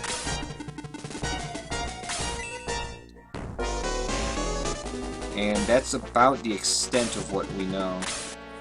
My older brother took a little bit of Polish with the Rosetta Stone because we went to Poland in 2010. We did a Middle Eastern Europe trip. So we went to like Germany, and Poland, Hungary,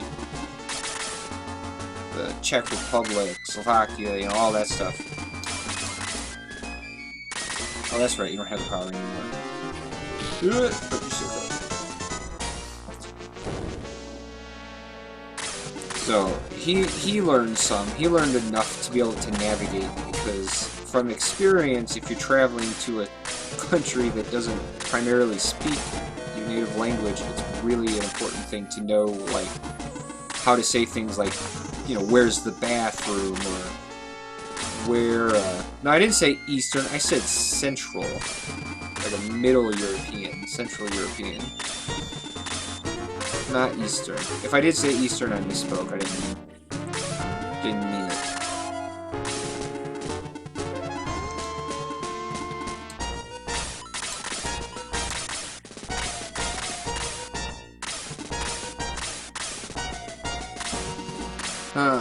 Camila still hasn't moved yet.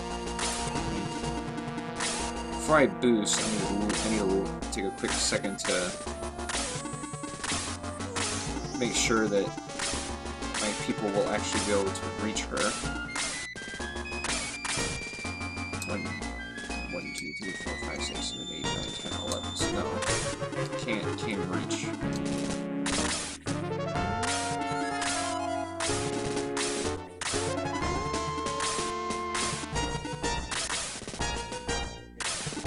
I don't know why Camila hasn't moved yet.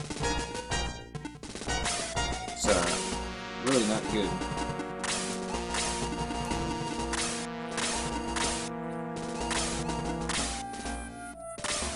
It's like really not good, because there are dragon newts rapidly approaching.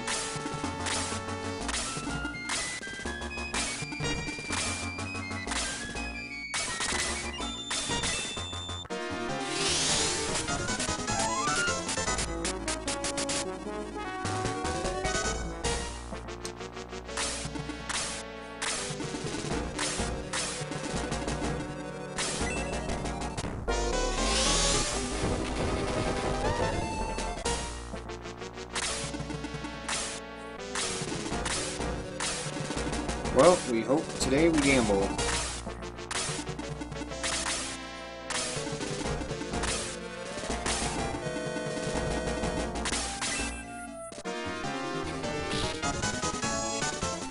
For having 115 attack, that was a massively disappointing amount of damage.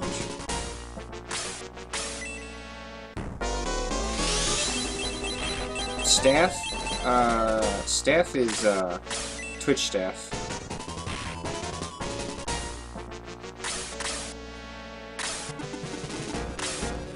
Jaro might be able to do 14 damage. What's more important is that he doesn't die here with his dragons. Okay. But he is okay.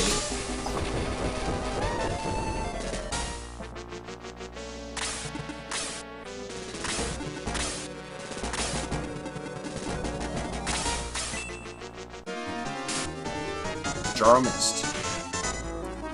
Alright, Peter.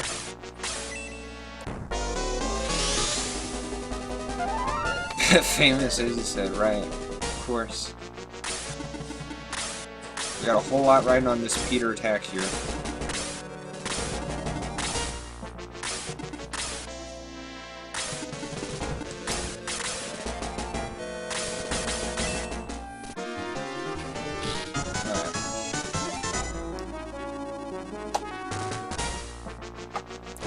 That was a terrifying moment there.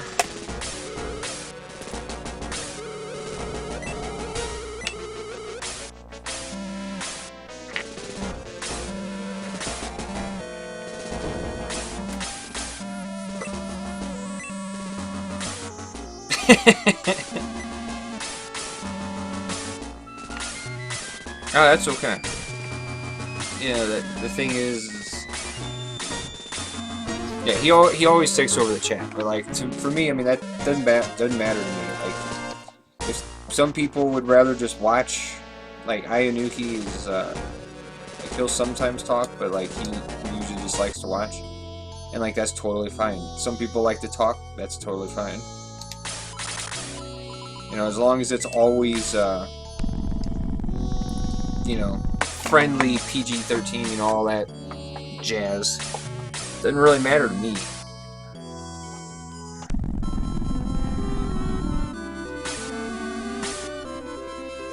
Alright. What's insane to think, we could have like a 430 Camila. Here's so the streamer doesn't get bored. Yeah.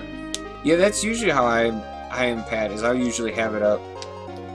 Like, if I'm watching Bowie... Well, normally if I'm watching Bowie stream, it's because I'm at work on break. So I'm watching some of the run whenever I can, but just on break for a little bit of time. But like, if I'm at home watching a streamer, I'll just be like... I'll have it up and I'll like be doing something else.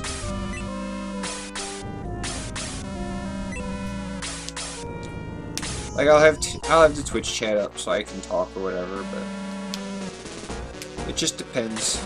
Depends. It's just a bunch of diapers, you know. Just depends.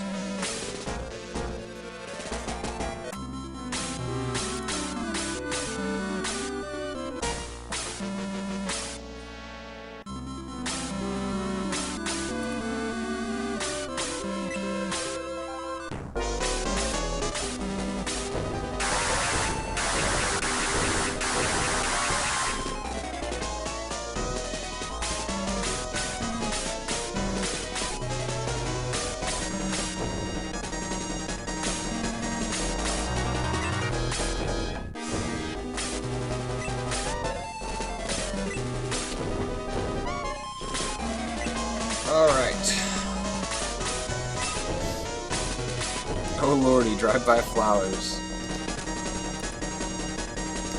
I blame the schools. That time loss from 7 to 3 was when Kaizen died? No, that was, I thought Karna would be able to reach Peter to cast attack on him. Because I wrote in my notes that she would be able to. But she can't. And the result was I had to... That was a reset so that I could fix everything and come back.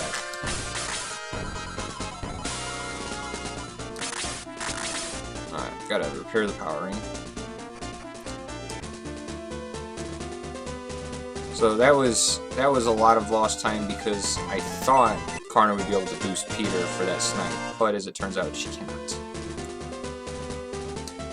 There's all kinds of little time loss like that throughout this entire run so far. I mean, both Karna and Kaizen have died. Oh, why does Peter have a mithril?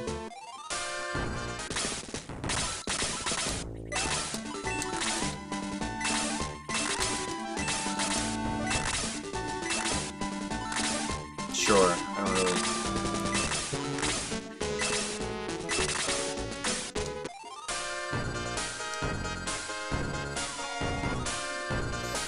But Peter's got 118 attack right now, so like we're not going to need to do any Prism Flower grinding.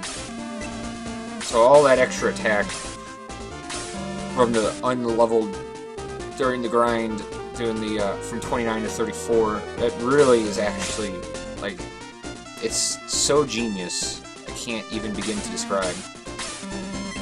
Mr. Family Guy reference. What can I say? I'm a fan. Names for characters. So like all the characters got us. So we would do the name all characters cheat so that we would be able to do that.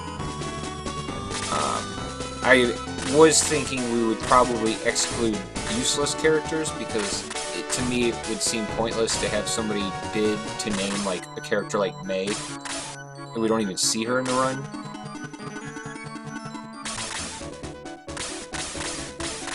I mean, it could just be me,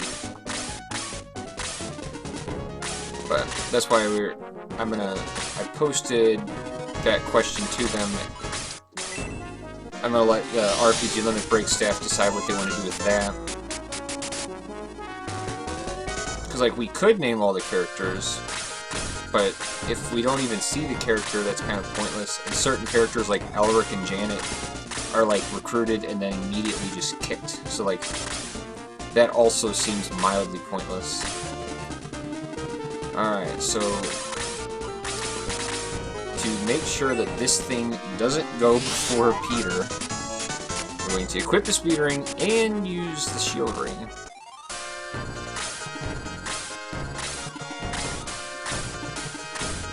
And luckily, all those enemies are going to just perfectly move to block it. And the power ring is cracked. Wonderful.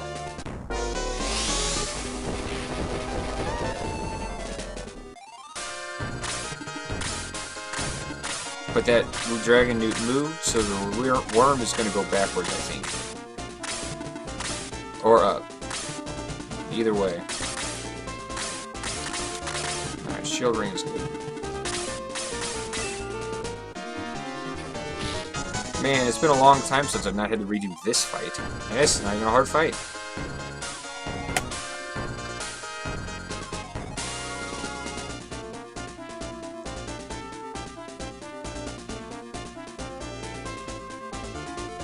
So we're coming back to Roft. Coming back to Roft so that we can buy a Blizzard.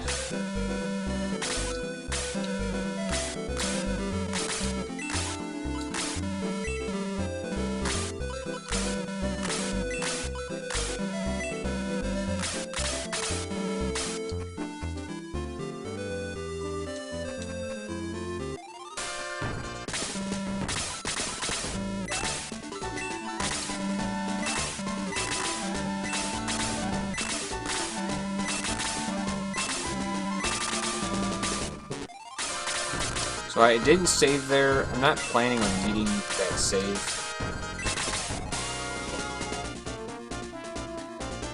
Like, I'm not planning on aggressing back to Roft. We're not going to need to regrind Peter at all.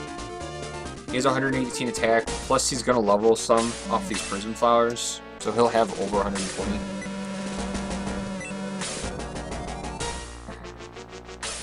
And I have my Mithril.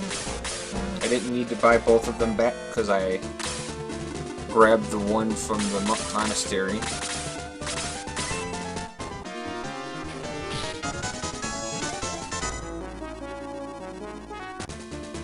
So yeah, so right there, that's 120 attack for Peter.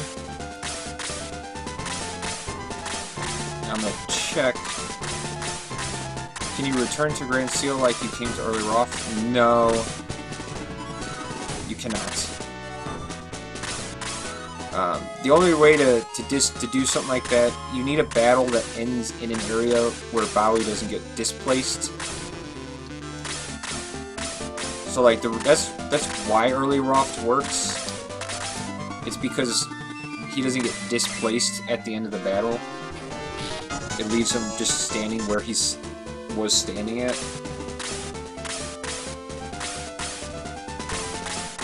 That way you can, if you were to finagle him somewhere, for an example,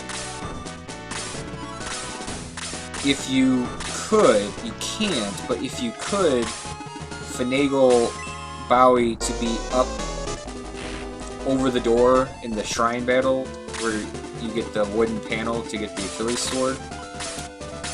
If you could finagle Bowie up there, you could theoretically go into those stairs and then come to Raft, come to, you know, the end of the game. Not that you can do anything with that, because you have to crash the Nazca ship, but you theoretically could do that.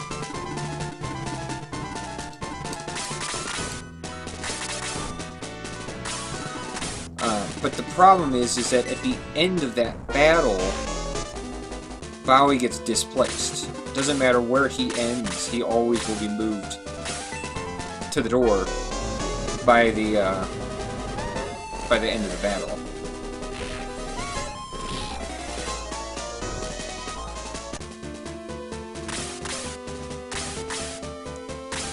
So even if you could, it wouldn't work out.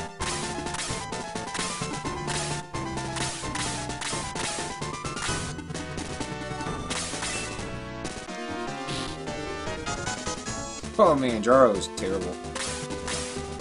It's a good thing we're not relying on Jaro to attack. Someone who can debug should try. Well, Kaleni has already done that, and that's where we learned that you have to crash the Nazca ship before you can actually beat the game. Alright, did the power incorrect? Maybe not. Good.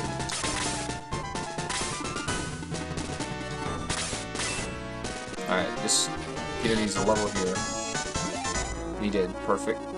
So we're gonna go ahead and Brave Apple him twice. Because he's got, like, no experience.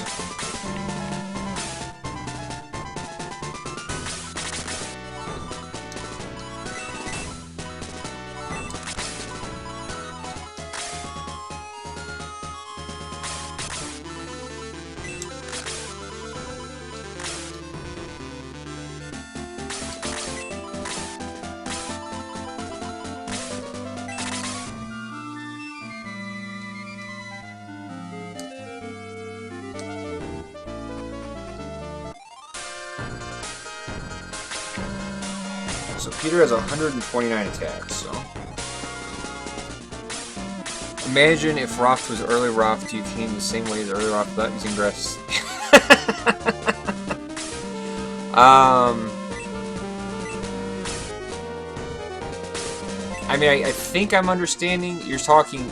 I guess you're saying if you could skip the Lemon battle and the Prism Flower battle, then? I guess is what you're saying? Is that what you're going for? Oh no, no, not discard. Whoa, that would have been horrifying. Discard the mobility ring. Oh, hell. I want to equip the mobility ring. Yeah, if you could somehow skip both of these battles, that would be cool, but... Yeah, I see what you're saying. But no, the answer is no, because the only way you'd be able to, you'd have to somehow get to a spot that allows you to move over the water and get onto the other side of Grand Seal at the end of a battle. And there is no such way to do that. Because the Welcoming Party battle is too far away, and this battle, well, you have to be in this battle to do this battle, so, like, that doesn't work.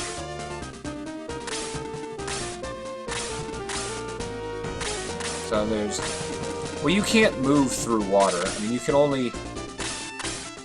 Well, this Minotaur is going to roast Jaro twice. Jaro outturned it. Hopefully he outturns it again, otherwise he's just going to get hit by a couple blazes. Not that it matters in the least bit. I mean, because if he gets attacked, he dies, so it's kind of an irrelevancy. Well, Peter dismissed the Mist Demon, so that's not good. There's a Peter miss! If the Mist Demon attacks Peter, then we'll be okay, otherwise we're gonna have to regress back out. Okay. So, it did go after Peter. So we're just going to lose some time, we're not going to have to completely reset.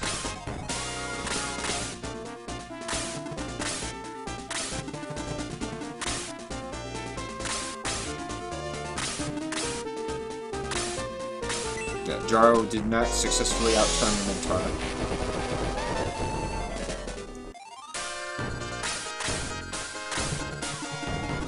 It's all pointless, though, doesn't matter.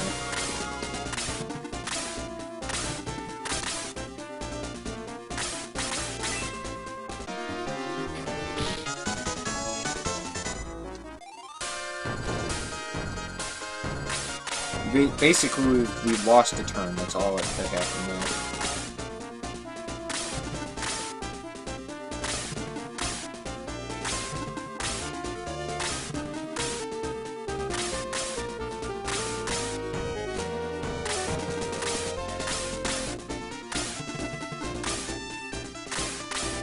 Now for the marathon, we're gonna save it, because that's absolutely a spot that we would need to save to make sure that we get it right.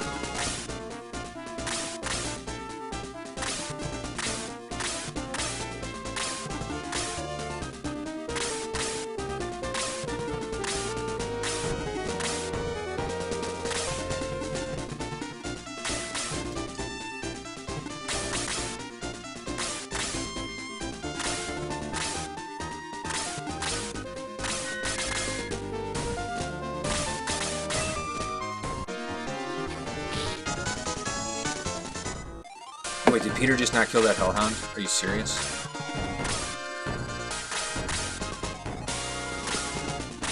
Well, that's news to me.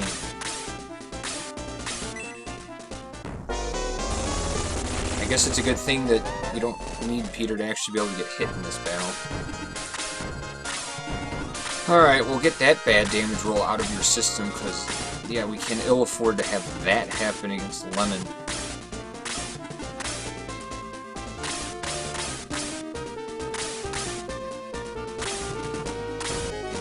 I mean, it doesn't change anything. All it does is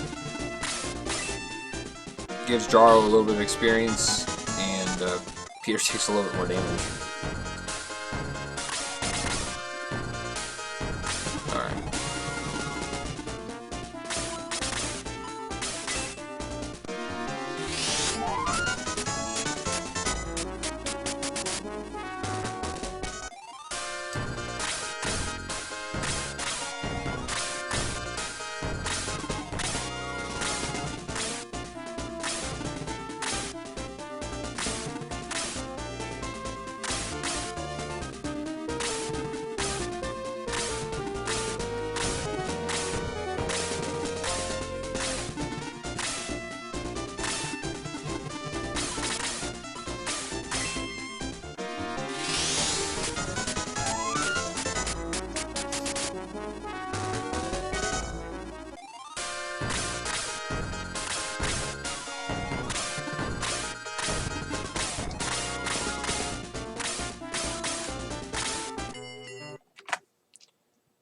Alright, here it goes. Diesel Roulette.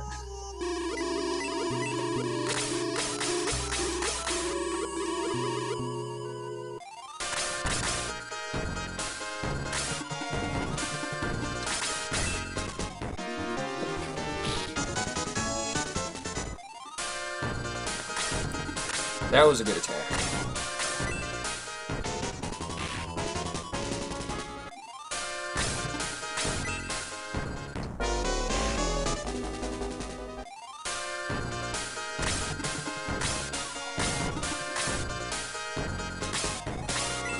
Oh, no diesel, okay.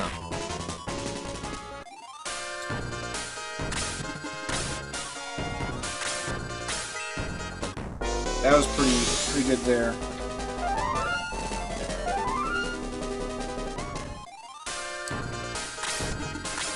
And honestly, missing Jaro with the boost is okay, because now he's going to go after the enemies of Walmud, so he's not going to die.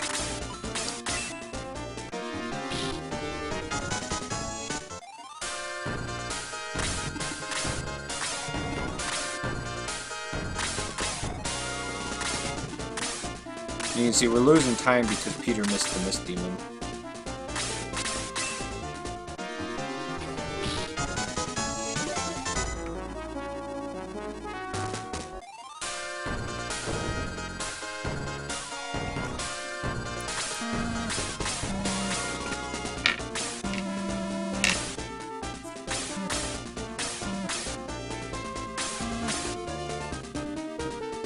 There's a 504 lemon. We could be sub 5 by 11. That's insane.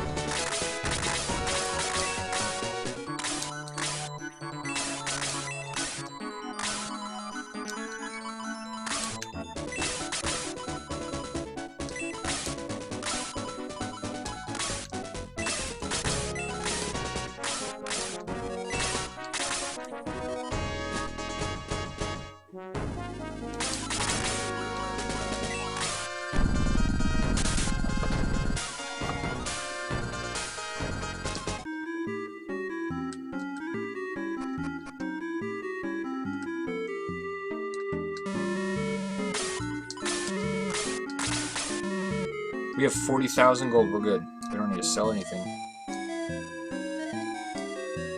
You know why? It's because Bowie didn't die. We didn't rip it all. Not physical ripping. Another advantage of changing up how we do the grind like that, the chances of him dying during the grind are, like, way lower then. Now, I will probably say that Gallum.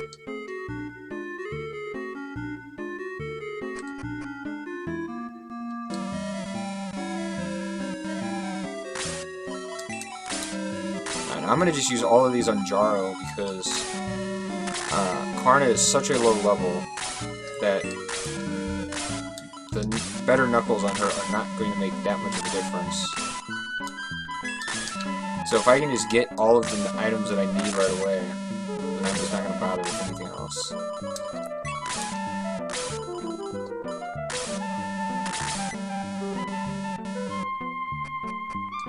What do you do with the White Ring? The White Ring is an item for Bowie. It gives him like 6 defense, and you can use it to cast Aura 2.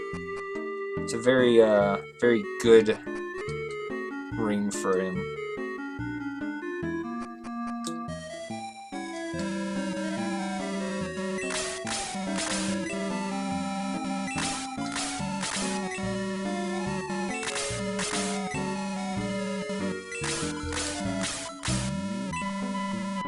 Alright, so I got half of the items. I really need more than one Valkyrie though.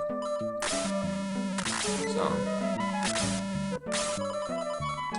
go ahead and use 3 more on Jaro. And then we'll go ahead and use 1 on Karna, since we happen to have the money.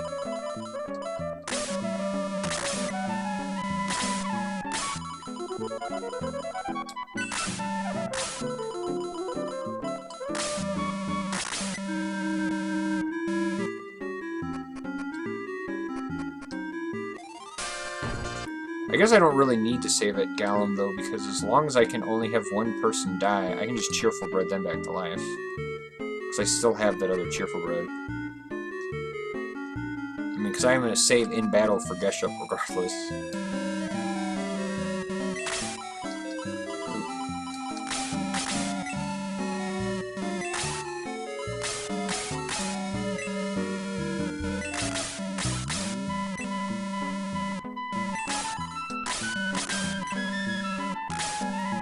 The chat is yours, yeah. Alright, so we did get another Valkyrie. So we're about as decked out as we can hope for.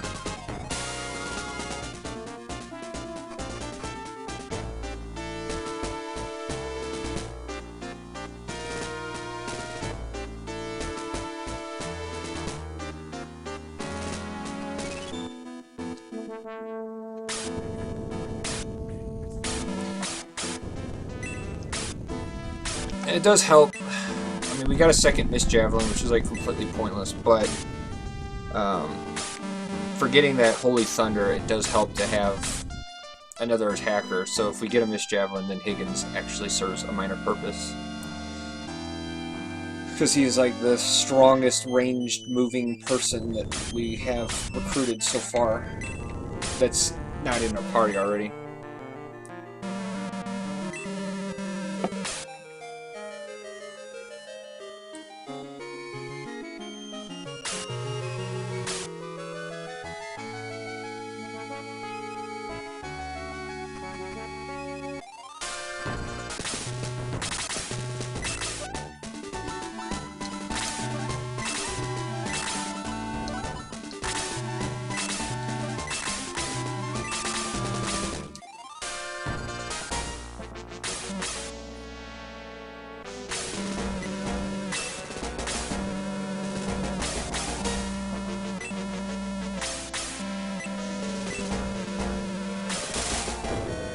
Getting Chaz?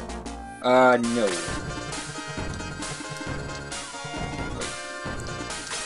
Right here. I am wearing gloves. It's really cold. I'm playing in a basement. There's no heat that comes down here, and without gloves, my hands get a little too cold to. Like, I can make mistakes. Especially like with the typing in the code at the beginning of the game, so I can have special turbo or super turbo turned on. I can make a lot of mistakes with that if if I don't have gloves on.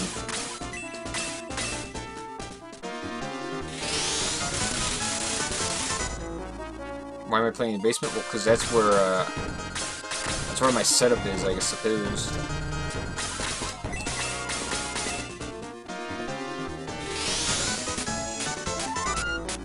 It's out of the way.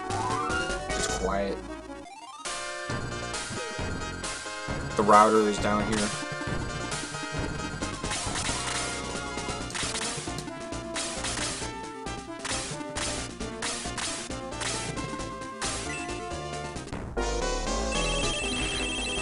That's fine. No, it's not Neptune. Not Neptune against White Dragon. Follow.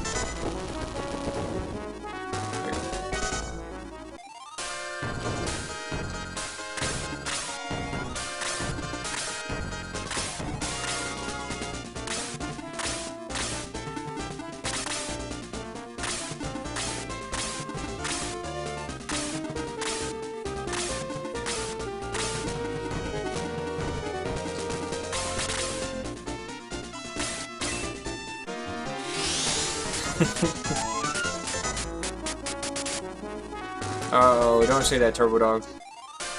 We're not going to have any bad luck today. No bad luck.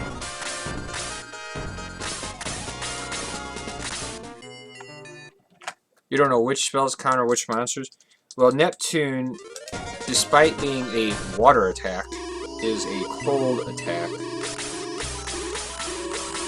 So Neptune does not work so well against the White Dragon because of the cold that it shares. Alright, so I remember to save before the round ends, so we can hopefully have... There we go, so Geshup took a turn. Like, that's really, really big. I'm tempted to make him equip the speed ring, but I'm more concerned about all the extra damage we can do.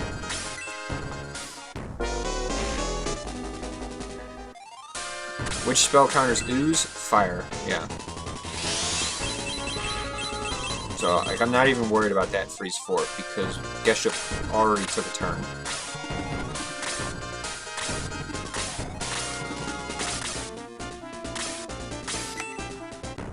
And if this Dark Gunner goes, the only thing left here, we'll need to save with either, probably with Karna. She'll probably go after Jaro. Yeah, the color actually is a pretty good guess.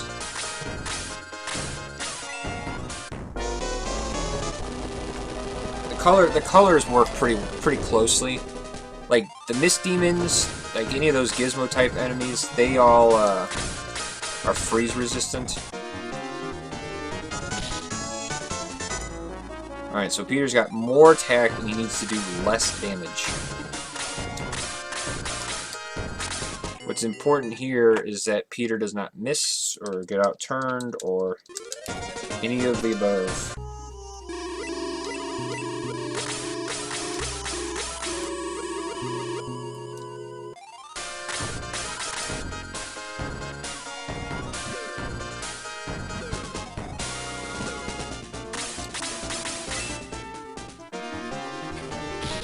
Got him.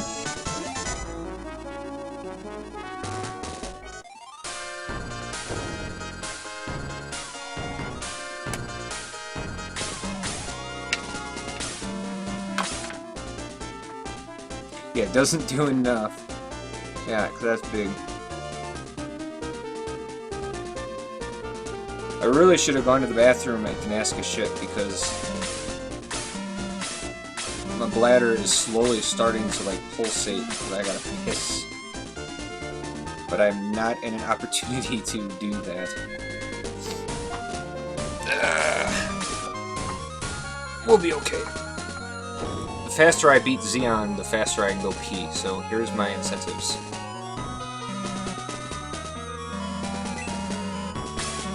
Yeah, it's too late now. Whatever. I'm gonna die on laundry to do later anyway. I'll just piss myself. I'll just have to play the rest of the game standing up, not in my chair.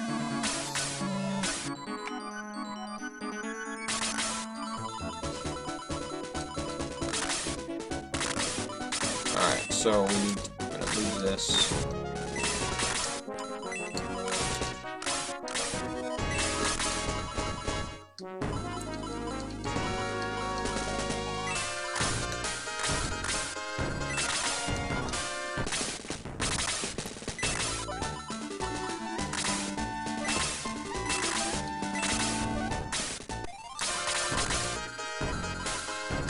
Oh, actually, I can move the mobility ring on Peter.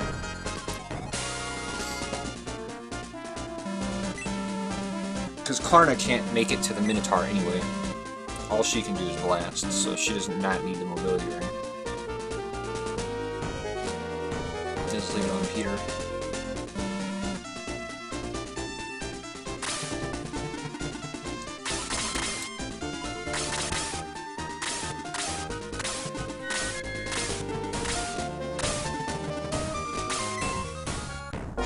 I like the spot. I'm not entirely sure if I need to move him here or if I can't get away with moving him a little bit less. The only concern would be the Minotaur getting blocked by its own enemies and not moving out then.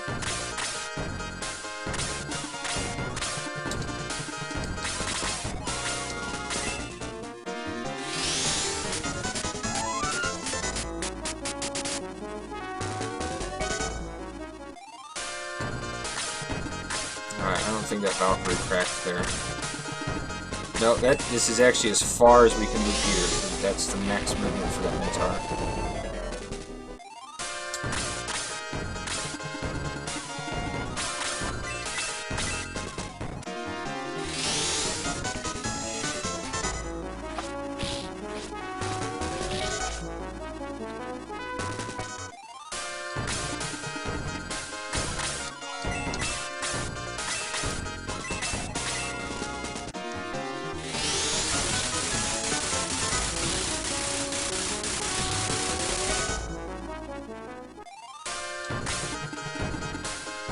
Uh-oh.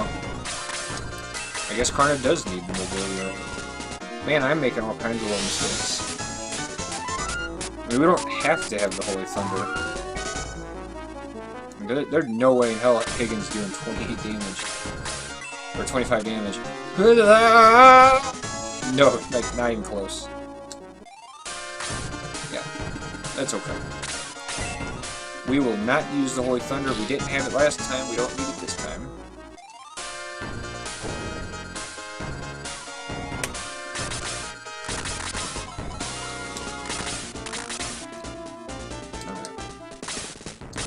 Well, if Karna had been there, been able to get there, then we would have done enough damage.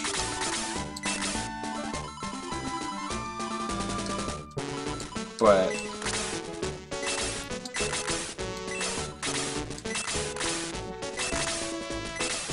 I guess I'm transposing her ability to move with other battles in my head. So like in spots where I'm like, oh, she can make it, where she can't make it, and then spots where, oh, she'll need this to be able to make it, and then she still can make it, kind of thing. But I mean, Peter will do enough damage.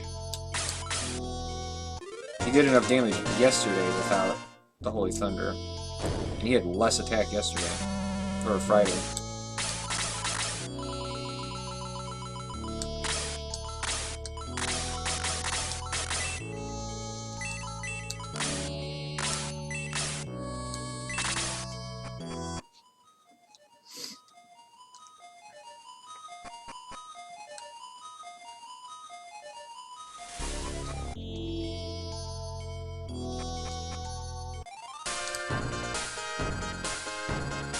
It's a bit of a gamble, sure, but...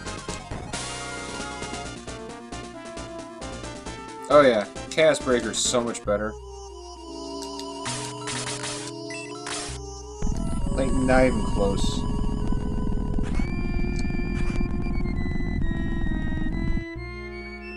Although the Chaos Breaker in this game, Shining Force 2, would be a lot less cool because, well... Freeze 3 at this point would be a little bit not so impressive.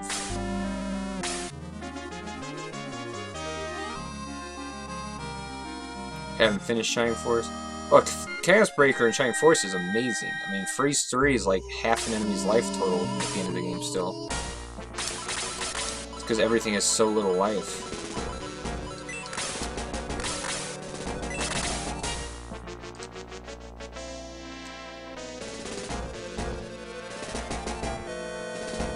But in this game, Freeze 3, at this point in the game, is just tickles the enemies. Alright, you guys, easy now. We still got 2 really tricky battles up ahead.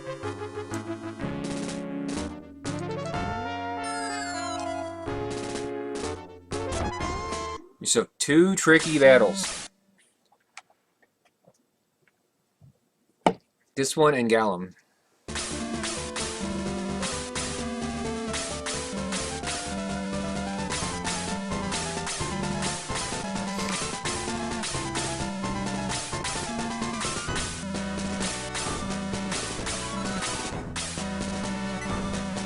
Well, and that's the thing, Codis. This strat so far has only been doing so well because of the grind. So much of the difference has been the grind. Because Karna has been super lackluster for most of this.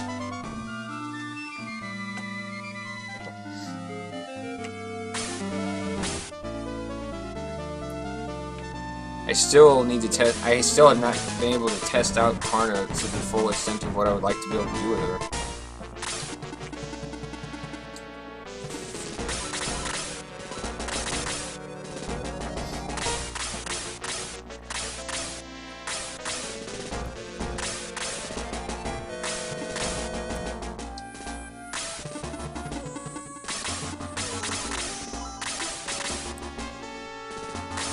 Use something for agility on her, or running. Well, the running pimento is for Jaro because Jaro needs the. Jaro needs to be able to keep up. I give her the mobility ring. So the reason she was lackluster, she died to a double attack at the very beginning of Northcliff. That was the problem.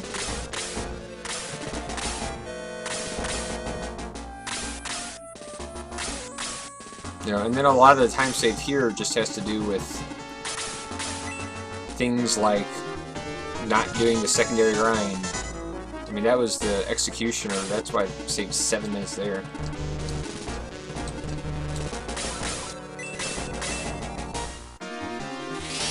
So, I mean, as far as the differences between Eric and Jaro or Eric and Karna, we've had very minimal comparison. Yeah, there's tons of improvements still to be had. Oh, what am I doing? Just like that. What? Why am I gonna have you cast Bolt? Just attack the thing.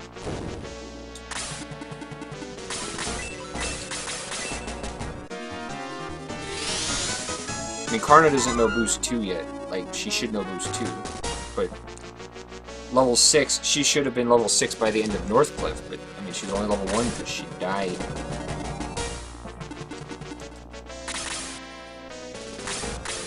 Force Sword looks like a lightsaber. Yeah, I mean, it looks cool, and it does give a ton of damage, but the lack of an active is really sad. I mean, he does learn magic, which is fine or whatever, but it's not the same.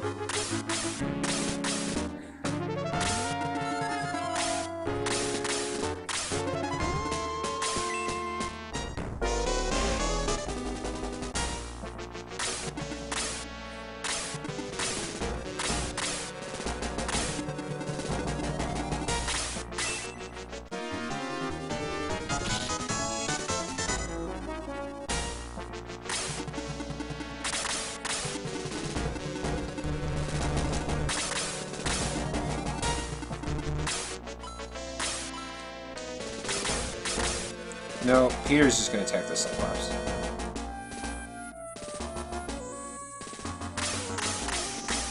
I don't know if Boost would make my people go fast enough, and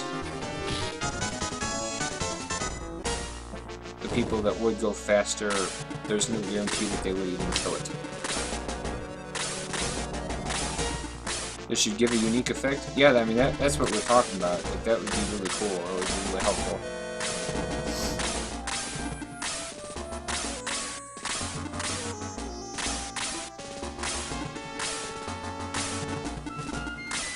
I have to pee so bad. I can't, like, I can't even, like, I have to go to the bathroom so bad. Oh, man. Luckily, I have champion bladder, and I can hold it. But I am going to be in some discomfort along the way here. Woo! Drink a little too much soda.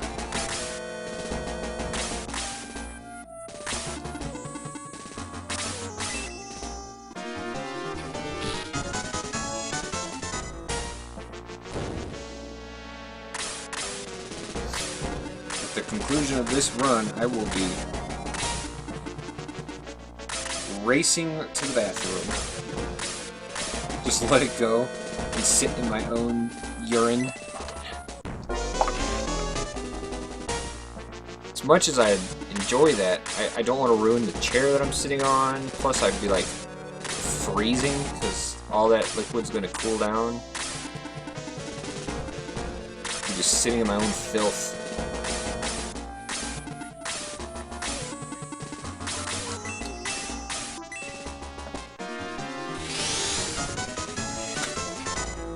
Alright.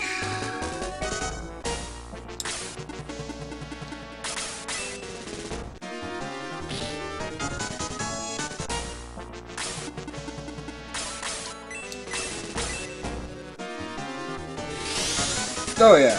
I mean, I could pause the timer and just go.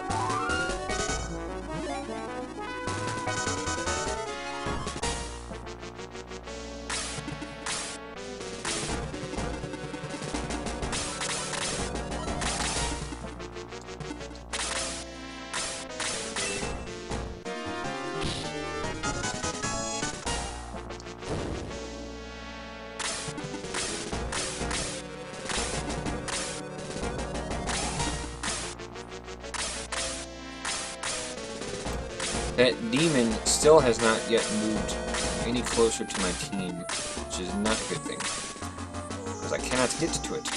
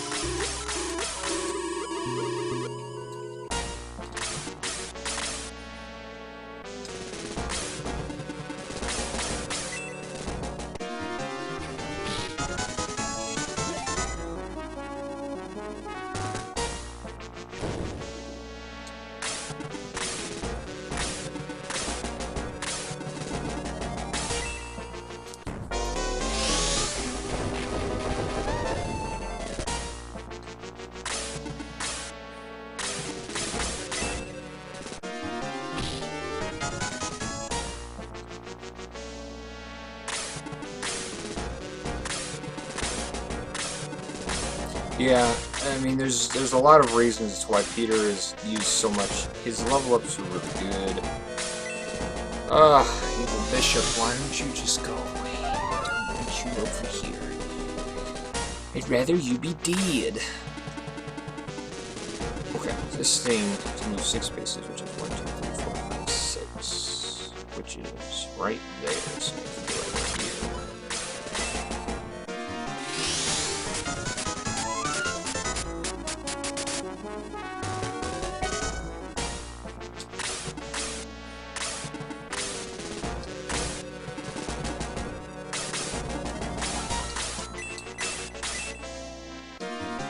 Use Lemon's active on him and pray. Yeah, I mean, I guess it could work.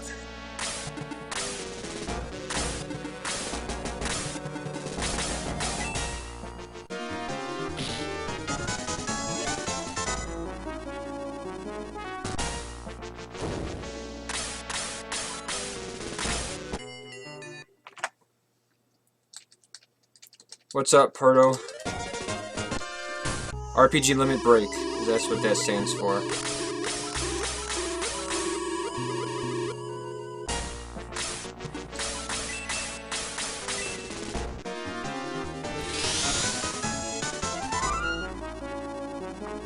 Alright.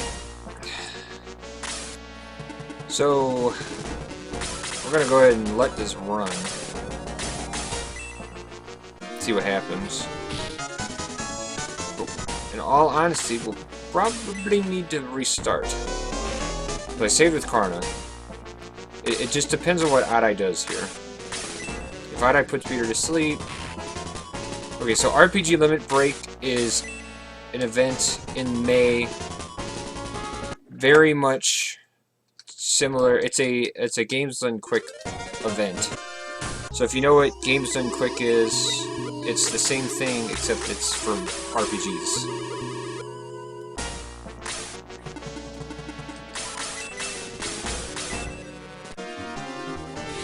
Alright, so... This is why Peter going after Adai has moved once is really important.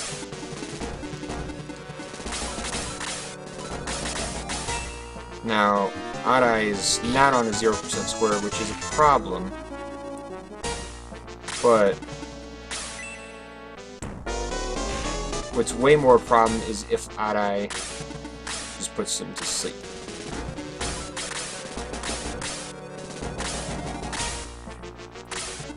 So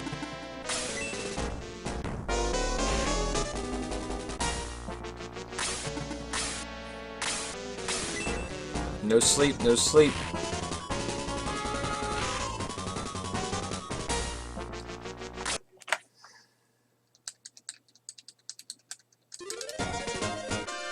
Alright, Peter. I need you to stay awake for me, buddy. Like, I really would prefer if you stay awake.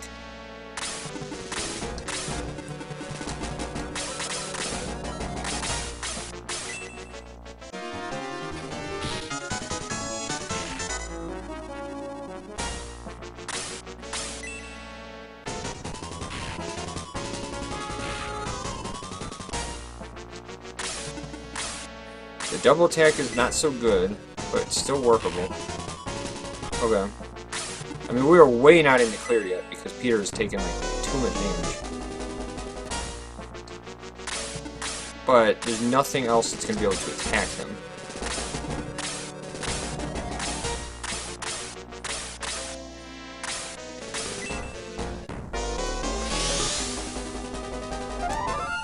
So right now... Is this normal Adai RNG? Yeah, this is pretty normal. Adai is pretty trolly.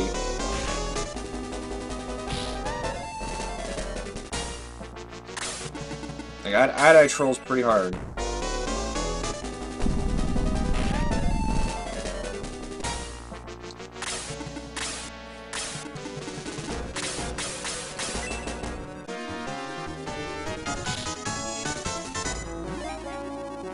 But...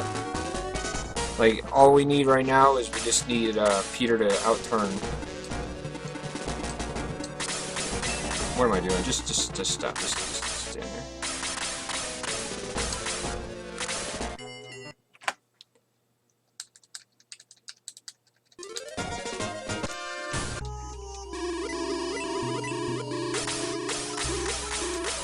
Yeah, that range thing isn't very good. Am I streaming at the event? Yeah. This game is going to be played at RPG Limit Break by myself and Bowie. It will be a co-op run. The exact specifics to be decided later.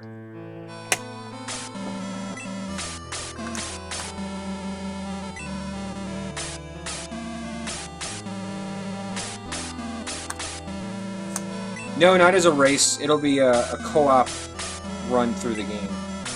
I will likely play the first half of the game, and then he'll play the second half of the game. But we're still ironing out. That's what this is right now.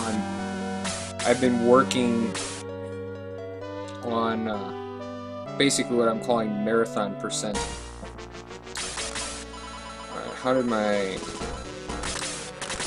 Everything looks good. Okay.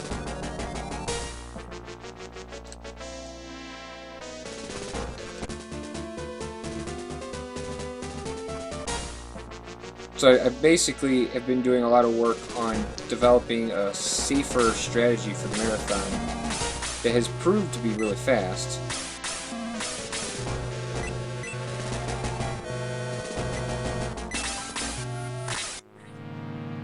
Because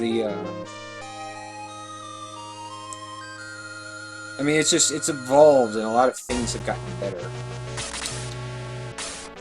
So, like, you can see right now, and you can remember how good that 6:33 was, and here we are 14 minutes ahead of it, and this isn't even really with showcasing Karna. Romantic. I was gonna say, still a better love story than Twilight. Whoops, did I just say that?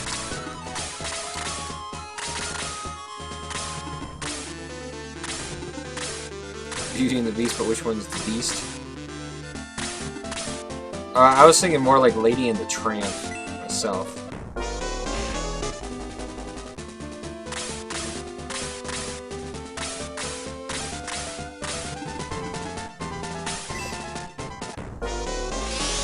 Two mantle clock.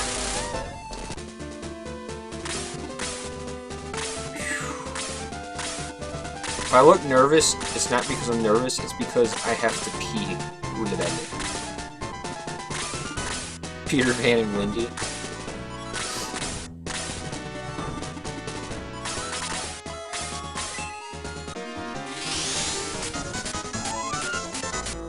Well, depending on who we end up using, what our final strategy might be, could definitely influence what we end up going as, because we are thinking about doing a little bit of dress up.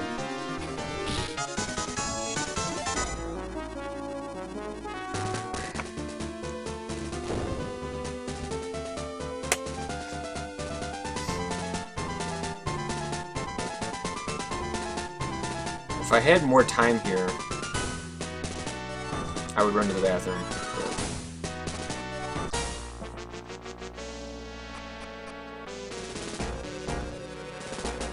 Dress up? How can you? Right, right.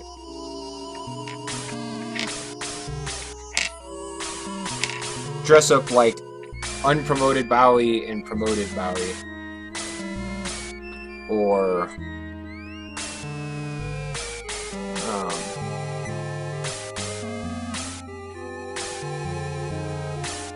or like get some Eric thing going on.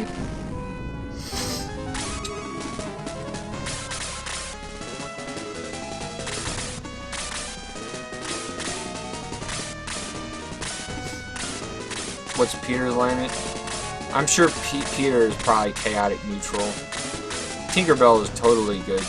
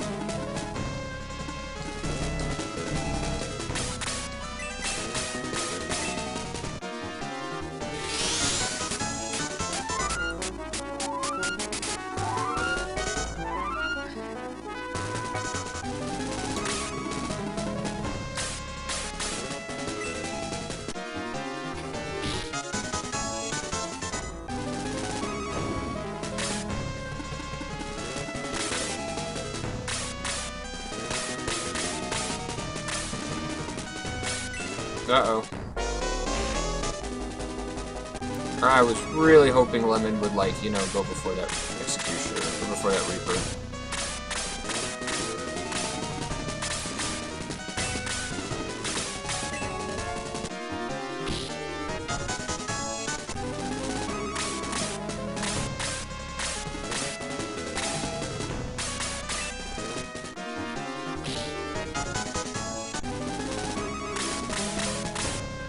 Alright, my Lady Karna. Ugh, her level is just such an issue.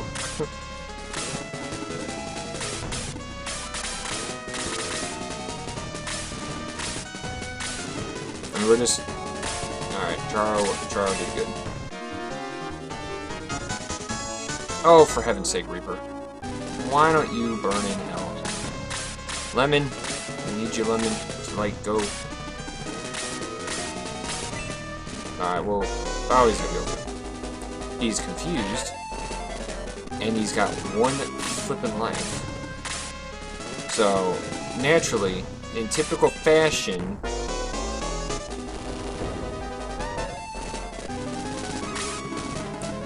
it dodges Jaro.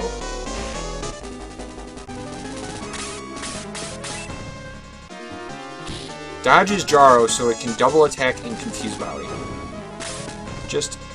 Oh, it double attacks, so it erased it. Okay, good. So, yeah, you're gonna go down there. The double attack erases the confusion. I forget.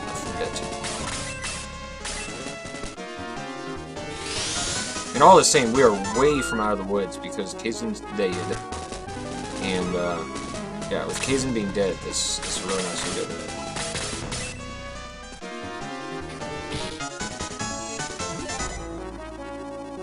Because our damage is just a little bit on the missing side.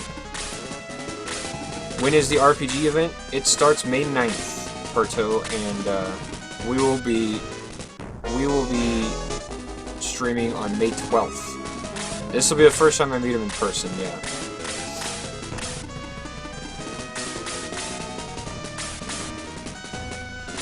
Nah, why don't you go down?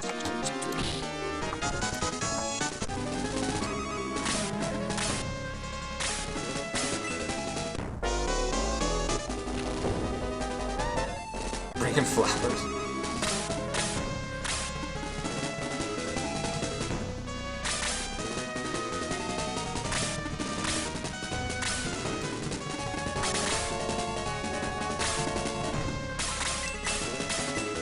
Alright, later, Perto.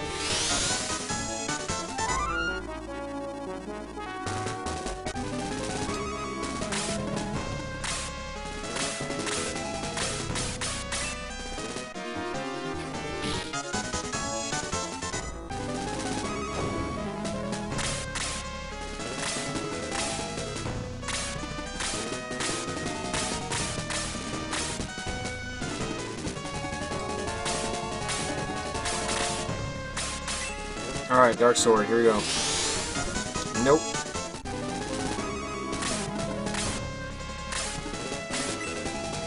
Don't die, Lemon. Alright, good.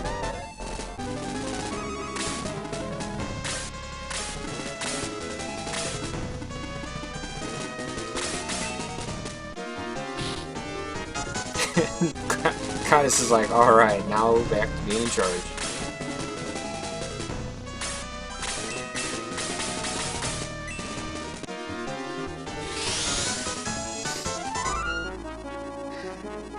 Like, we don't need to have Kaizen for this, which is why, like, I didn't do a reset.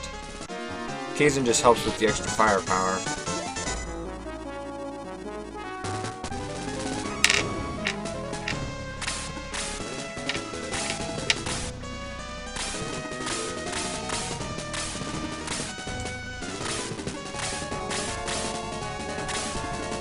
Oh, thanks, Rob. No pressure, huh?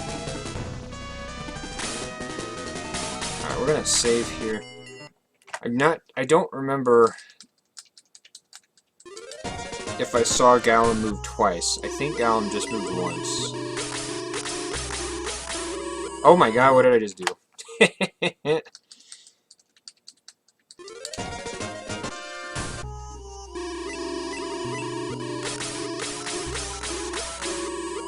I just turned on all the configurations. I gotta turn them off. Alright.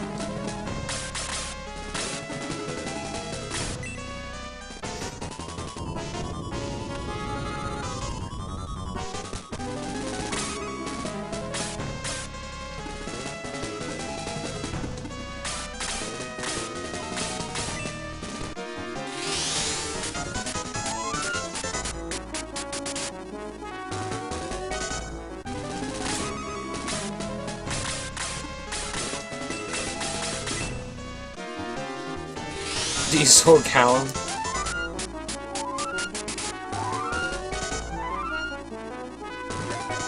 Yeah, if only.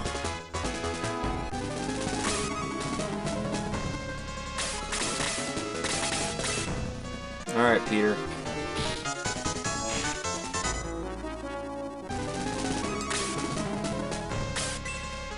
Alright, that's good.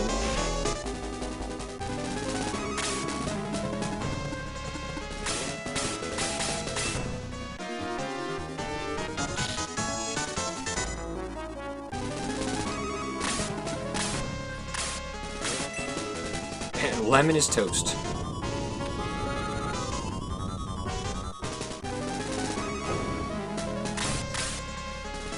It's really good that the Evil Beast couldn't reach. It's really big. Oh, that's really big also that the Devil Griffin didn't kill Jaro.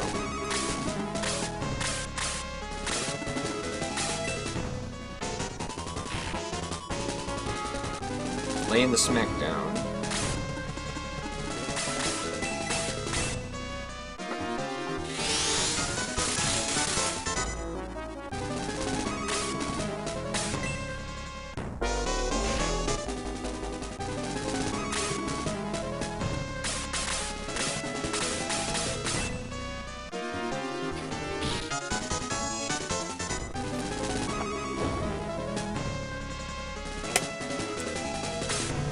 Am I playing XCOM 2 when it comes out? I don't know what XCOM is. That was a sick Gallon fight, by the way. Minus 3 minutes. That was the best Gallon fight I've ever had.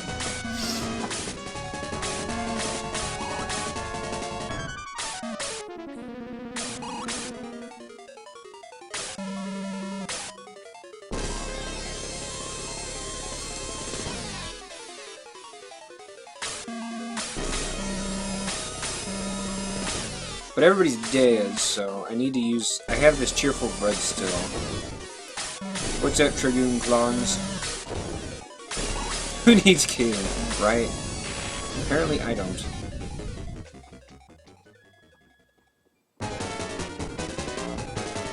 Oh, I still have this cheerful bread left. I'm gonna use this cheerful bread on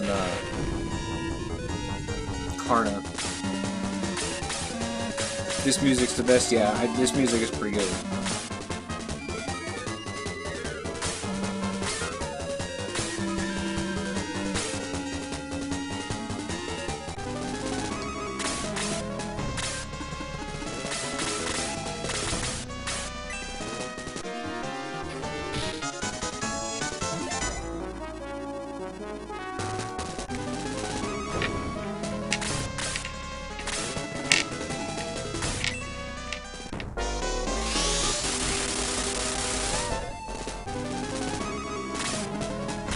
Turn into this huge moment. Yeah, you made it just in time, 18-wheeler. I mean, I gotta say that little bit extra leveling there has made such a huge difference. Right now, Peter's level 20, he already has 150 attack. Like, that's so big. It's so helpful.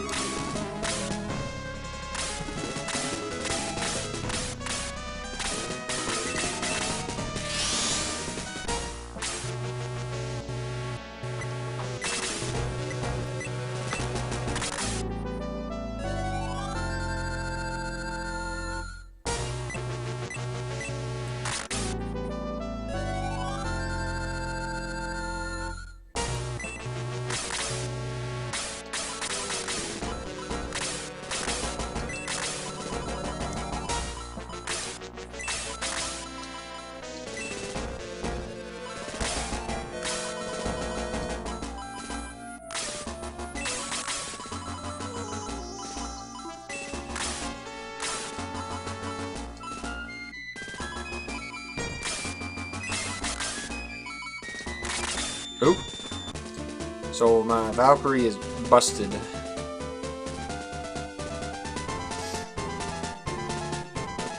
Alright. So I gave the speed ring to Jaro because he can actually make advantage of that. Gave the shield ring to Lemon because he can take advantage of that. Peter is only going to have the power ring or the mobility ring equipped, so he doesn't need those other things. I mean, really, I could have even given the mobility ring to somebody else, and I still might if there's like a moment of downturn here for Peter. But easy game, easy life. Yeah, no big deal. Well, just think about that. Look at where we're at time-wise, and know that we had a horrible Harpy fight, a horrible Northcliffe 2 fight, and like Karna has just been super underwhelming.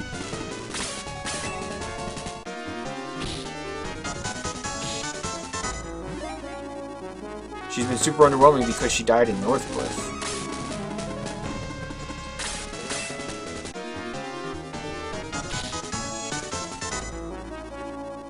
Well, that helps.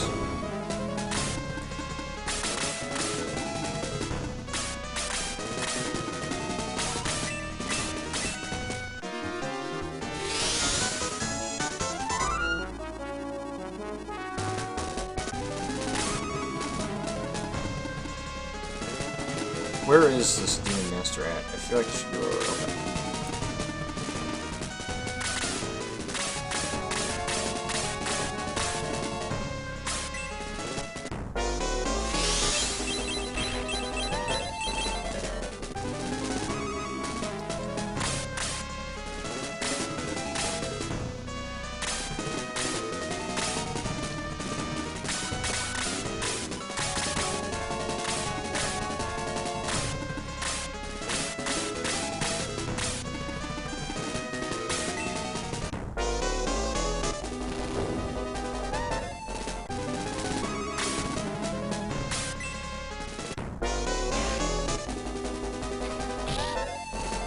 Well, that was a good counterattack.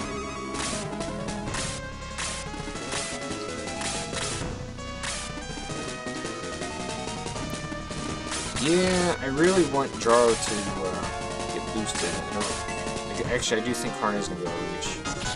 As long as I don't block that spot right before Lemon.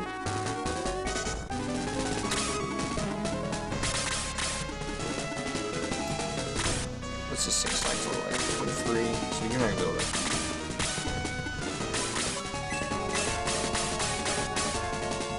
No, I'm not going to be able to get to Jaro. Did I grab or use the Shower of Cures? There's only been one so far, and I haven't used it yet.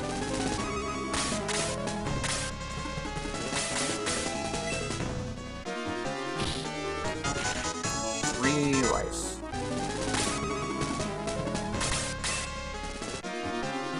This Power Hydra is gonna be really... I would have thought Lemon would have killed it.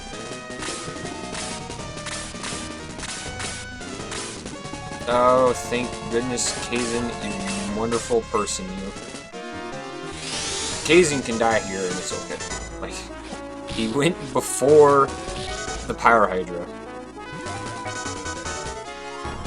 I believe the item is called Healing Ring. In this one, it's Shower of Cure.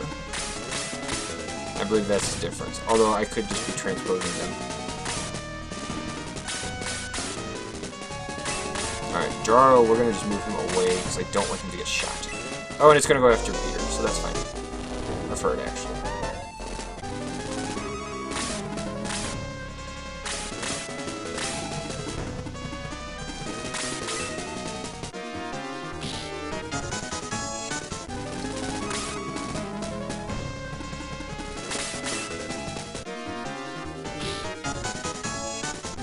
Still didn't kill it.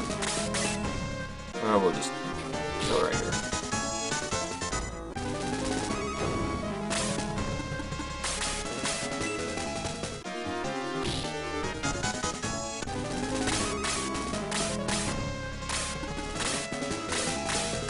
I've got a healing water that I planning on using on Peter. That's why I didn't want to move him forward yet. Because the enemies, those enemies would not have moved yet. But all the same,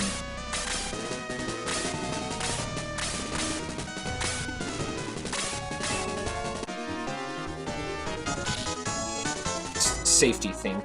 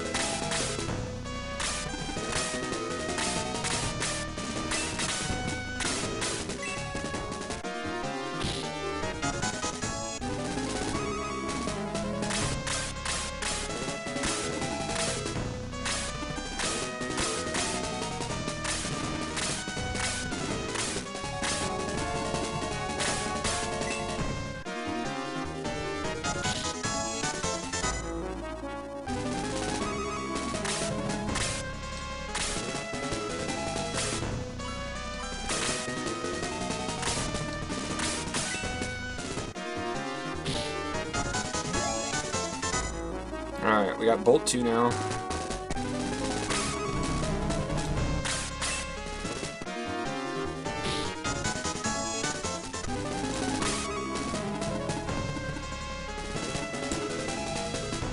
Well, my only concern is that Peter may not do enough damage to kill the Archdemon. It's called Shower of Cure and Shining Force 1. Yeah. That's what I thought.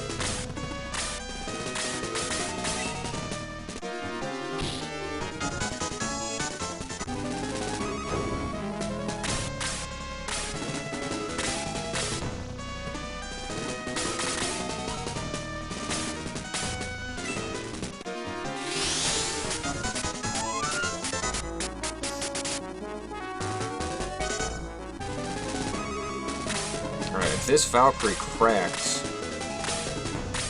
we'll be in a little bit of an interesting situation just because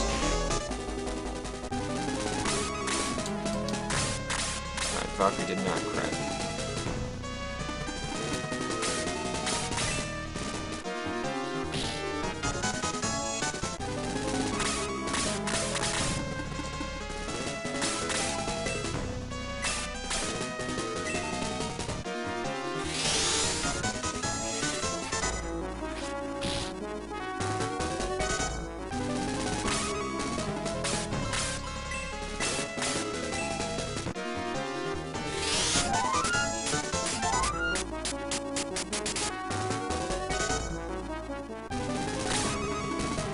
Oh, seriously? You can't make it? Alright, well.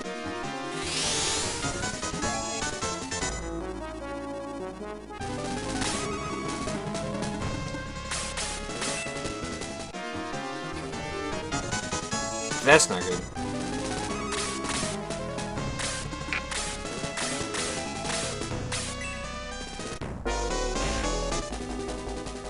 Well, Peter just has slow cast on him now.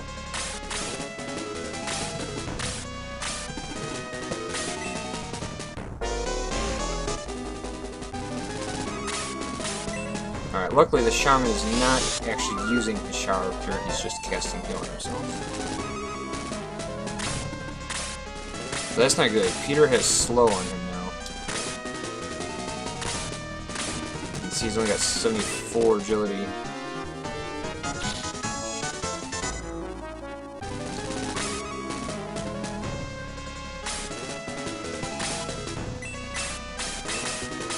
Stand there far enough.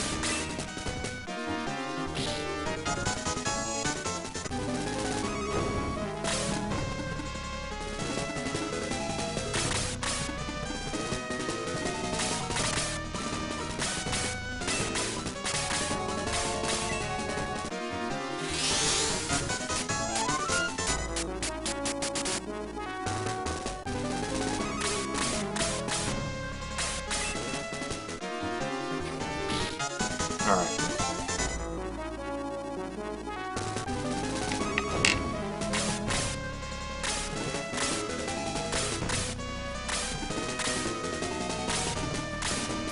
So the Arch team is down. That was a big one.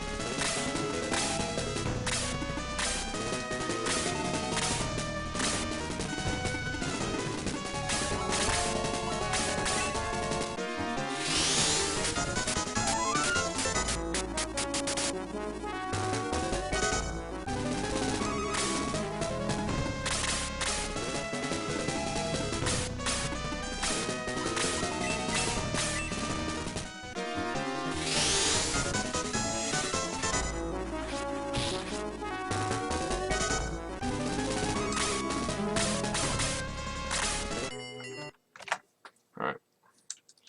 This is a definite just safety save.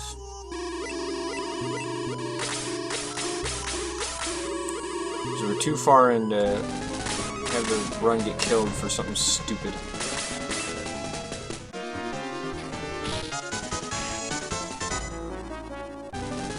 The ability to use the powering on yourself? Yeah. I agree. Alright.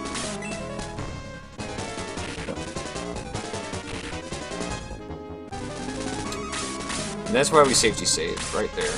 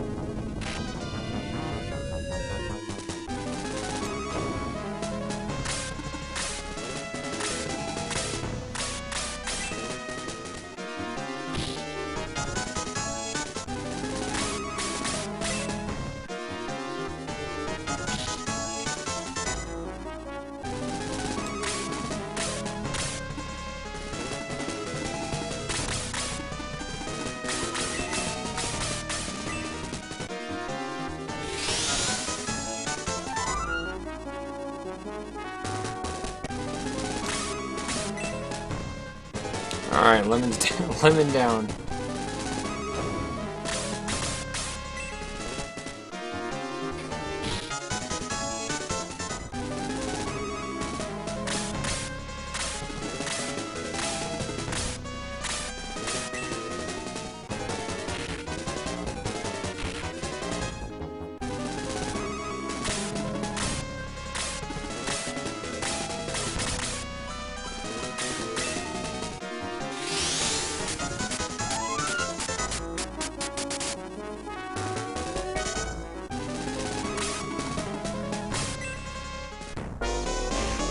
Karna down.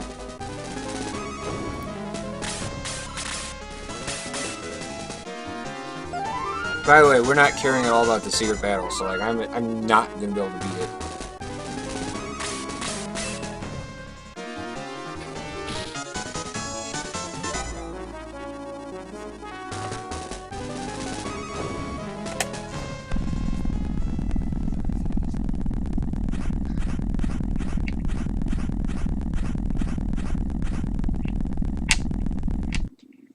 Yeah, I mean, I wasted a little bit of time with the attack. I wasted a little bit of time with the boost, the healing rain, but it was all safety things.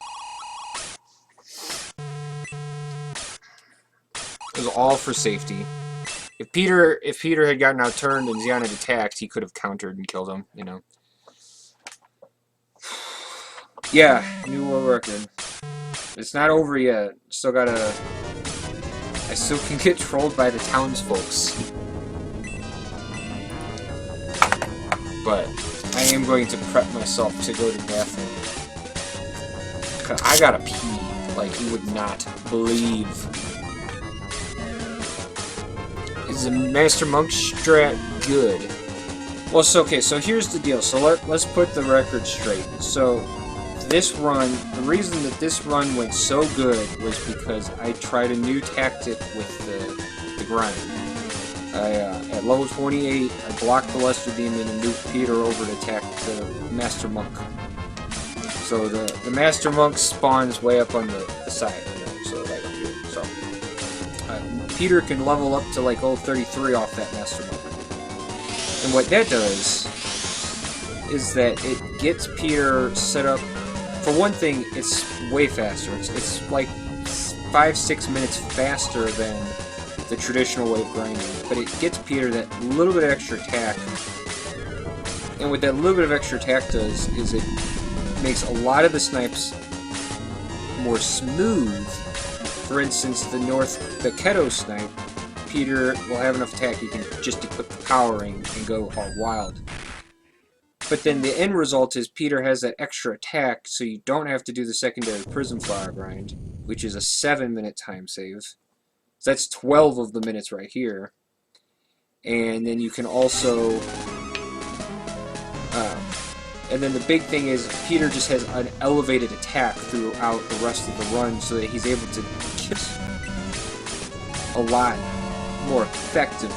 You know, so like in this, like with the Geshup or with Galum and Xeon's fights, there are a number of enemies that he was able to one-shot way before he normally is able to one-shot them based on his level. So like a lot of that time save comes from the power, or from the different grind tactics. Now, with the Master Monks, I know the two Master Monks, one of them is in the Fairy Forest, the other one is where you pick up Sheila.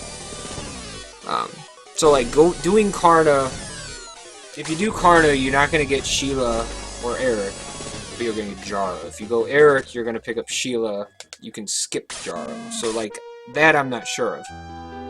What happened here with this run was Kaizen died in the Harpy battle at the very beginning. He got double attacked, so I was without Kaizen. And as a result, Kaizen's level was lower, and he never got the Deo 2. Karna died at the very beginning of Northcliff due to a double attack. Her level was too low, she never got to boost 2. So, offhand, I can't say for sure which is better, because all of this time saving had nothing to do with those choices in strategy. Now, I will say that Karna does help in a number of ways, so she's probably faster, but I don't know if the early Roft is necessarily that important. And if I do this again, I'm going to be inclined to probably not do the early Roft, just because while the damage is nice, it's 3 minutes, and I don't think having the 3 minutes makes that much of a difference, as opposed to just having Karna.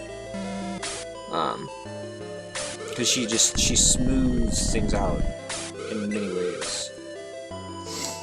So I mean, it's very curious, and I'm just, like I said, it's gonna need a little bit more time to look at, because like I said, there's a lot of this run. I mean, look, we're 18 minutes ahead, but like, look at some of the things that went horribly. I mean, Kaizen and Karna dying. I ripped on the courtyard battle and had to redo that one, and just I didn't get the Holy Thunder. You know, so like there's lots of lots of areas where this could have gone so much better. I can't go yet. I gotta kiss the princess.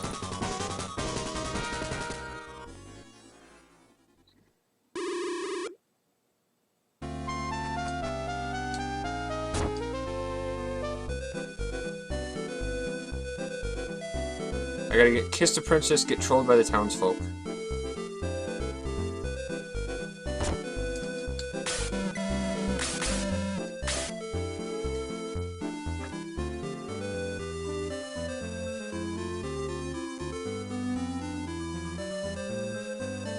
If anything, I hope this strategy shows how unnecessary Slade is as a ninja. I mean, because I just beat Zeon with 6 people. 6 people!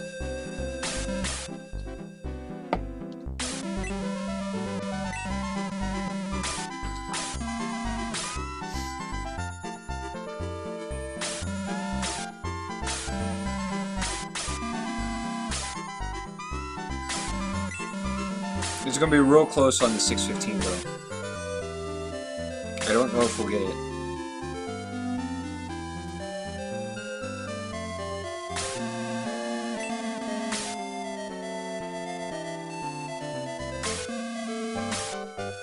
I mean, Sarah has always been my waifu. She will always have a special place in my heart.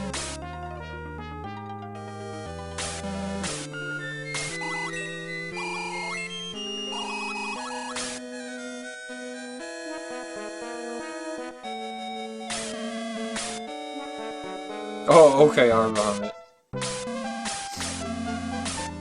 Yeah, I think we're gonna just miss the 615.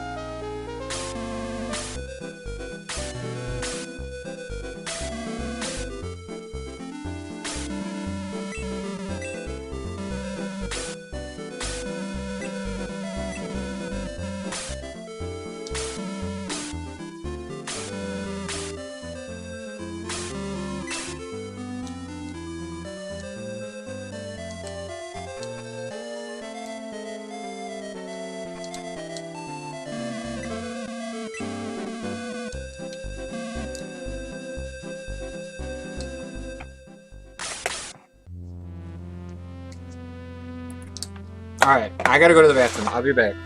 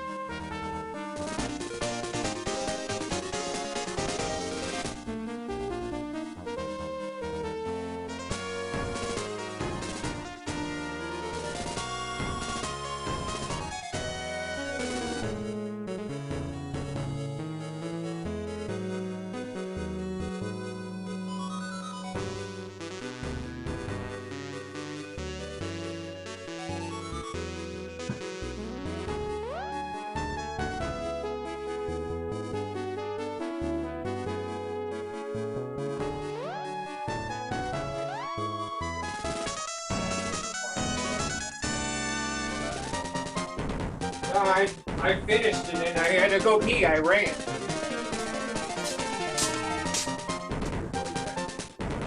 Yes. Yes. There we go. Oh my goodness. I feel so much better. Whew.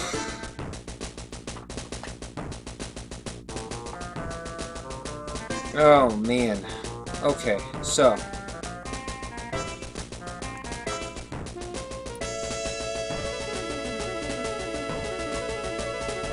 Did we get Chaz Peter? I don't know if we got Chaz Peter.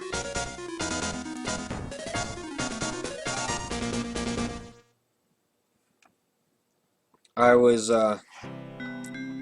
was not paying attention to that because I had to go to the bathroom really badly. Whew. Sub 6 possible? Yeah, sub 6 is like extremely possible. I mean, for one thing, my sum of best is going to have lowered like a redonkulous amount.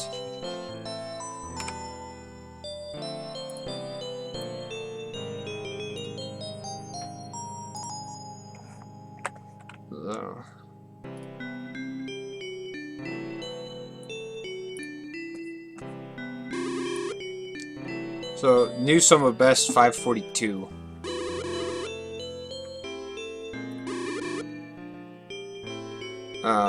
Lowered it by sub 5. Right. But like 542 is sum of best. But like,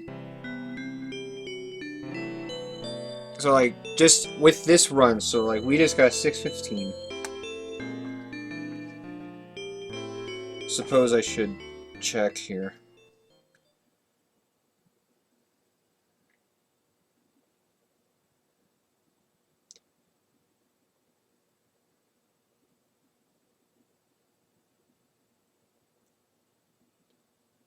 So Dossier and No Rue. Thanks for the follow, guys.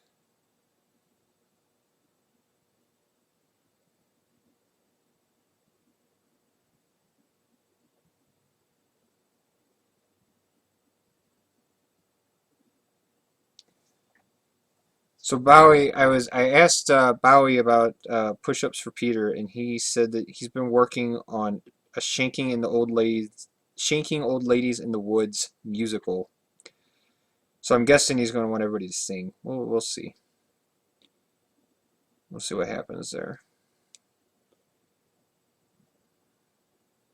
I should have probably taken a picture before I reset it, but come on, there we go.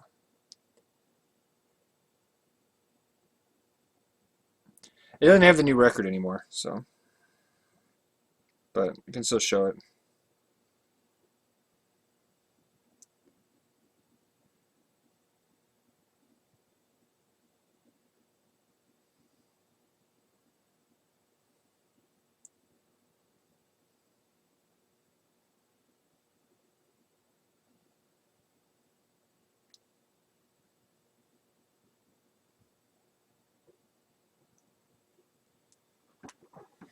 Okay, sorry.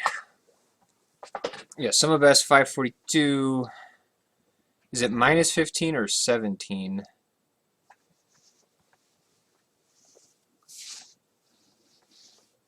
What do you mean minus 15 or 17?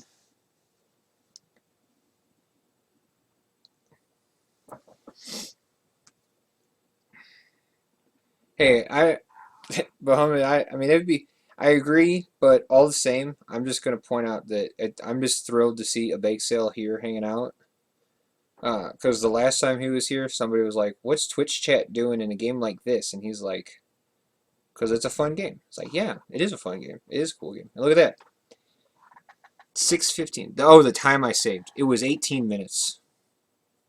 Was the amount of time saved.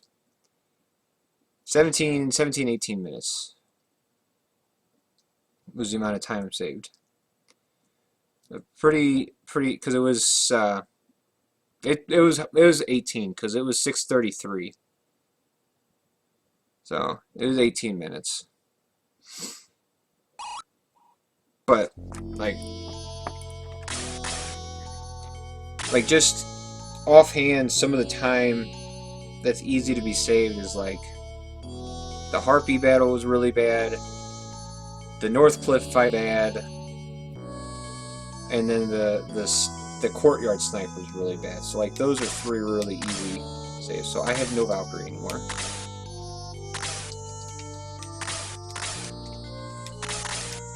I have no healing whatsoever. Well, I should probably give the power ring to the one guy who actually can ill die without this all ending. We'll give that to Peter. Yeah, this battle is like gonna be impossible. I just want to point that. I just want to point this out. Don't get your expectations up. We only have 6 people.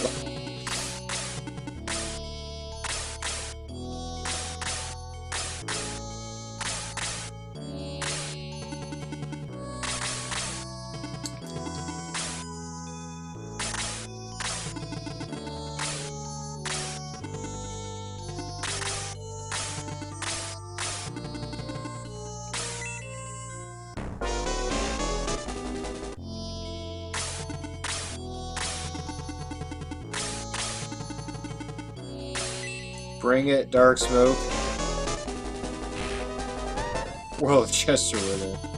Right, always the Chester.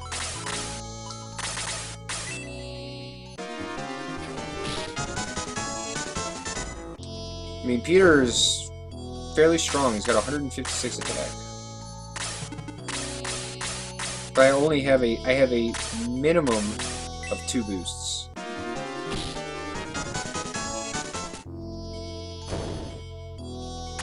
Because all I have left is the power ring.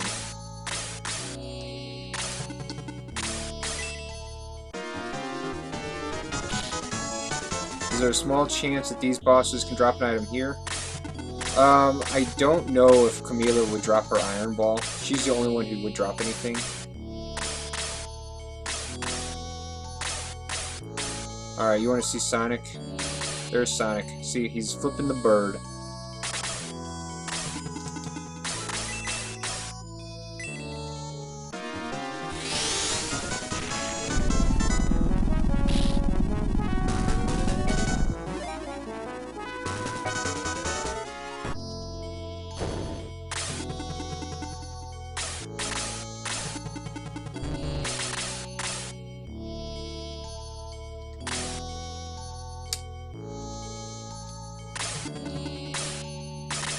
Well, not all the bosses in the game are here. Tauros isn't here, the Kraken isn't here. It's just some bosses.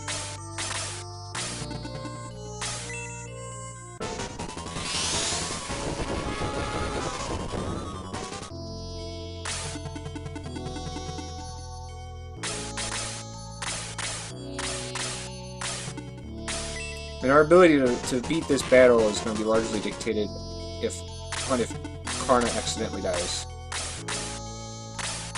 If Karna lives, we'll be okay. If Karna dies, then there's no chance. She's the only source of healing that we have. It'd be weird if the Kraken was floating around. This is true, but doesn't seem to be no reason why not. I mean, they could have Tauros. Although, I can tell you probably why they didn't include Tauros, and it probably has something to do with you can only damage him with the Achilles Sword, and the chances of you having the Achilles Sword still at this point is 0. I literally don't even have my Achilles Sword. I dropped it. It's gone. So, like, that would be really annoying to not be able to actually beat this battle because I don't have the Achilles Sword. Alright, I don't really think I need to do anything. Like, Peter will kill Zalbard with no problem.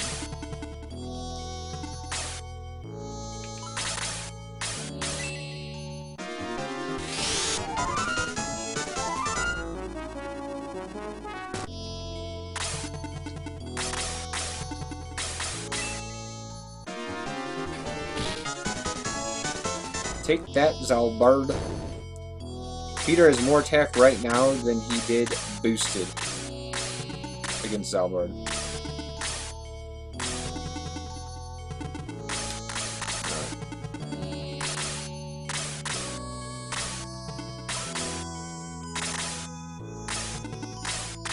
got to get Geshup to come. 2 stationary bosses of... I mean, there's more than that. I mean, if you include, Zeon, Tauros... Yeah, I could move Peter all the way out there, but...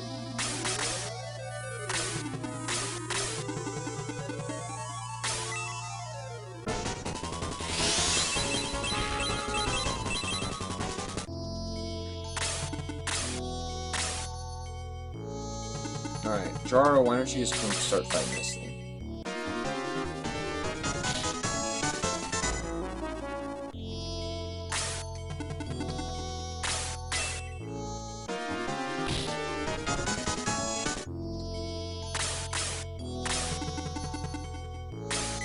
Uh-oh.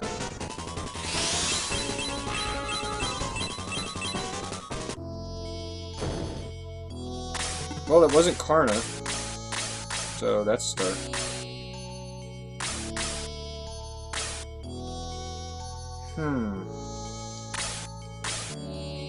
So, if I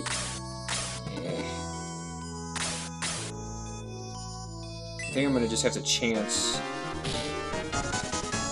not boosting Peter here.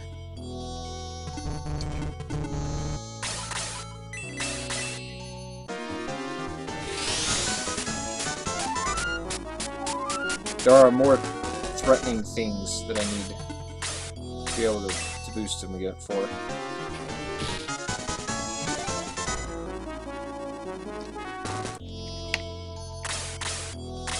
Light Xeon. Uh-oh.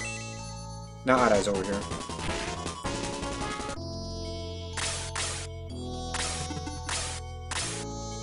Okay.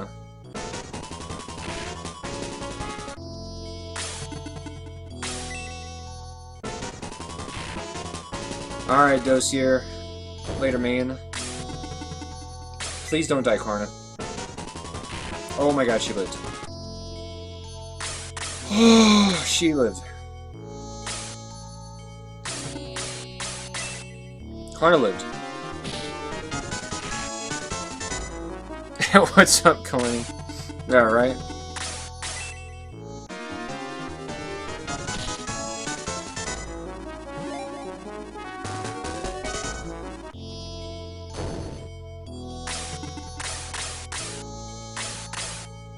Oh my god, Karna lived.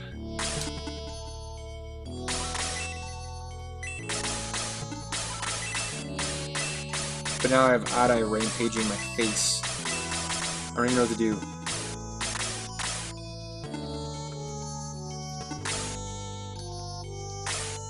I don't want to move up there because then he's gonna get... He can get attacked by Adai. And by... He can get attacked by everybody. Right here. I guess.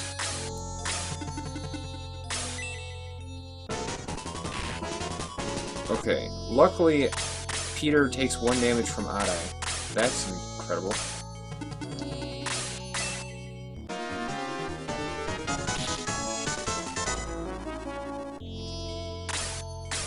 Just don't put Peter to sleep. Alright, that's good.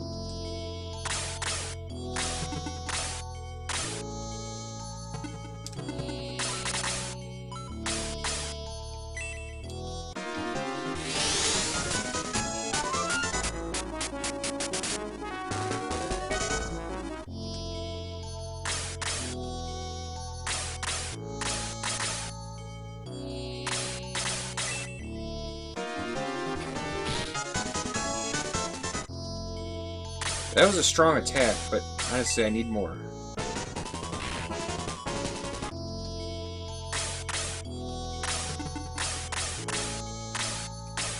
You know, that's a good question. Uh-oh. Peter fell asleep. Hopefully Adai just sits here and keeps attacking Peter, though.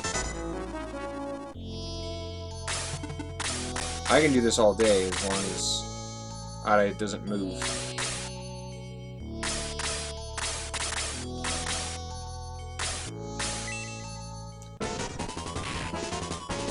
I mean, Adai can attack Peter 57 more times.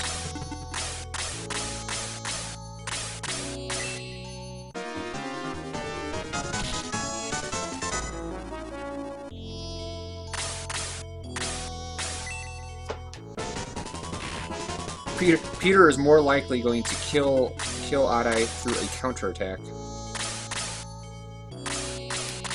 Alright, well, at the very least, my powering didn't crack yet.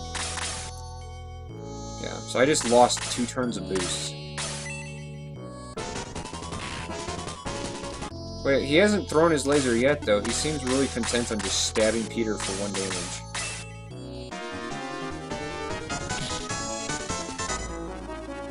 Oh, Jaro! Oh, Jaro, coming through big!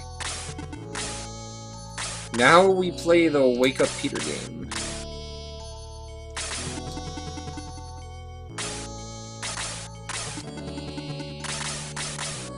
Peter is sleeping.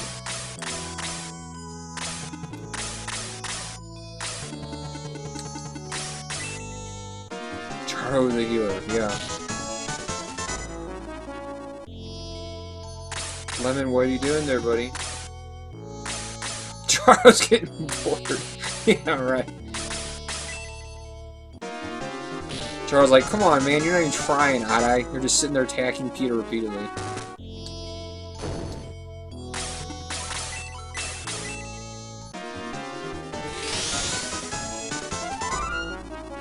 I mean, we have a legitimate chance of beating this now, because Karna survived getting whacked by Gesha. Like, that was it.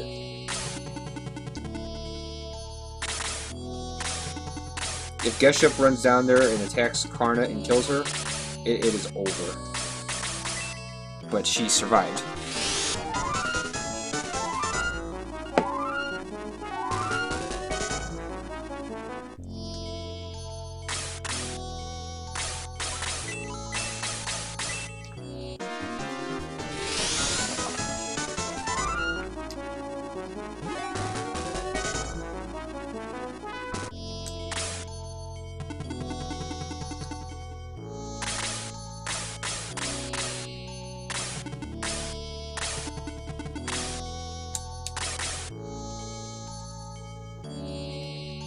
Alright, well, we're gonna see if we can't get Lemon to come out and play.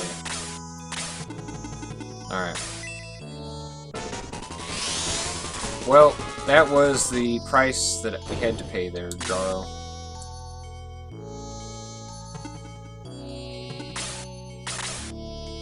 Jaro paid the ultimate price.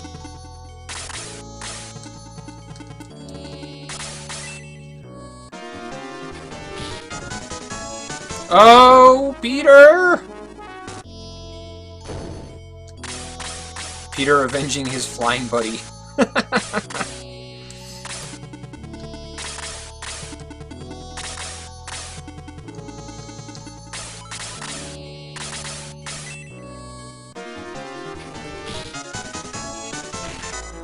As long as Gallum doesn't, like, do any demon breath. Too bad this isn't a 100% run. Yeah. We're only missing a few dozen items, characters, and stuff.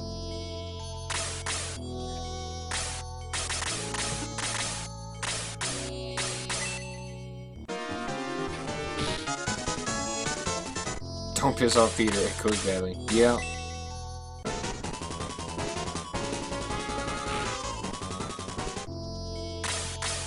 I mean, he is so strong that none of these bosses are actually hurting him. He takes 1 damage from all of them.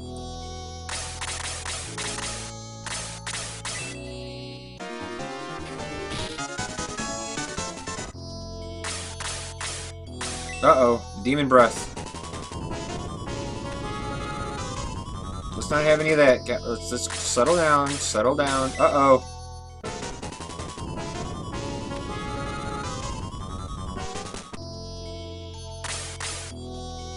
Oh boy, it's not looking so good.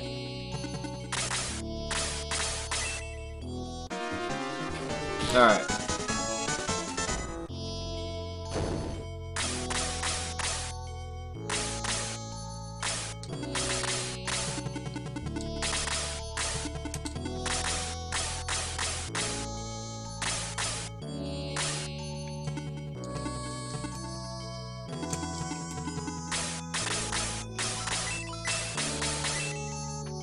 Grind Karna so she gets R4.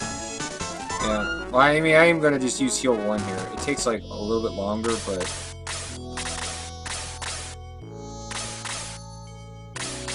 since I'm this close to beating the secret battle, I might as well actually like really try to beat the secret battle instead of try to rush through it.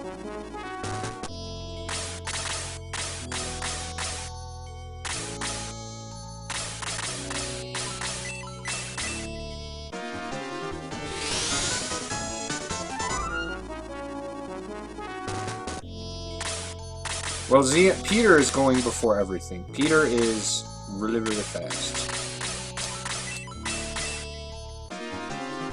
He's level 32, plus I leveled him 4 more times unpromoted than I normally do, so his speed is really high. He has 160 attack.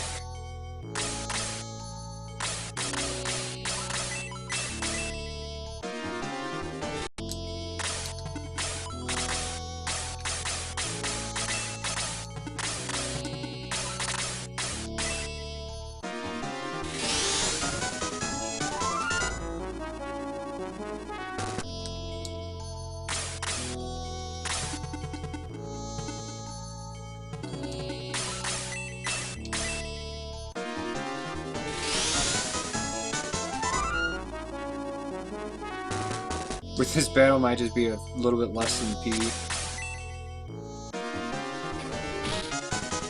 Alright, well, even if Peter dies, we've knocked him down to 29 life, so we've got this.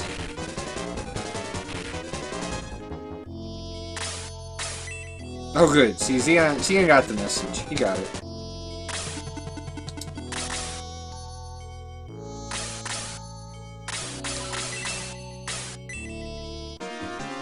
That double attack certainly helps.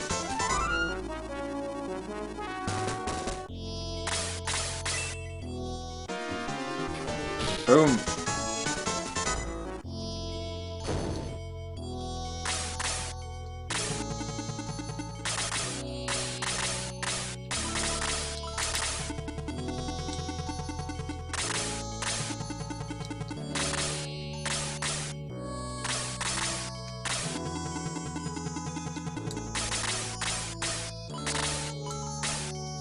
Seems you may keep your PB.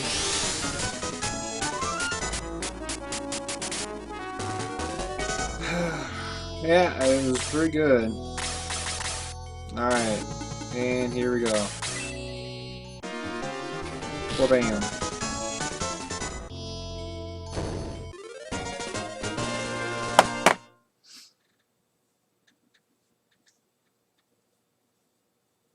Yay! We did it! So there we go. Shine Force 2 in 6 hours, 15 minutes, 20 seconds. Not bad.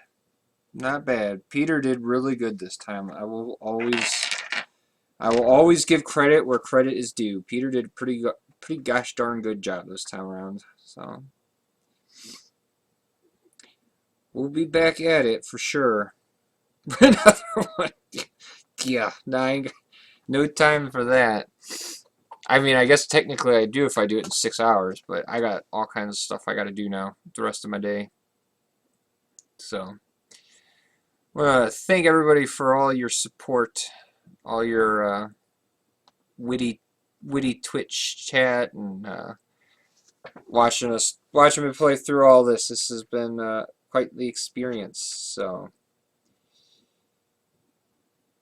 thank you very much. We'll be back at it again next week. I'm trying to iron it out even more since we did really good, and there's still a whole lot of room for improvement. So, thank you, everybody. Thank you. And yeah, just be sure to stay tuned for the new updates, any new improvements. And we'll be back at it on Friday. So, thanks again, everybody. I'm signing off. I'll see you guys in a week.